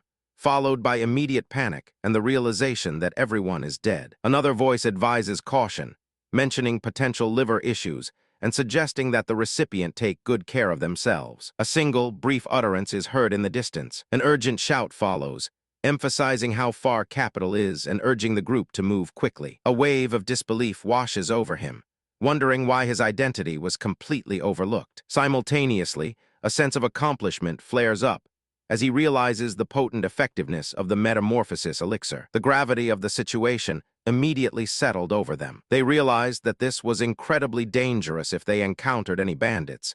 Even a single hit could dispel the effects of the elixir, which would in turn leave them completely vulnerable to immediate death at the hands of Kimchi life. However, the conversation soon shifted to logistical concerns. One character pointed out that traveling all the way to the capital was too far, suggesting they only needed to sell some chunos to acquire seeds. This implied that journeying so far with their current companions might not be necessary. The moment paused, leaving the characters in silence as they contemplated their next move. The narrative concluded the sequence with a brief visual transition, signaling an impending change in focus or location. The character was momentarily stunned by a single look, causing them to feel dizzy and disoriented. Suddenly, the group realized they needed to escape quickly. They decided that their only option was a midnight run to get away. Someone urgently woke up the character named Bahal, insisting that they needed to leave immediately. However, the sleepy response argued that a person needs 8 hours of sleep to grow big and strong, to which another voice retorted that this resistance was foolish and that growing had stopped long ago. A character loudly questioned the other's nocturnal movements, demanding to know where they were sneaking off to. When challenged about speaking, the individual replied insistently that of course they did talk, claiming they first needed time just to adjust to their new mouth shape. Another character questioned the necessity of accompanying the group, pointing out that since they had already reached the fortress, their company was no longer required. The urgency in their voices became clear. They needed to focus solely on their goal. The realization that wasting time could expose them was palpable, and one character challenged the identity of an individual nearby. The scene shifted, revealing the title Abandoned Lands of Chavin to Huenter. The sudden confrontation prompted a shocked outcry, questioning why the person standing there was present when no one had called for them. The unexpected visitors offered a hasty explanation, stating that their regional lord had been present in the area and that they had also heard reports of abundant food supplies. Another individual reacted with palpable distress, revealing that the current food rations were severely limited until the arrival of the demon lord. The tensions suddenly escalated as a shocked realization dawned, questioning the sudden appearance and presence of the crabshell army. Amidst the chaos, desperate cries erupted. The terrified figures pleaded for Lord Hardock's protection, asserting their innocence and stressing that they had nothing to do with Planos' treacherous actions. Their pleas intensified, reaching out desperately for Lord Hardock to save them from the overwhelming danger surrounding them. The urgency of their situation became clear. They emphasized that they had traveled from a considerable distance and were now on the very verge of starvation. A desperate plea erupted from the crowd, a clamor for provisions. They pleaded for mercy, and cried out that their survival depended on receiving food immediately. One individual managed to question the available supplies, asking about the quantity of massive chunos. The response was that there were many enough. However, a more serious problem soon surfaced. It was revealed that while supplies were plentiful in terms of volume, the number of mouths to feed, coupled with the many days they needed to survive, presented an insurmountable struggle. A moment of tense silence followed the discussion, leaving the gravity of their predicament hanging in the air. Before departing, a powerful directive was given. The individual instructed that, while they were away, the receiver must assume the role of demon lord. They urged them to think with the authority of such a figure and take complete charge. The individual commanded a massive upheaval, demanding that the land be divided so that every race would determine its own settlement. Following this drastic measure, they stated their intent to create something edible. A sense of panic arose as the conversation focused on something critical. One individual demanded to know why buying seeds was impossible, revealing that nearly all food and seeds were being bought up by a massive trading company. The questioning continued, with another person asking where such supplies could be found and noticing the pale appearance of the first speaker. Despite the concern, the focus quickly shifted. All that mattered was locating the trading company. The characters exchanged few words, merely assigning letters that indicated direction. The exchange was brief and pointed. Finally, a direction was given over there, near something called Ashkim, pinpointing the location of their sought-after destination. A sudden, deep voice broke the silence, making an excuse for the interruption. The speaker then addressed someone directly,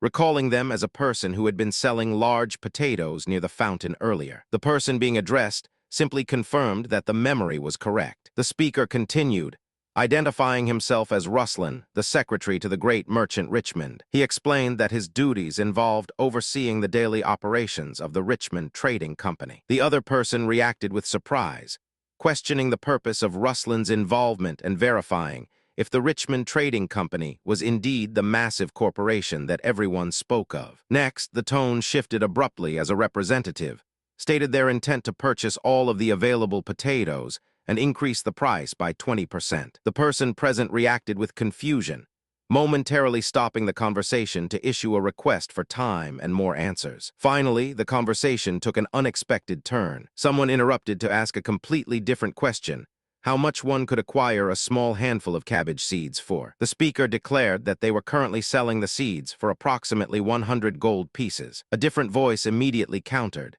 asserting that this price was nothing short of highway robbery. A third voice interjected, noting that considering the value of currency in this world, 50 gold was already quite expensive. They then pointed out that the Richmond Trading Company was charging double that amount. The speaker's frustration erupted, shouting that the company was running a full monopoly. They argued that by seizing all trade routes and cornering the market, the corporation was effectively bleeding people dry. The spotlight then shifted to a rundown inn, speaking of an entire business district that seemed to be dying. This poor district, it seemed, was suffering solely because of the company's actions. The realization hit hard. All of this misfortune was entirely due to the company's maneuvering. This meant that if things were to change, the repercussions would be massive. A sudden exclamation of shock broke the silence. The speaker scoffed, dismissing the idea that even their entire life savings would be enough to acquire the seeds at the current cost. They quickly argued that since there was no law mandating a purchase, they were free from obligation. With a dramatic flourish, the individual declared that while laws might exist, they held absolutely no meaning for them. The characters began to wonder if the entity known as Kimchai for Life was monitoring every move they made. They worried that this watchful presence must have noticed something unusual unfolding in their immediate vicinity. However, one character quickly formulated a plan, revealing that they could somehow shake off their opponent while still managing to secure those valuable seeds. Another exchange followed, with characters questioning whether the goal was to purchase something called chunos. This led to another party suggesting that by signing a contract with them, certain benefits could be gained. Following the negotiations, a demand was made for one of the main figures to summon their boss immediately. The interaction continued, with one character asserting that they handled those particular matters, adding a dismissive sound to cut off any further discussion. The confrontation escalated as one party challenged the other's authority, dismissing their ability to dictate terms. Responding fiercely, the character declared that they would show everyone they were far from being a weak or easily dismissed merchant. Stepping up to the challenge, The character asserted their significant standing, revealing that they were the second in command of the Richmond Trading Company. They emphasized that they held near full decision-making power, bolstering their presence with a firm declaration. After a moment of tension, the other party remained focused on profit, proposing a straightforward exchange 200 gold for one potato. The discussion concluded with a clear demand for acceptance, finalizing their offer with a simple question about whether a deal would be made. One man reacted with shock, exclaiming that 200 gold was far too much. The other party responded immediately, calling him short-sighted and questioning why he couldn't recognize the true value of the potential deal. The speaker then made a grand proposal, suggesting that the other party bet on their boss to supply large, dried and processed potatoes. They stressed that these items were abundant in supply and easy to store,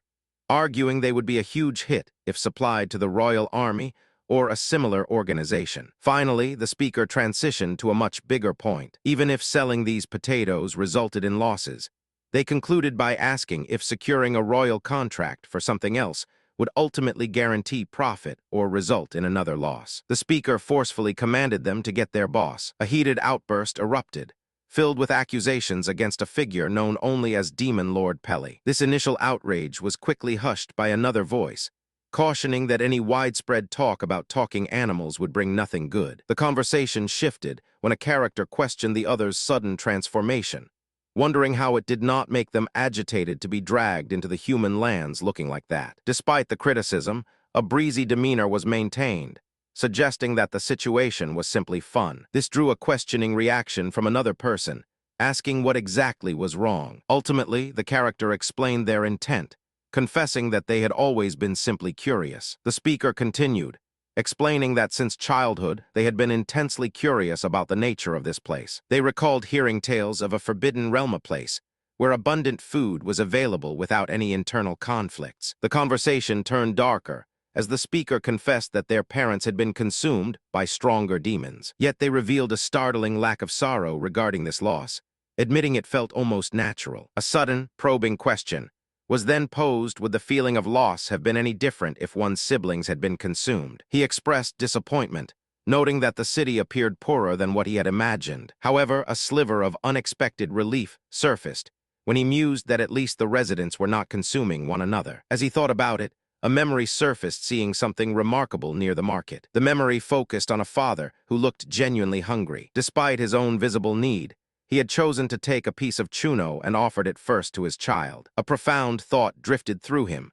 contemplating the notion of having been born in this very place. He concluded that if he had lived here, perhaps his family would have found happiness too. A critical voice questioned the main character, suggesting that sentimentality was a sudden loss of epa. The character responded dismissively, stating that it did not matter, as they were used to this situation. The character then spoke about the demons, predicting that they would also have their own age of happiness. Suddenly, a commanding shout broke the silence as someone yelled out to two people nearby. This was immediately followed by an exclamation of surprise from one of the figures. One character quickly tried to explain that what was happening was a misunderstanding, suggesting the other person had become too arrogant. Another voice desperately pleaded with their lord, asking for help against someone who kept causing trouble. The commotion was cut short by a louder demand for people to gather immediately, announcing that it was time for the Demon General Strategy meeting. A collective gasp rippled through the group, marked by surprise and incredulity. A deeper concern arose as it became clear that certain factions were attempting to monopolize all the food,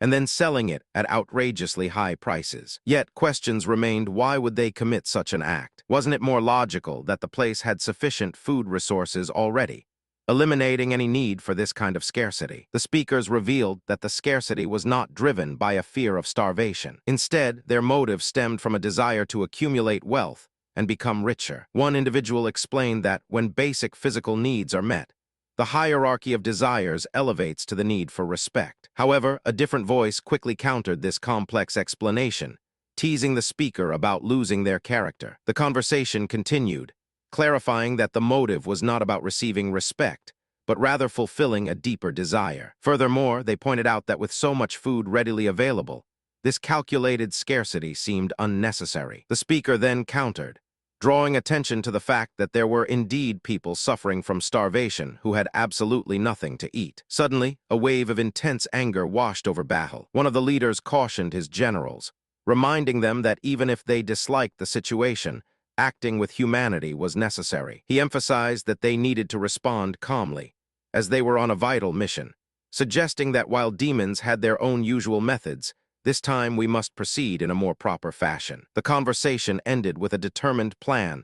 They would invade the enemy's warehouses. A tense confrontation begins, as one figure demands to know the true identity of Sir Jangcheol Kim. The man attempting to answer stumbles through a hesitant response, before another character interjects with sharp warning, revealing that failure to speak the required word could lead to deadly consequences. Someone immediately warns against using violence, quickly followed by another character pointing out and drawing attention to the individual known as Kimchai for life. Another character challenges the assumed limits of his power, followed by a realization that even those witnessing him acknowledge how scary he has always seemed. Suddenly, a voice cuts through the air, indicating that he can hear what is being said. No significant action or dialogue provided for this transition. The conversation deepens, revealing a history of someone known as the Hand of Hate and Demon Lord Jangcheol Kim. It speaks of forcing him into a life of constant slaughter, contrasting that past with his current appearance of peace,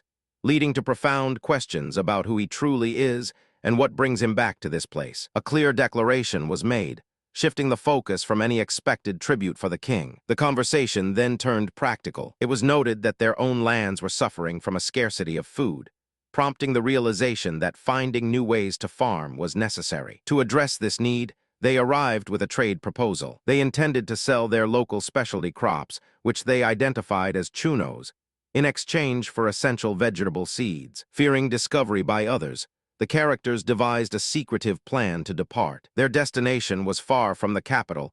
They only needed to reach the nearest city. They pleaded for understanding, explaining that their situation was dire and they were living in poverty with almost nothing to eat. The person continued by emphasizing that they were simply trying to elicit sympathy, arguing that this dire need should not escalate into a conflict. The moment hung suspended in the air, filled only with unspoken tension. The scene concluded, leaving the outcome of their desperate plea uncertain. The mystery surrounding the other characters' eyes caught everyone's attention. It seemed he was concealing secrets, yet his gaze also felt entirely honest. An acknowledgement passed between them before a shocking revelation followed. This hidden knowledge explained why demons had begun preying on humans. Despite the unfolding revelations, one character firmly confronted another, making it clear that while he understood the situation, he would not allow them to simply escape. A stern reminder was issued, warning that Lord Asrahan's help had been provided, because he expected the other character to present a tribute to the king. Failure in this task was simply not an option. The character continued,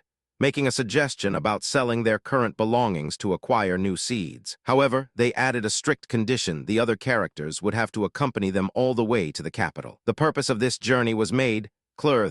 2 animals would be presented as the promised tribute. The response was dismissive, claiming that junk like the items in question could be found easily back home. This reply was followed by a comment noting that one of the characters seemed quite serious about the matter. The initial character quickly laughed off the seriousness, questioning if the person truly believed their plans. They reassured everyone that as soon as the seeds were acquired, they would be able to leave immediately. The character then questioned the main individual, inquiring whether they were planning to stop at sundry places along the way. A request was made for visual confirmation of the items. The response described them simply as slightly large, cooked potatoes, nothing particularly elaborate. With that, the objects were presented to their apparent client. A casual parting exchange begins with a friendly wish of good fortune on their sales, followed by a sudden exclamation calling out the name Master Reivage. Suddenly, a voice interrupts the scene, suggesting that instead of what was being offered, another set of items would be much more valuable. This sparks confusion among those present,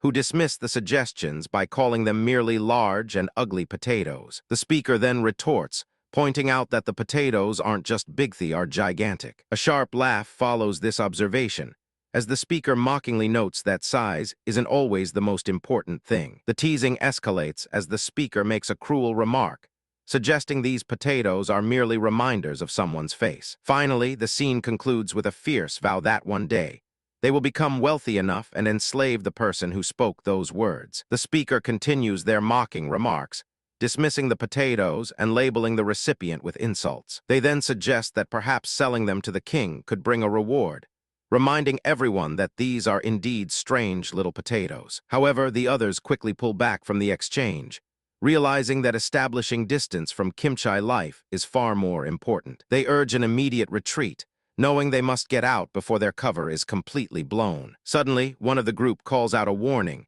drawing everyone's attention to something in the distance. They have arrived at what appears to be the bustling merchant town of Daparsha. The group was settled into accommodations, with a gentleman named Master Asrahan kindly securing 2 rooms for the narrator and Bahal. Kimchi for life and the other 2 members were given separate quarters as well. Naturally, the animals accompanying them did not receive any rooms. However, a puzzled thought crossed the narrator's mind: how could such a busy merchant town contain so many empty rooms?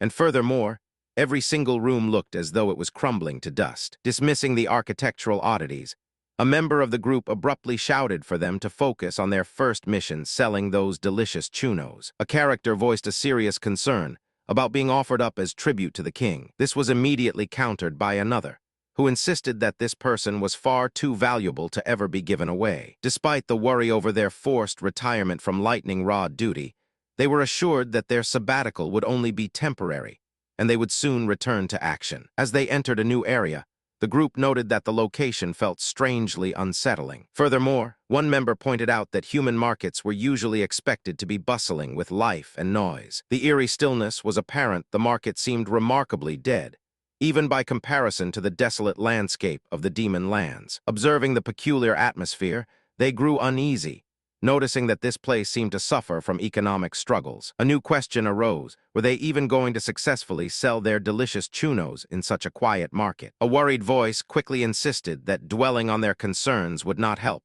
urging the group to move forward and continue with their business. Suddenly, a flamboyant vendor's voice caught their attention. Calling out dramatically to passers-by, the vendor advertised giant potatoes as large as one's own head, promoting them with sales pitches like getting 1 for 20 or 2 for 30. The vendor's calls grew louder, a flamboyant cry attracting all who passed by. He loudly invited everyone to step right up and grab some delicious, jumbo-sized potatoes, proclaiming that chunos had arrived with deals like getting 1 for 20 or 2 for 30. One character watched with evident embarrassment, murmuring that their demon lord was resorting to something so undignified. But another voice quickly cut through the critique, insisting that survival must come before pride. The situation grew more dire, leading to a grim observation about how even demons sometimes ate their own kind just to survive. However, the group managed to find a sliver of dark humor in it all, concluding that they should be truly grateful for how embarrassing the whole ordeal was. The scene paused,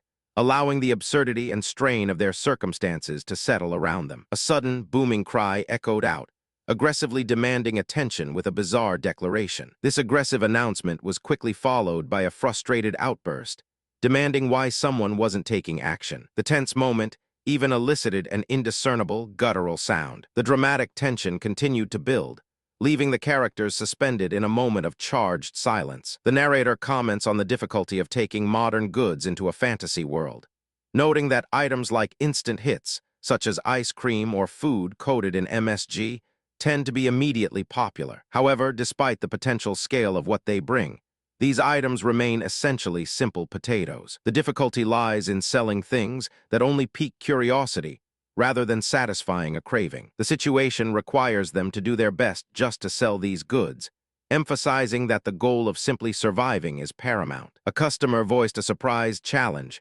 questioning if the items were truly priced at only 20 gold pieces. Then, realizing they had their very first customer, the stall worker quickly adjusted their demeanor, excitedly assuring the buyer that any quantity, like buying 2 or more sets, would be easily accommodated. The customer seemed to pause, giving a seemingly confused or uncertain reaction. Suddenly, the customer's hesitation vanished. One person immediately decided to purchase 4 sets. Another followed suit, requesting 4 as well, while a third voice seemed overwhelmed by indecision, starting by claiming 6, before ultimately settling on 10 pieces. A ripple of shock ran through the area. Several people reacted with disbelief, questioning what was happening and wondering if this sudden surge in purchases was somehow linked to their own marketing efforts. A sharp voice quickly broke the stunned silence, urging someone to get started with sales. Another person responded enthusiastically, praising a plan's repeated success before seeming to grasp something and nod in agreement. Finally, a command was given to everyone present. They were instructed to form in an orderly fashion,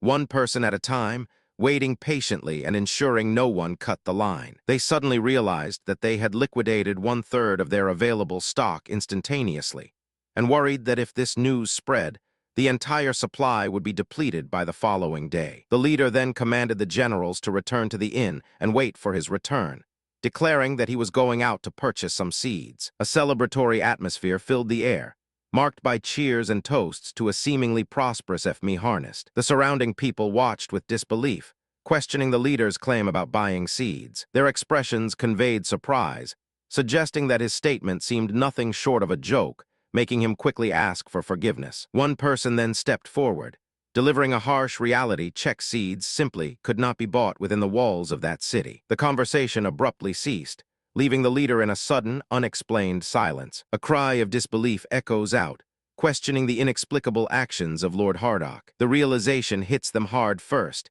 He suddenly ordered the carving of cauldrons out of massive boulders. And now, without warning, he continues whipping up whirlwinds like this. A profound realization washes over him.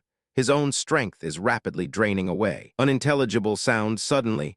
A sharp outburst breaks the tension. The person speaks out, questioning why the other is staring, demanding to know if it was indeed break time. The individual addresses Lord Hardock, gently cautioning him that he might be pushing himself too hard. Next, another character questions how such a massive amount of water can possibly be used. A more serious concern is raised, noting the gathering of a huge number of demons in the area. They point out that the available chunos are not enough to feed all of them, leaving an immediate problem. However, a seemingly simple solution is presented: boiling potatoes in water. This idea is quickly elaborated upon, suggesting that by planning thoughtfully, they can provide several times more sustenance using the exact same ingredients. A powerful declaration rang out, asserting that no demon in these forgotten lands should ever go hungry. The observers wondered why the character looked like he was ready to harm someone, even though all his actions seemed benevolent. They questioned if this intense demeanor stemmed from his demonic nature. It was revealed that the world began to change everything from the very day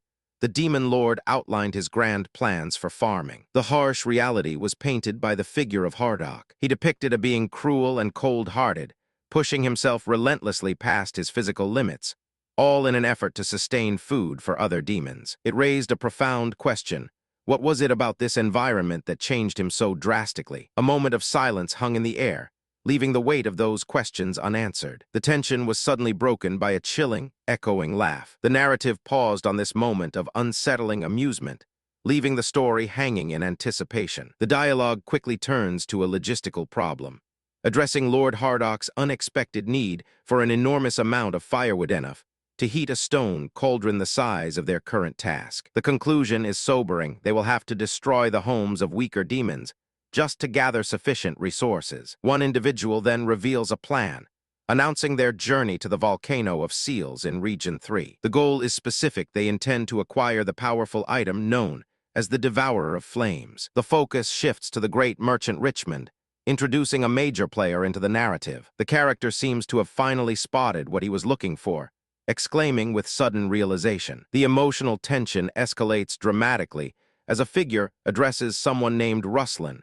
voicing profound disappointment in his actions. This unexpected revelation causes an audible gasp of disbelief. The figure continues to push, making the recipient feel frightened by the bluffing and seemingly clueless nature of their existence. The verbal jabs intensify as they suggest that such an individual is too dense to accomplish anything important. With a decisive tone, the figure then instructs them to wait outside, maintaining control of the unfolding situation. A cold promise follows, warning the target that they will be shown how to strip away everything belonging to the unsuspecting and naive. The encounter ends with a sharp demand, forcing the other party to question the identity of this menacing presence. The speaker reveals their identity, stating that they are merely a small merchant of the city, before explaining that they arrived because someone had requested to see them. A character warmly welcomes the visitor to come inside, only for another voice to politely interject with an apology. The speaker continues, observing that the ignorant always drop their guard when presented with false courtesy. They add a sharp warning.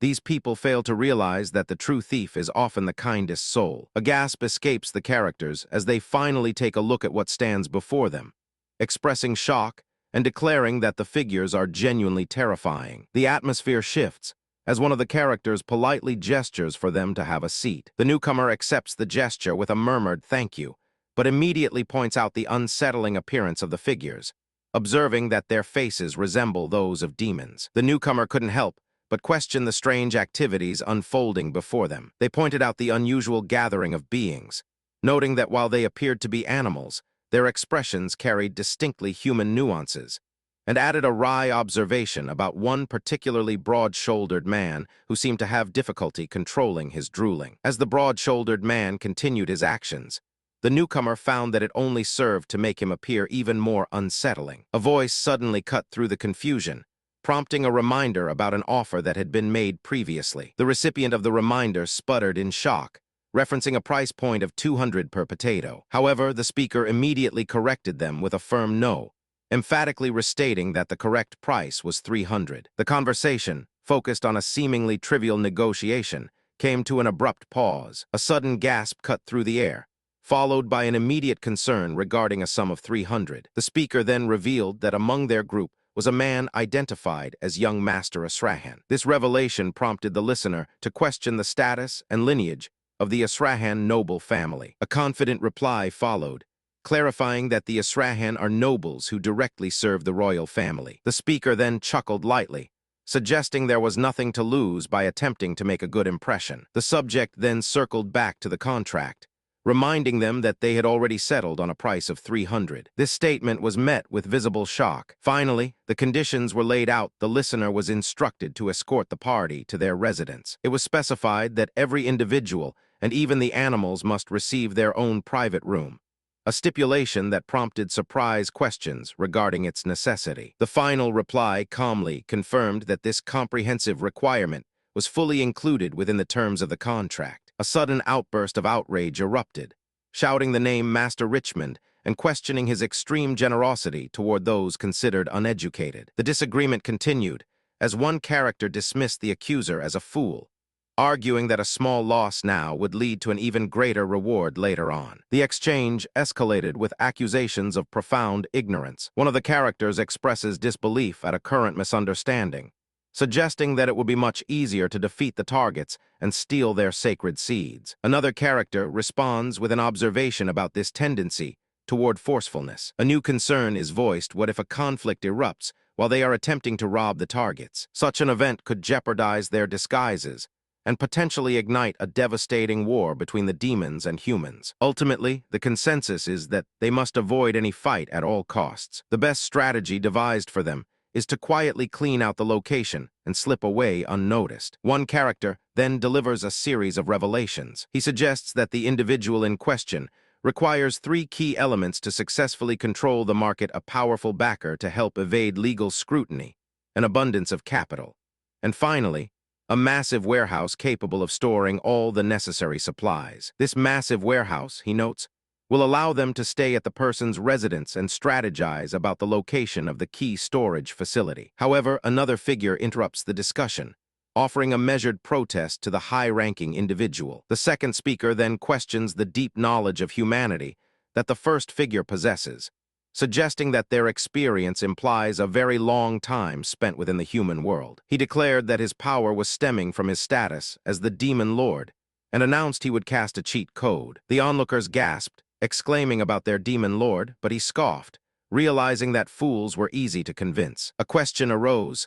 wondering if the hand of fate was robbing humanity. However, he quickly negated the thought, stating that it was not. The figure finally speaks the name Demon Lord Kratos. The scene shifts to the grand setting of a rich manor. The characters then address Mr. Kim, marveling at how he managed to secure such comfortable and splendid accommodations for them. In response, the man explains that he had offered to sell our large chunkos. He continues by noting that the people were repaying their kindness by showering them with generous gifts. They initially thought the potatoes were just large tubers, but they soon realized the immense value of these specimens. These weren't merely big, they were truly gigantic finds that should have been presented to the king. The conversation then turned awkward as one person mentioned that they found the other resembled a potato, perhaps due to kinship. This statement prompted an indignant reaction, leading to a strained attempt at clarification regarding what specifically was meant by the comparison. The mood continued to descend when someone pleaded, hoping the other hadn't sold everything. To their disappointment, it was revealed that every single one of them had been sold. A sudden cry of pain erupts, momentarily cut short by a dramatic realization. A determined promise rings out, declaring that the lost possessions will be recovered. This sentiment is quickly followed by a supportive pledge to offer help. A voice of shock protests the idea of stealing, questioning what it means to take things back. The intent is made perfectly clear. Everything the opposition has been hoarding will be stolen. A voice charged with rigid loyalty attempted to protest the actions, declaring absolute fealty. However, that objection was swiftly countered by an opponent who pointed out that such condemnation was completely futile. The opposition then escalated the stakes, proposing to corner the town's food market and completely dismantle its economy. They paused dramatically, knowing that even this destructive act could not be allowed. The initial protests crumbled into confused murmurs, leaving the person who objected utterly bewildered by the drastic nature of the threat. A boisterous exclamation rings out, an enthusiastic shout of congratulations directed at the gentleman present. The speaker then presses further, questioning if they intend to take their precious chunos to the mysterious warehouse. A hesitant admission is offered, followed quickly by a murmur of annoyance directed at some troublesome brat. The interrogation continues, with a suggestion to take a look at the fine warehouse. The supposed concern is framed as merely ensuring that their chunos are being properly stored. A sudden outcry erupts, filled with frantic denials. The characters protest loudly, stressing that their warehouse is a deeply confidential matter, a repetition of refusal and exasperation echoing through the space. The opposition escalates their defense, stating that their unique freshness-preserving storage method is a valuable trade secret. They become increasingly agitated, arguing that the accuser is overreacting and that they are the one blowing the situation out of proportion. Despite the warnings, someone continues to demand access, imploring them repeatedly to show the warehouse. The response remains firm. They adamantly refuse, stating that it is not something they can simply hand over. A moment later, a frantic voice breaks the quiet demands for action and urgency. The tension immediately escalates. Despite the current situation, one character resists movement and makes it clear that they will not budge, forcing another to demand that they be taken straight to the warehouse. Amidst the chaos, frantic shouts erupt, demanding that everyone scatter and make way. But one character remains stubbornly rooted to their spot, making it clear they have no intention of moving. The urgency grows as repeated calls for the warehouse echo through the air, drawing everyone's attention to a single destination. The location is eventually revealed: the Green Mountain Warehouse. A questioning voice follows, expressing confusion about what objective they are actually headed toward. A barrage of incredulous questions immediately followed, questioning the intentions and motivations behind the Demon Lord's current actions. The voice filled with urgency, expressing concern about being treated so carelessly. A voice nearby quickly interjected, attempting to defend their Demon Lord's reputation by stating that the embarrassing behavior was not reflective of his character. The tension escalated when a dramatically emotional announcement was made, mourning the time when someone dear had been absent. This quickly shifted to an accusation, challenging the person in the warehouse with words suggesting decay and neglect. The sheer embarrassment of having to travel with the man in question prompted immediate exasperation, followed by questioning what was wrong with him. Despite the mounting frustration, someone pointed out that he was truly a man, though the dialogue quickly trailed off into an unfinished thought. The conversation then took a sharper turn, highlighting his willingness to sacrifice all human dignity in pursuit of his goals. An ambitious person admitted they would study these methods and apply them even in a future life, prompting another voice to cynically question the value of such knowledge across lifetimes. The conversation takes a dramatic turn as characters chant, describing the darkness plunging into a warehouse deep. The accompanying imagery suggests that something is crawling within this oppressive dark space, making those trapped feel like roaches feasting on their souls, while one figure ominously addresses Jang Kim, commenting on his apparent overconfidence. The discussion shifts to a more pragmatic level, focusing on the possibility of exposing crimes and achieving justice. The characters weigh the logistical hurdles, questioning how long it would take simply to gather enough evidence, secure backup, and successfully file a case with the royal court. This brief moment introduces a chilling thought, musing that while the legal process drags on, something darker might be happening in the background. The topic of suffering emerges, with the suggestion that the people in this town might be forced into starvation. This idea immediately challenges a character's ethics, as they voice their strong reluctance to stand by and allow such terrible hardship. One voice pleads with the young master Asrahan, stating a belief in his understanding, and then passionately calls for their forces to unite so they can reclaim what was lost. The urgency builds as the plea intensifies, emphasizing that they must take back what rightfully belongs to the townspeople, mentioning it was stolen by those wicked people. The scene then erupts into a chaotic battle cry. Following the immediate conflict, another character acknowledges Asrahan's unwavering determination to assist them, promising that they will dedicate every possible effort to lend support. One character declares their intention to find out the location of the enemy's warehouse,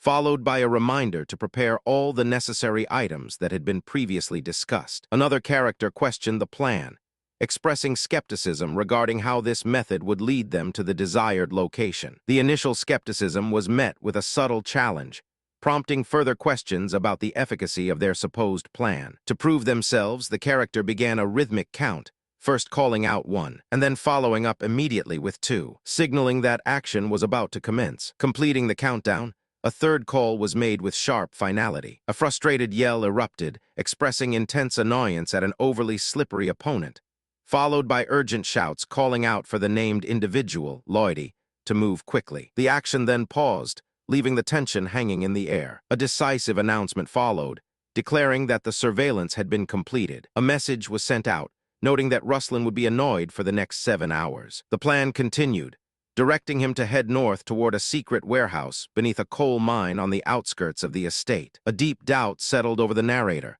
questioning whether the character could simply take everything by force. The thought process moved from questioning if he was truly seeking justice to wondering if his actions were merely designed for plunder, leaving one to ask, is this man a demon or perhaps a hero? As the narrative continued to follow his actions, the protagonist found himself increasingly unsure of his true intentions. The conversation begins with a statement asserting that Lord Hardock, the devourer of flames, is mighty. One person then suggests that bringing additional troops might be wise, but another responds by questioning this concern, recalling previous assurances about the overwhelming strength of the devourer of flames. The critique continues, warning that gathering a group of weaklings would only increase the chances of unnecessary casualties. In response, a counterpoint is raised the necessity of protecting these people and guiding them away from potential danger. This responsibility is then affirmed, stated as the core duty expected of a great demon general. The weight of the discussion settles, leaving a moment of palpable silence. A sharp, commanding voice demanded to know if anything had been recorded from the discussion. The response was an immediate and somewhat nervous affirmation. The character then swelled with misplaced pride, exclaiming that the demon lord would certainly praise their actions. They continued, playfully calling someone Hardock and genius with a great personality. The narrative then shifted, detailing an individual known as the Devourer of Flames. This being was characterized by low intelligence and extreme aggression. Initially sentenced to death for illegal cannibalism, they were ultimately sealed in that location because forfeiting their power would have been a waste. A commanding voice echoed, calling out to the Devourer of Flames, Ikrit. The speaker then revealed that there was a task awaiting this powerful being. A gasp of pure disbelief escaped them as the sheer scale of what they were witnessing struck them. Their mouths were left open in absolute shock, trying to comprehend if the massive presence before them was truly so gigantic. A massive reverberation echoed through the area,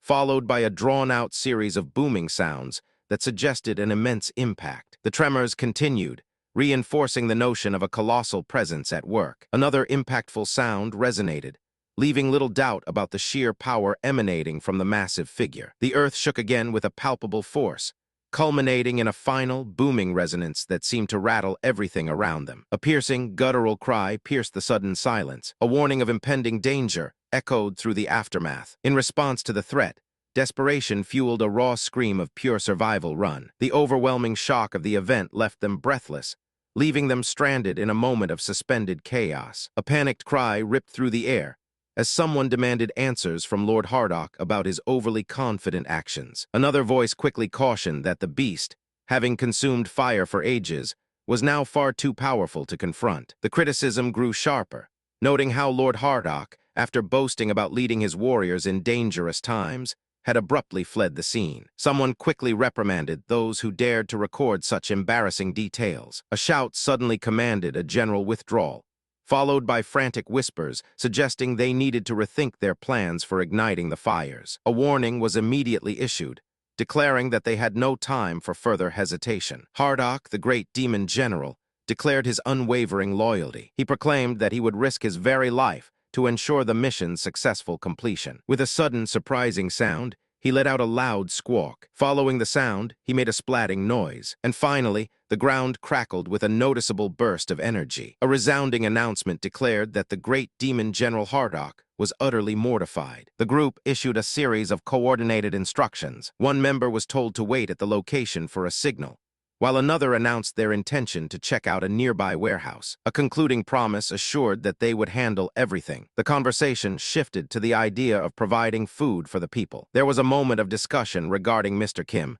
who initially seemed like a good person, but someone questioned that impression due to his face. When asked about their own appearance, the individual dismissed it as nothing important and told them never to worry. However, a deeper question arose about why they were keeping everything a secret from Mr. Kimchi for life. The response explained that focusing on him would draw too much attention instead.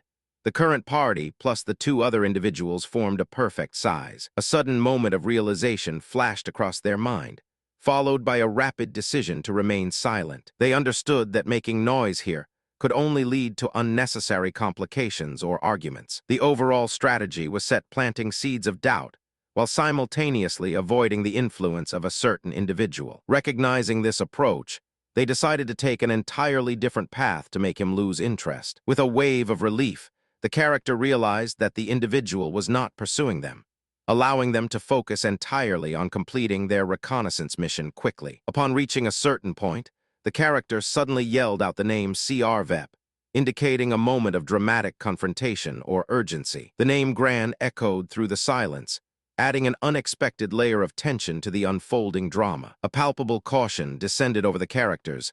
They realized that the area was protected by remarkably tight security. Moving through it required extreme care, lest a sudden skirmish or conflict erupt unexpectedly. The inherent risks of the elixir of metamorphosis were outlined. It would sustain damage and reveal any disguise worn. Furthermore, getting caught by Kimchi life in such a vulnerable state was described as guaranteeing failure. A sudden realization struck the group, leading someone to urgently demand their current location of food storage. The attention then shifted to a figure who was startled, their unusual expression causing immediate concern and lighthearted teasing from others nearby. A sequence of numbers flashed briefly on screen. Someone expressed a strong willingness to help, insisting that they should share the food with the general population of the townspeople. Another character responded with surprise and curiosity, asking how the speaker managed to deduce such private or detailed information. The character confidently stated that they possessed remarkably good hearing, declaring that even if they were on different floors, they could still hear every conversation happening. The realization caused panic, as the character suddenly wondered if So had overheard all their conversations with the demon generals. A wave of fear swept over them. They repeatedly questioned whether anyone knew about their title, and if they were indeed called the Demon Lord. The sudden shift in mood was noticeable, with a voice reminding everyone that they needed to hurry and press onward. The character quickly tried to regain composure, agreeing with the assertion. They admitted that if the person in question had overheard their discussions, they would likely be non-existent right now. A desperate urgency took hold, fueled by the certainty that the person could not have heard anything and certainly did not. The first character urgently urged everyone to follow them, stating that they needed to find a way through. Confused by this haste, the others questioned why such secrecy was necessary, leading to a moment of stunned silence. A harsher suggestion was made, proposing that they simply eliminate every single person there. The response indicated a regretful acknowledgement of this notion, admitting that at least such brutal actions were something they had learned to do. The character stressed that, while all lives are indeed precious, Resolving matters peacefully was ultimately the best approach. A moment of resignation passed over the character as they acknowledged the other party's desire, stating that if this was what they truly wanted. The protagonist suddenly notices something peculiar, questioning why the number of guards seems to diminish the deeper they venture into this location. A sudden realization hits them. These magnificent constructs are the golems that had been mentioned in the game's logs, identified as human weapons developed within the Tower of Wizards. A puzzling detail surfaces, one that causes immediate confusion if these constructs were destroyed before the start of the game. How could they ever appear? A number flashes into view, a simple figure 111. An outburst of frustration erupts. One person loudly questions why the golems were destroyed into mere pieces, followed immediately by another voice passionately reminding them that living creatures had been promised a peaceful existence. The confrontation escalates as one character argues that since they are not living beings, there should be no issue with their state. The tension builds, suggesting that the actions taken have indeed caused a significant problem. A sudden distressed cry echoes out. The speaker questions a fragmented thought, struggling to recall the words they had just heard. Another voice, more directive, suggests that clearing the stage in a faster manner would be beneficial. The scene transitions, maintaining a moment of quiet suspense. The narrative continues to move forward, leaving the characters in a state of continued tension and anticipation. The group quickly noted the presence of 3 individuals in the immediate area. They realized that if they were discovered and an alarm was sounded, it would jeopardize their entire plan, meaning their first priority had to be establishing a solid strategy. The plan devised was to observe the enemy's patrol route pattern for at least 10 minutes. They intended to wait for a blind spot, and then systematically eliminate the most isolated individuals one by one. A subtle confirmation was sought, followed by a hushed acknowledgement that the initial plan remained in place. One character voiced disbelief, recalling that the opponent had previously mentioned learning something. Another questioned whether their actions suggested a lingering memory of when he controlled them. It was quickly realized that no safe opening existed. The consensus then shifted. They would need to take out the group simultaneously. However, a different strategy was proposed. Instead of the 2 nearest targets, they discussed the possibility of eliminating individuals one at a time as they drifted away from each other. The characters paused, acknowledging the sheer difficulty of taking down a golem with just one strike. They realized that judging the combat capabilities of the monsters and their own hidden strength was nearly impossible while remaining in disguise. A mysterious figure then offered an item, advising that holding onto it would help make the recipient feel stronger. This gift was revealed to be one of the game's most powerful hidden weapons, Bradge's Pretty Heart Hammer. Initially, the item was merely thought of as a joke acquisition. However, as more information about it became available, the true nature of Bradge's Pretty Heart Hammer was revealed: an insanely overpowered cheat weapon. Equipping the hammer dramatically boosted all of his statistics by 30%, giving them a renewed sense of hope that perhaps they could actually pull it off. The characters simply commanded the weapon to reach forth. The user declared their intention to use the weapon, leading to a shocked exclamation regarding how everything in his inventory seemed to be physically present on him. Another character hilariously questioned whether he was akin to Mary Poppins, but suggested he was more like Kimchi Poppins instead. With a determined declaration, they started moving forward. But then someone cautioned that there was still a little more to go, hinting at further challenges ahead. A brief moment of hesitation was quickly overcome by a forceful now, signaling an immediate surge into action. However, a voice yelled out a warning, urging them not to simply retreat. They realized they needed to strike every single opponent at the same time if they hoped to survive. A single question of disbelief echoed in the tense silence, marking a sudden halt to their desperate attempt. A breathless shout rang out, filled with sudden panic and intense realization. "Are you waiting for me?" The massive golem, Anho, suddenly broke its established pattern and began to turn its head, signaling an immediate change in the situation. The characters realized they needed to drop down low and roll swiftly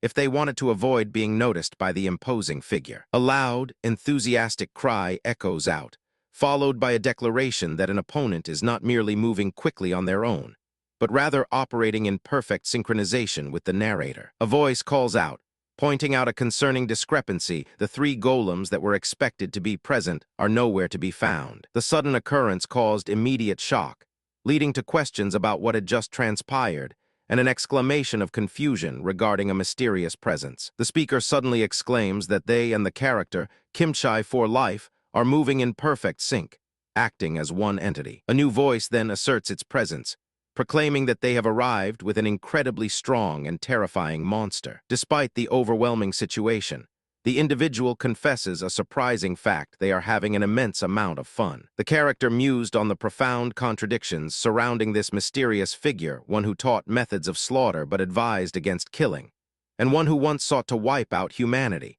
yet now craved peace. The depth of this contradiction only increased the sense of confusion. However, a new feeling began to surface. Despite the baffling nature of his actions, he was somehow bringing immense joy into the character's life. Leading to an earnest question, the speaker asked if they could be told the truth about who this mysterious person truly was. Suddenly, a voice interjected in a frantic warning, shouting out that one specific individual was squeezing too hard and was on the verge of death. The sudden shift interrupted any further revelations. A different perspective emerged, stating that there were far fewer genuinely wicked people in the world than initially believed. It was asserted that these particular individuals seemed to be working hard, contributing significantly to putting food on the table. A new realization dawned, suggesting that perhaps the people living in this cave were suffering emotional pain deep down inside. This thought led to a profound reluctance to see anyone else endure such hurt. The sequence then shifted, indicating a time marker of 860. The characters realized they had strayed deep within the cavern. They noted with relief that there were no visible guards or golems patrolling the area,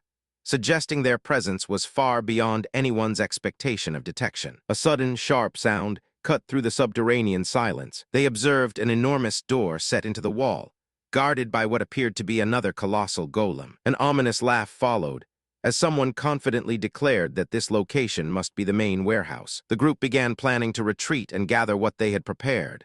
But suddenly, a warning flared as they realized someone was approaching. A collective sound of stop was quickly followed by the name, calling out for Richmond. A stern voice immediately challenged the presence, demanding to know who was there and asserting that no one was permitted inside. The warning intensified, issuing a direct threat that if the trespassers did not depart by the count of 3, confrontation would ensue. A revelation appeared, announcing the confirmation of his blood identity, Master Richmond. The source then offered a warm greeting, welcoming him by that very title. A sudden wave of realization crossed their minds. They questioned the manner of identification, wondering how his presence could be determined by mere blood. This revelation implied a far deeper meaning. A sudden realization spread through the air.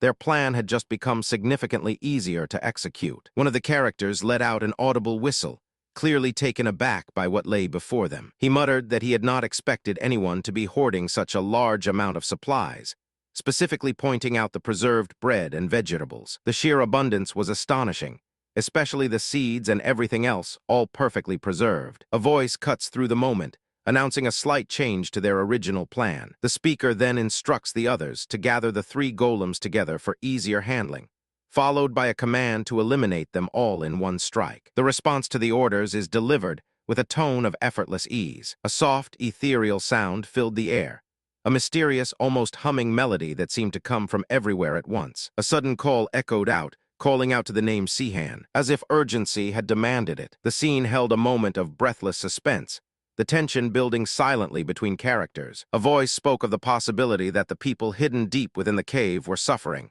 hinting at inner pain. The speaker continued with a heartfelt plea, stating they did not want anyone else to get hurt. Someone then dismissed the situation, calling the mysterious figure nothing more than a maniac. With a loud groan, the character suddenly cried out in distress. He looked around, bewildered, asking where he was and what had happened. A further cry of pain echoed through the space. A voice then sneered, explaining that he was nowhere else but rather in a personal torture chamber. A sharp burst of disbelief echoed, questioning the necessity of a torture chamber located within what appeared to be a mere storage warehouse. A sudden change in tone followed as someone asserted that this area was actually designated as his personal training room. A dismissive wave of the hand accompanied a mocking remark, suggesting that future complaints might involve comparing waterboarding to a relaxing spa treatment. Suddenly, a dramatic gasp of terror filled the air, with one character claiming extreme fear. This emotion was immediately contrasted by another assessment, describing him as the type of killer who would cry before he even murdered his victim. The narrative then shifted to reveal the true intentions of Richmond,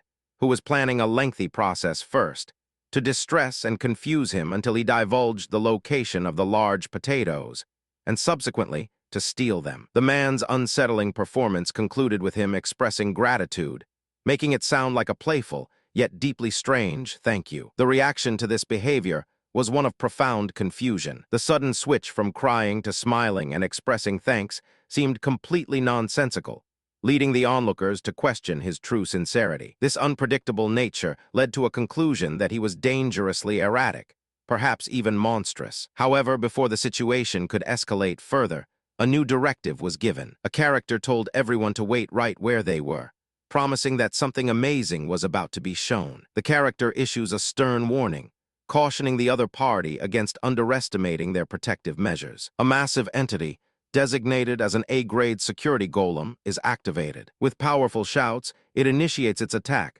commanded to destroy the pests. The scene opens without dialogue, setting the stage for the next development. A system notification appears, confirming the blood identity Master Richmond. It declares that passage is now permitted. The characters seem to pause, allowing the weight of this confirmation to settle. A sudden realization hits the characters, as they realize they have made a terrible mistake. They whisper that they messed with the wrong person, noting the presence of an absurd demon and a swordsman capable of destroying golems in just a single strike. A moment of panicked realization grips the character, who cries out in disbelief regarding their imminent fate. The characters observe that even if Richmond is restricted, he will still escalate the situation by putting the entire area on high alert. To this statement, another figure dismisses his worries with a casual acceptance. A voice then predicts that his efforts will become useless once he is significantly outnumbered. The final declaration follows, stating that the same principle applies to another individual named Kimchai. A massive announcement blared out,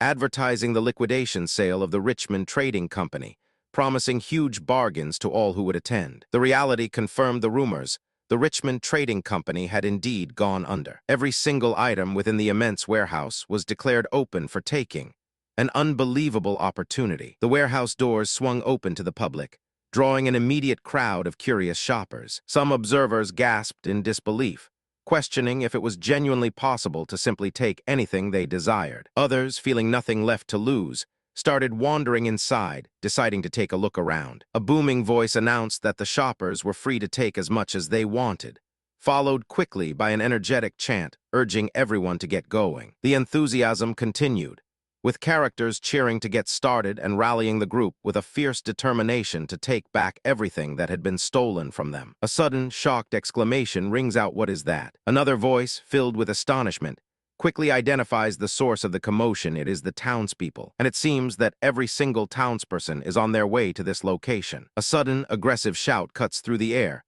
warning that the location is private property. This is immediately followed by a heated retort from another voice, arguing about bankruptcy and demanding everyone move out of the way. Amidst the rising tensions, one person shouts out a desperate command, calling for assistance and urging a golem to stop whatever conflict is unfolding. Observing the chaos, another character sighs in a sense of confirmation, muttering that they knew it all along. They then assess the situation, noting that although the person involved is financially bankrupt, this individual seems determined to take everything with them into death. Suddenly, a voice rings out in disbelief, announcing that Master Richmond had declared everyone was permitted entry. Another directive follows, confirming a blood identity and stating that the individual was free to pass through. A forceful directive was issued, demanding that the individual take the forefront and silence anyone who dared to oppose them. This command was met with an immediate acknowledgement. No new actions or dialogue provide further context for the sequence. A sneering comment was made about the individual, noting both their eagerness to comply and how easily they could be fooled. The conversation continued with a pointed warning: once inside, they must quickly seize every single seed, followed by leaving exactly according to plan, without making any mistakes. No significant change from the previous scene. This scene reinforces the plan to seize all seeds and withdraw perfectly, emphasizing the importance of precision. No significant change from the previous scene. This moment is a brief pause, solidifying their collective resolve to achieve their objective. A sudden burst of action demanded quick movement. a rushed series of motions barely keeping pace with the immediate threat. A voice cried out for Master Richmond, followed quickly by a plea directed at Ruslan to urgently unbind the speaker. A sudden outcry erupted, warning that the hillbilly had brought the townspeople to the location, and they were taking everything. This was met with a sharp exclamation of frustration. In response to the rising danger, someone urgently suggested that they must activate the master golems. A different voice intervened, accusing someone of being a fool. This individual declared that their intent was to make money, not start a massacre. The confrontation escalated sharply as one character challenged the other, questioning how their current actions were any different from what they had already done. The tone grew more hostile, with accusations that questioned the worthiness of following someone deemed a broke loser. A sudden, urgent burst of relief cut through the tension. The focus shifted entirely to food, with palpable excitement about not having to face starvation any longer. However, this brief moment of comfort was immediately disrupted by a stern warning about theft that could not be tolerated. This quickly escalated into disbelief when the questioned item appeared to be damaged or broken. The character, Kimchi for Life, was observed to be quite busy, apparently escorting the townsfolk out of the dangerous mine. The character observed that the two figures nicknamed Ding-Dongs were eager to help out, running off quickly. With their assistance, the annoying pests were finally dealt with. A chance appeared for them. The group realized that slipping out now would secure their safety and give them a solid advantage. With an energetic call to everyone, the group urged a hasty departure, shouting together that they needed to get out of there immediately. Suddenly, the group heard a collective gasp. Their attention shot upward, reacting in shock to something ominous appearing overhead. The tension hung heavy in the air as they realized the immediate danger. A groan of pain cut through the escalating chaos. A distressed cry followed, signaling that the immediate threat was drawing near and causing significant discomfort. A furious rage erupts, directed at those who act like low-life scumbags. With intense resolve, the figure vows to kill every single one and retrieve everything that was lost. A sudden realization strikes the character, who exclaims that this individual truly is a demon. With a desperate gasp, the character declared that they were finished, pleading with their captor to spare the men positioned behind them. The character cried out, baffled by the demon lord's actions and questioning what kind of demon he truly was. A voice echoed, noting how unfortunate the timing was. The speaker expressed a genuine desire to have spent more time getting to know the other person. A sudden cry of Asuraith was followed by a forceful command to shed the disguise. The sudden, loud challenge echoed out, directed at someone fitting the description of the pretty one in pink. A warning was issued. Anyone aiming for the demon lord would first have to deal with them. A desperate plea cut through the tension, urgently trying to halt the proceedings. A sudden shout echoed, urgently calling out for a Sir Pink Knight. Tension hung in the air as someone whispered that perhaps these individuals were demons, yet they also revealed that these same beings had saved their lives. A crucial realization echoed through the silent space. Not all beings labeled as demons were inherently evil. Instead, some of them possessed the form of wounded humans. The weight of this complex truth seemed to settle upon everyone present. A desperate cry of anguish followed, protesting the idea of having everything stripped away. In that moment of ultimate desperation, the thought was simply to destroy it all instead. A sudden, urgent warning blared out. The characters realized they were facing a self-detonation device, and immediate danger was present. In the ensuing chaos, someone named Alec was called out, perhaps to take charge or deal with the threat. A single, abrupt sound echoes, marked simply by the letter C. A sudden shock of disbelief crosses the characters' faces, followed by a panicked realization. They exclaim in alarm at what they see, pointing out the presence of people still inside. A sudden realization made the character gasp, asking if what they saw were actually. The breath caught in their throat as the horrifying truth dawned. They were looking at demons. A frantic warning echoed around them. They had been discovered, and everyone was urged to run without stopping until reaching safety in their own lands. Amidst the panic, one figure pleaded, questioning why they were being taken along with them. The response was a cold declaration. They acknowledged the individual's proficiency in managing food supplies, but warned that from this moment on, they would serve as the demon's food warehouse manager and a greedy devil. A soft, almost playful sound breaks the silence. Suddenly, panic erupts. There are cries of distress about someone being trapped inside, followed by desperate calls for a husband and a friend, ending with a sharp exclamation of denial. Chaos seems to deepen as a number 11 is called out. Then an announcement rings out, alerting everyone that someone is about to emerge from the area. A sudden wave of exclamations erupted, filled with relief and surprise. One person cried out honey, followed quickly by another ecstatic declaration that someone had returned to life, prompting calls of deep gratitude. The focus quickly shifted to Mr. Kim Chai, whose condition caused immediate alarm. Someone demanded to know what had happened to him,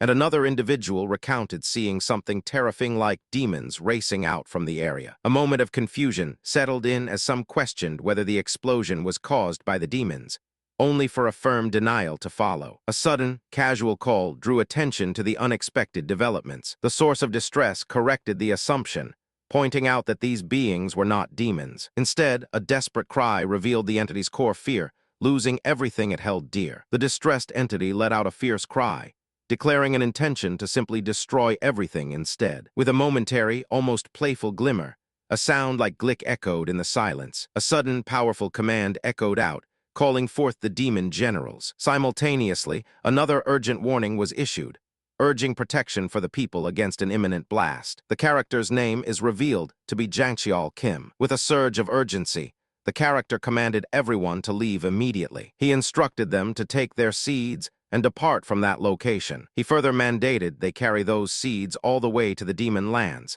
suggesting that the ultimate purpose was to sow peace in that unknown territory. As his intense words concluded, the name Hu-Fa was pronounced several times by unseen voices. The name Hu-Fa echoed, repeating itself in a disquieting rhythm. Then the sound shifted slightly, a resonant repetition of huff. Shocked whispers erupted, revealing disbelief that the central figure had known all along. Another voice challenged the quiet presence of So-Hee, questioning why he remained motionless, merely observing the unfolding situation. A desperate plea followed, dismissing the gravity of the situation entirely. The focus was swiftly redirected to a much more immediate priority, one thing that truly mattered at that moment. A palpable wave of relief washed over them as they confirmed the successful acquisition of seeds. The promise was clear upon their return.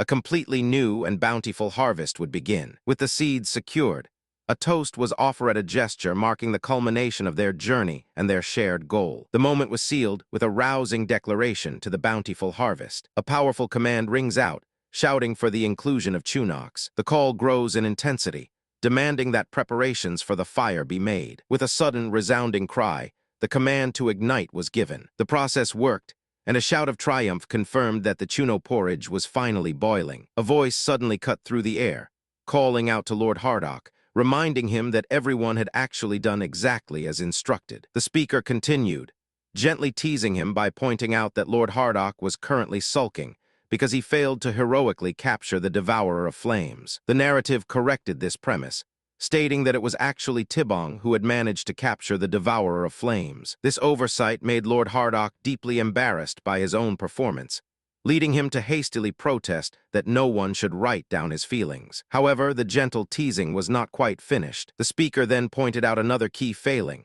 noting that Lord Hardock, who was supposedly the mastermind of the entire demon operation, had forgotten something crucial: the plan that had made everything possible. A cheerful announcement was made, giving all credit to the brilliant mind of Chief Commander Lord Hardock. It was revealed that his idea had resulted in a tremendous increase in their food supply. The crowd then erupted, chanting the word elite. In a booming chorus, the cheers continued, with the same energetic praise ringing out again and again. However, the man who had been praised quickly dismissed the achievement, suggesting that anyone could have conceived of such a plan. He seemed to grow flustered at his sudden embarrassment, prompting enthusiastic reactions from those around him. With a sudden cry of pain, the character was overwhelmed by some sort of force. The weight pressing down on them proved to be immense, making it difficult to bear. The pressure became unbearable, forcing a cry of urgency that their collective strength was reaching its limit. However, by holding their ground, Lord Kratos found the opportunity to awaken a brand new skill. Suddenly, someone managed to call out a warning weight. Then, the cost of activating the skill was revealed: 500 health points. Recognizing the potential,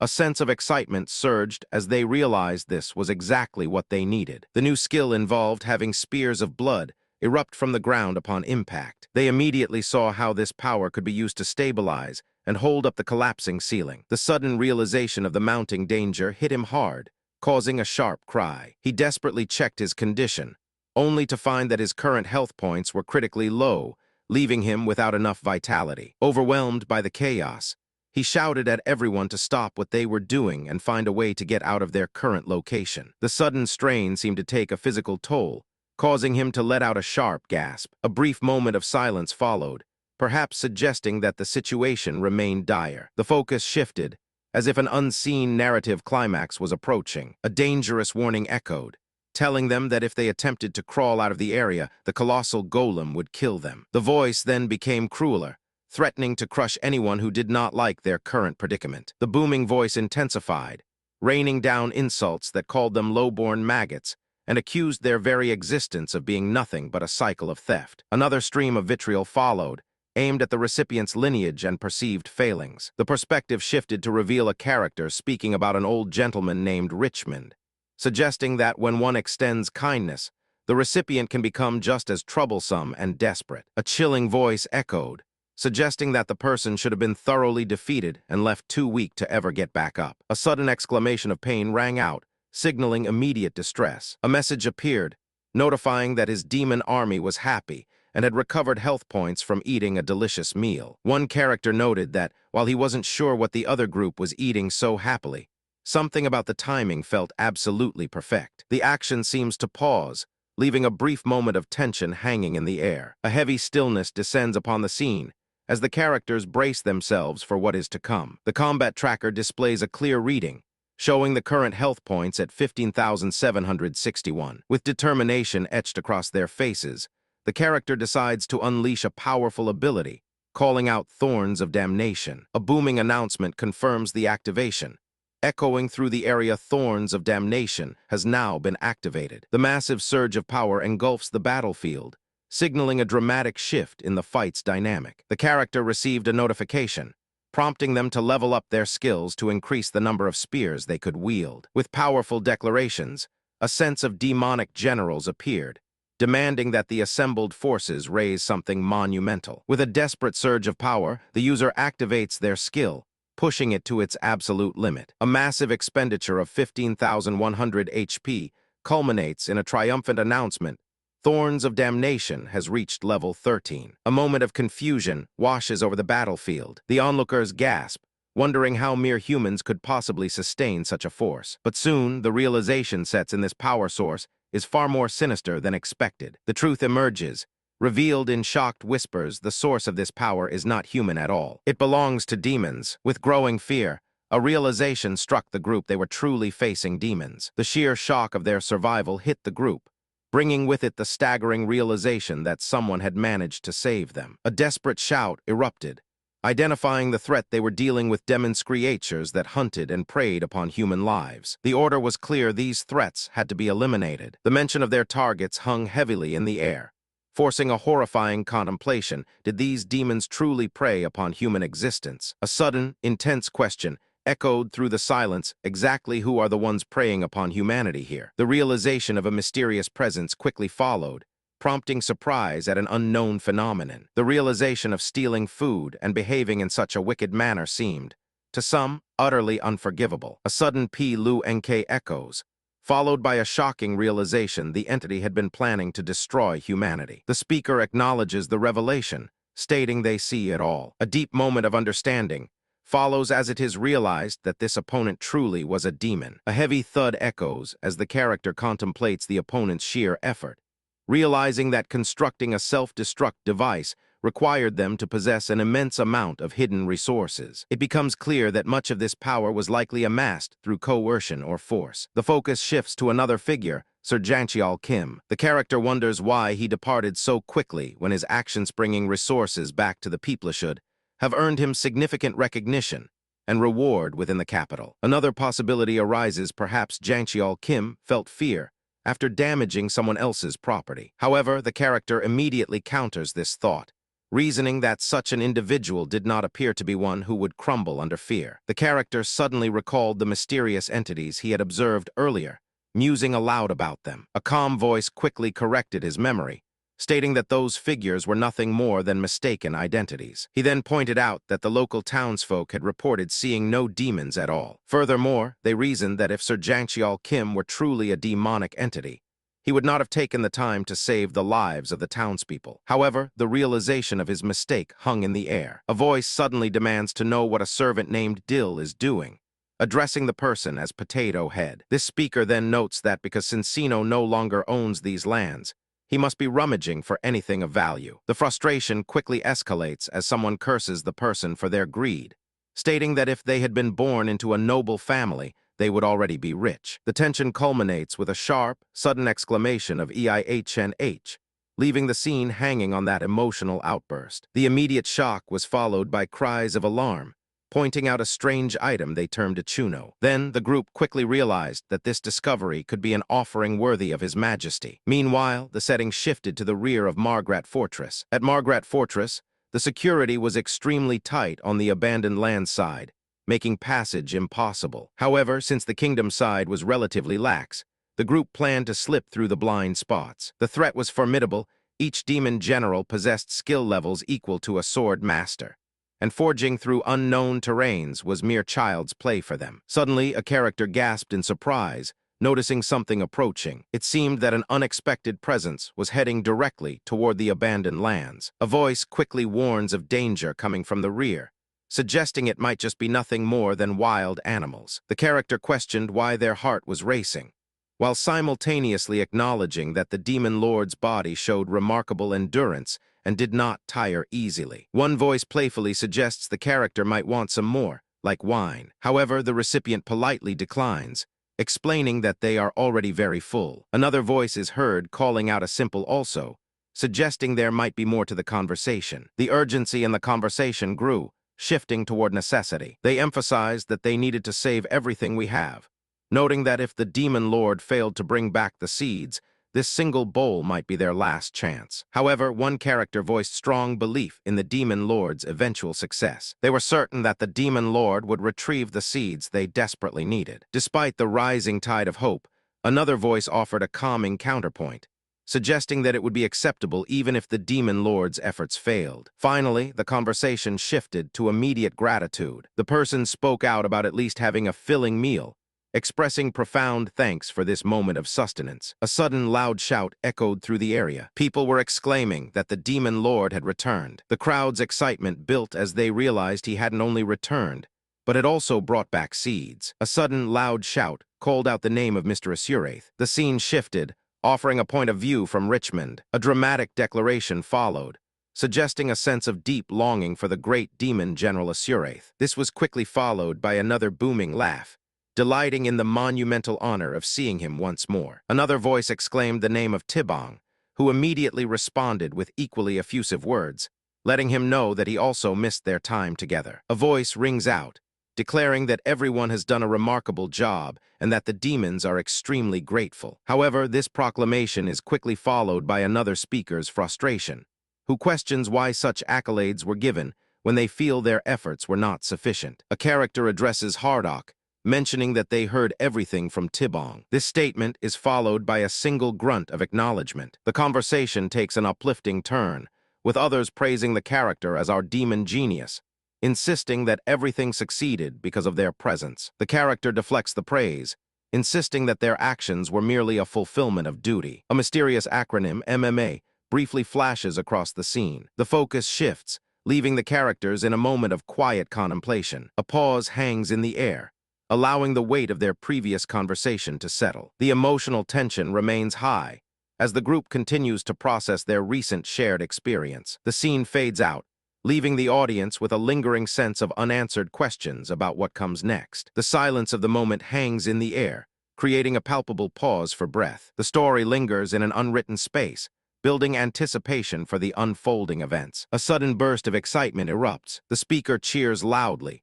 proclaiming the triumphant moment and declaring that it is finally time to begin their next harvest. They revealed that the largest haul secured from Daparatia was, in fact, rice seeds. However, the speaker quickly noted that cultivating these seeds required too much preparation and was also hindered by unfavorable weather conditions. Because of these limitations, the rice seed project had to be shelved. Shifting the focus, They then mentioned that the next significant harvest they obtained was corn. Finally, the account continued by listing that squash and beans were also part of their valuable bounty. The next instruction explained a method to grow 3 types of crops in the smallest possible space, maximizing their yield. These crops were given a special name, the Three Sisters. It was revealed to be an advanced agricultural technique, allowing 3 crops to thrive symbiotically within a single planting area. The narrator pointed out how beans, having climbed up the corn stalks, were now growing alongside them. The speaker continued by noting that the beans had been useful,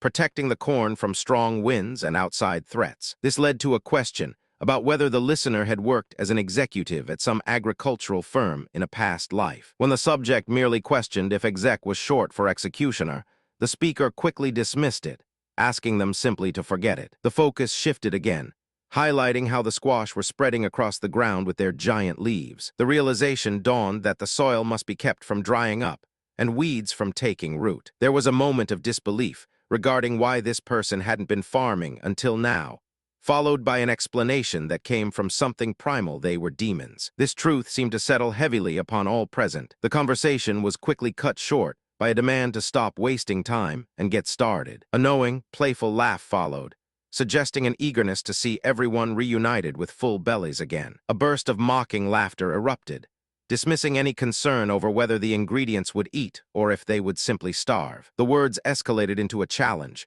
questioning another's sense of humor and demanding an answer: were they funny or not? One character asks where the group should begin, followed by another's shocked question regarding the sudden appearance of a woman and whether the 2 people speaking were friends. The first character asserts that the woman is merely a low-ranking demon under their command. A second voice remarks on why the group seems to take such effort to look sinister, leading a third to conclude that the whole gathering was just a weird bunch. A new presence advises that there is no need to hurry, as all the demons have already gathered in that location. They suggest that with such ample manpower, whatever task they are facing will be completed quickly. However, another voice interjects, pointing out that mobilizing the demons from other regions might prove to be quite a challenge. A second concern is raised regarding whether there will be enough chuno porridge for everyone. A reply cuts through the chatter, dismissing the idea that supplies or logistics were the actual issue. A deep, resounding roar erupted from the depths of battle. The ground trembled violently under another powerful blow. With a powerful declaration, the character asserts their dominance, proclaiming themselves the new lord of Region 2. A sharp, questioning gasp rips through the air, followed by a sudden, forceful denial. The scene quickly shifts, emphasizing that everyone is fiercely competing and fighting to claim the Lord's vacant seat in a desperate struggle for power. Despite the chaos, a troubling realization surfaces: Lord Raster of Region 3 is still alive, though barely. This precarious state means that his people are trapped in the exact same desperate situation. One character observes this pattern, recalling that while the usual tactics of demons might suggest one thing, the world has undergone a transformation. Times apparently have changed. The tension rises as the speaker acknowledges that the world now values intellect over brute strength, a fact many characters refuse to accept. With determination, they announce an intention: they, Demon Lord Credos, shall establish an entirely new and equitable set of rules for dueling. A frustrated voice echoes, noting that Lord Hardock has once again walked away. This draws a questioning sigh.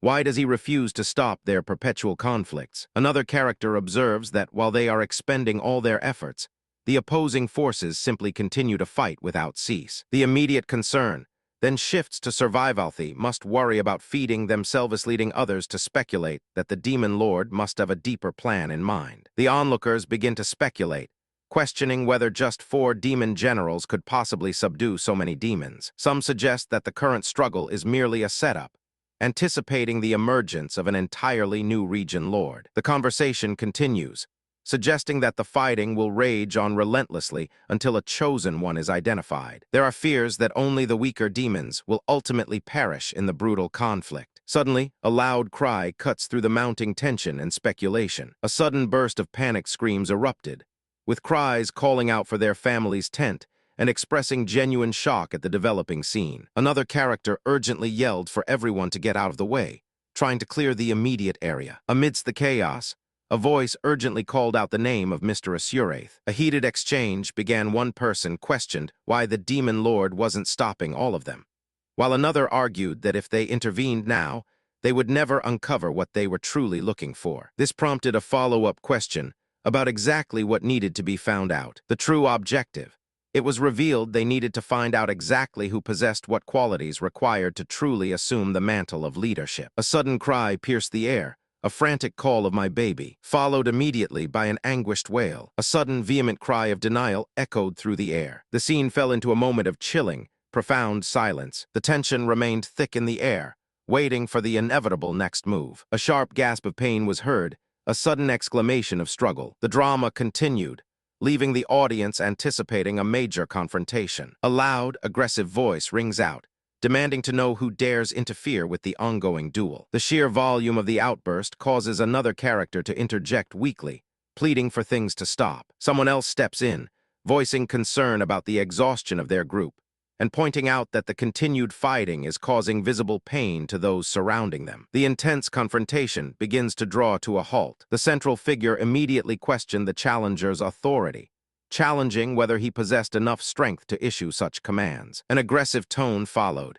with the character calling out the individual as a lowly demon who would pay for disrupting their duel. The tension reached a peak, leaving the next moment of action completely unwritten. The moment hung thick and silent, leaving the scene momentarily paused before the next wave of action. Suddenly, a scream tore through the air. An intense pain seemed to overwhelm all senses as the character cried out about their eyes, unable to comprehend what was happening around them. A gasp of shock filled the space. The character stumbled back, pointing a finger and shouting out what seemed to be the name Mr. Usurath in sheer disbelief. Another tense beat passed, and then a whisper accompanied the declaration that something was right there, confirming their presence. The truth settled heavily in the atmosphere. It was revealed that the entity or being standing before them was exactly the kind of powerful demon they had perhaps been anticipating, if not dreading. A groan escaped, signaling a moment of intense physical struggle. A distinct whoosh sound followed, accompanying the immediate movement of an unseen force. A sharp gasp of pain was followed by concern,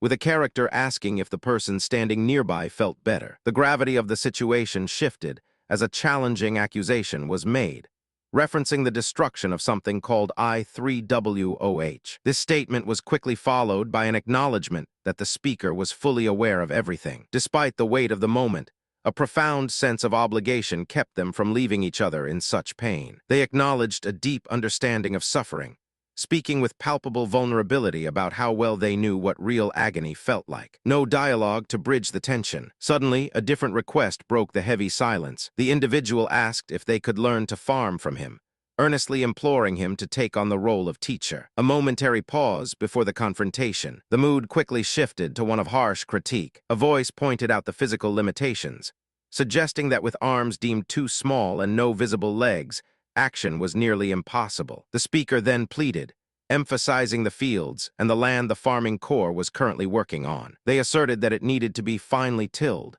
assuring the listener they could accomplish the task. A more optimistic view was shared, suggesting that the quicker a bountiful harvest could be obtained, and the sooner all fighting could cease. A momentary silence filled the air, letting the weight of their words settle. However, this sense of hope was swiftly extinguished. The speaker dismissed the person with cold contempt, stating they doubted their usefulness and ordering them to leave. The passage of time seemed to hang heavy in the air, leaving nothing but an echoing silence behind the departing figure. The crowd reacted with audible awe, exclaiming loudly about the incredible baby lizard. A profound statement was made, suggesting that within the wild, the strongest member of any pack naturally becomes the leader. This sentiment continued, asserting that such a world is one where sheer strength ultimately triumphs over everything else. However, the speaker pivots sharply, arguing that within the demon world, what is truly needed is a society founded on solidarity. They declare that the leader required for this vision must possess something far different than raw might. Instead, the ideal leader must be someone equipped with empathy,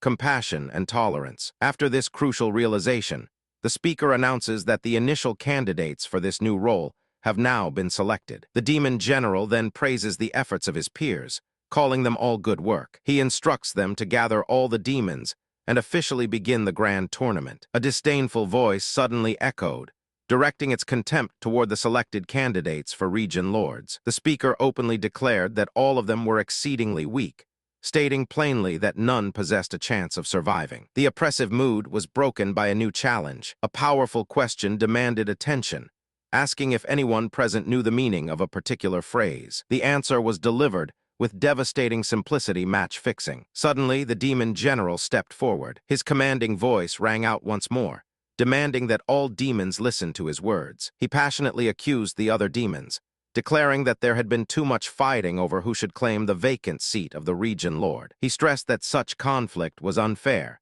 criticizing the demons for always resorting to brute force when they should be seeking a stable resolution. A cautious tone followed, emphasizing the need to protect every demon's well-being and focus on their survival in farming. This concern led him to declare that he would not forgive any injury resulting from this cycle of violence. Stepping into his ultimate authority, the demon lord Kratos began to speak, marking a dramatic shift in his pronouncements. He then issued a sweeping order, commanding all demons to resolve their disagreements through far fairer and more established means than fighting. This resolution introduced a new challenge, one that demanded extraordinary intuition, instantaneous judgment, lightning-quick speed, refined reflexes, and sharp, hawk-like vision skills, he noted, were essential merely to win this duel. He finally unveiled the name of the unprecedented contest. No new text for this scene, as the previous scene already covered the full scope of the announcement. The tension remained high as the game continued, shifting from rock, paper, scissors to a sudden sequence of movements. The remaining challenges seemed impossible to predict.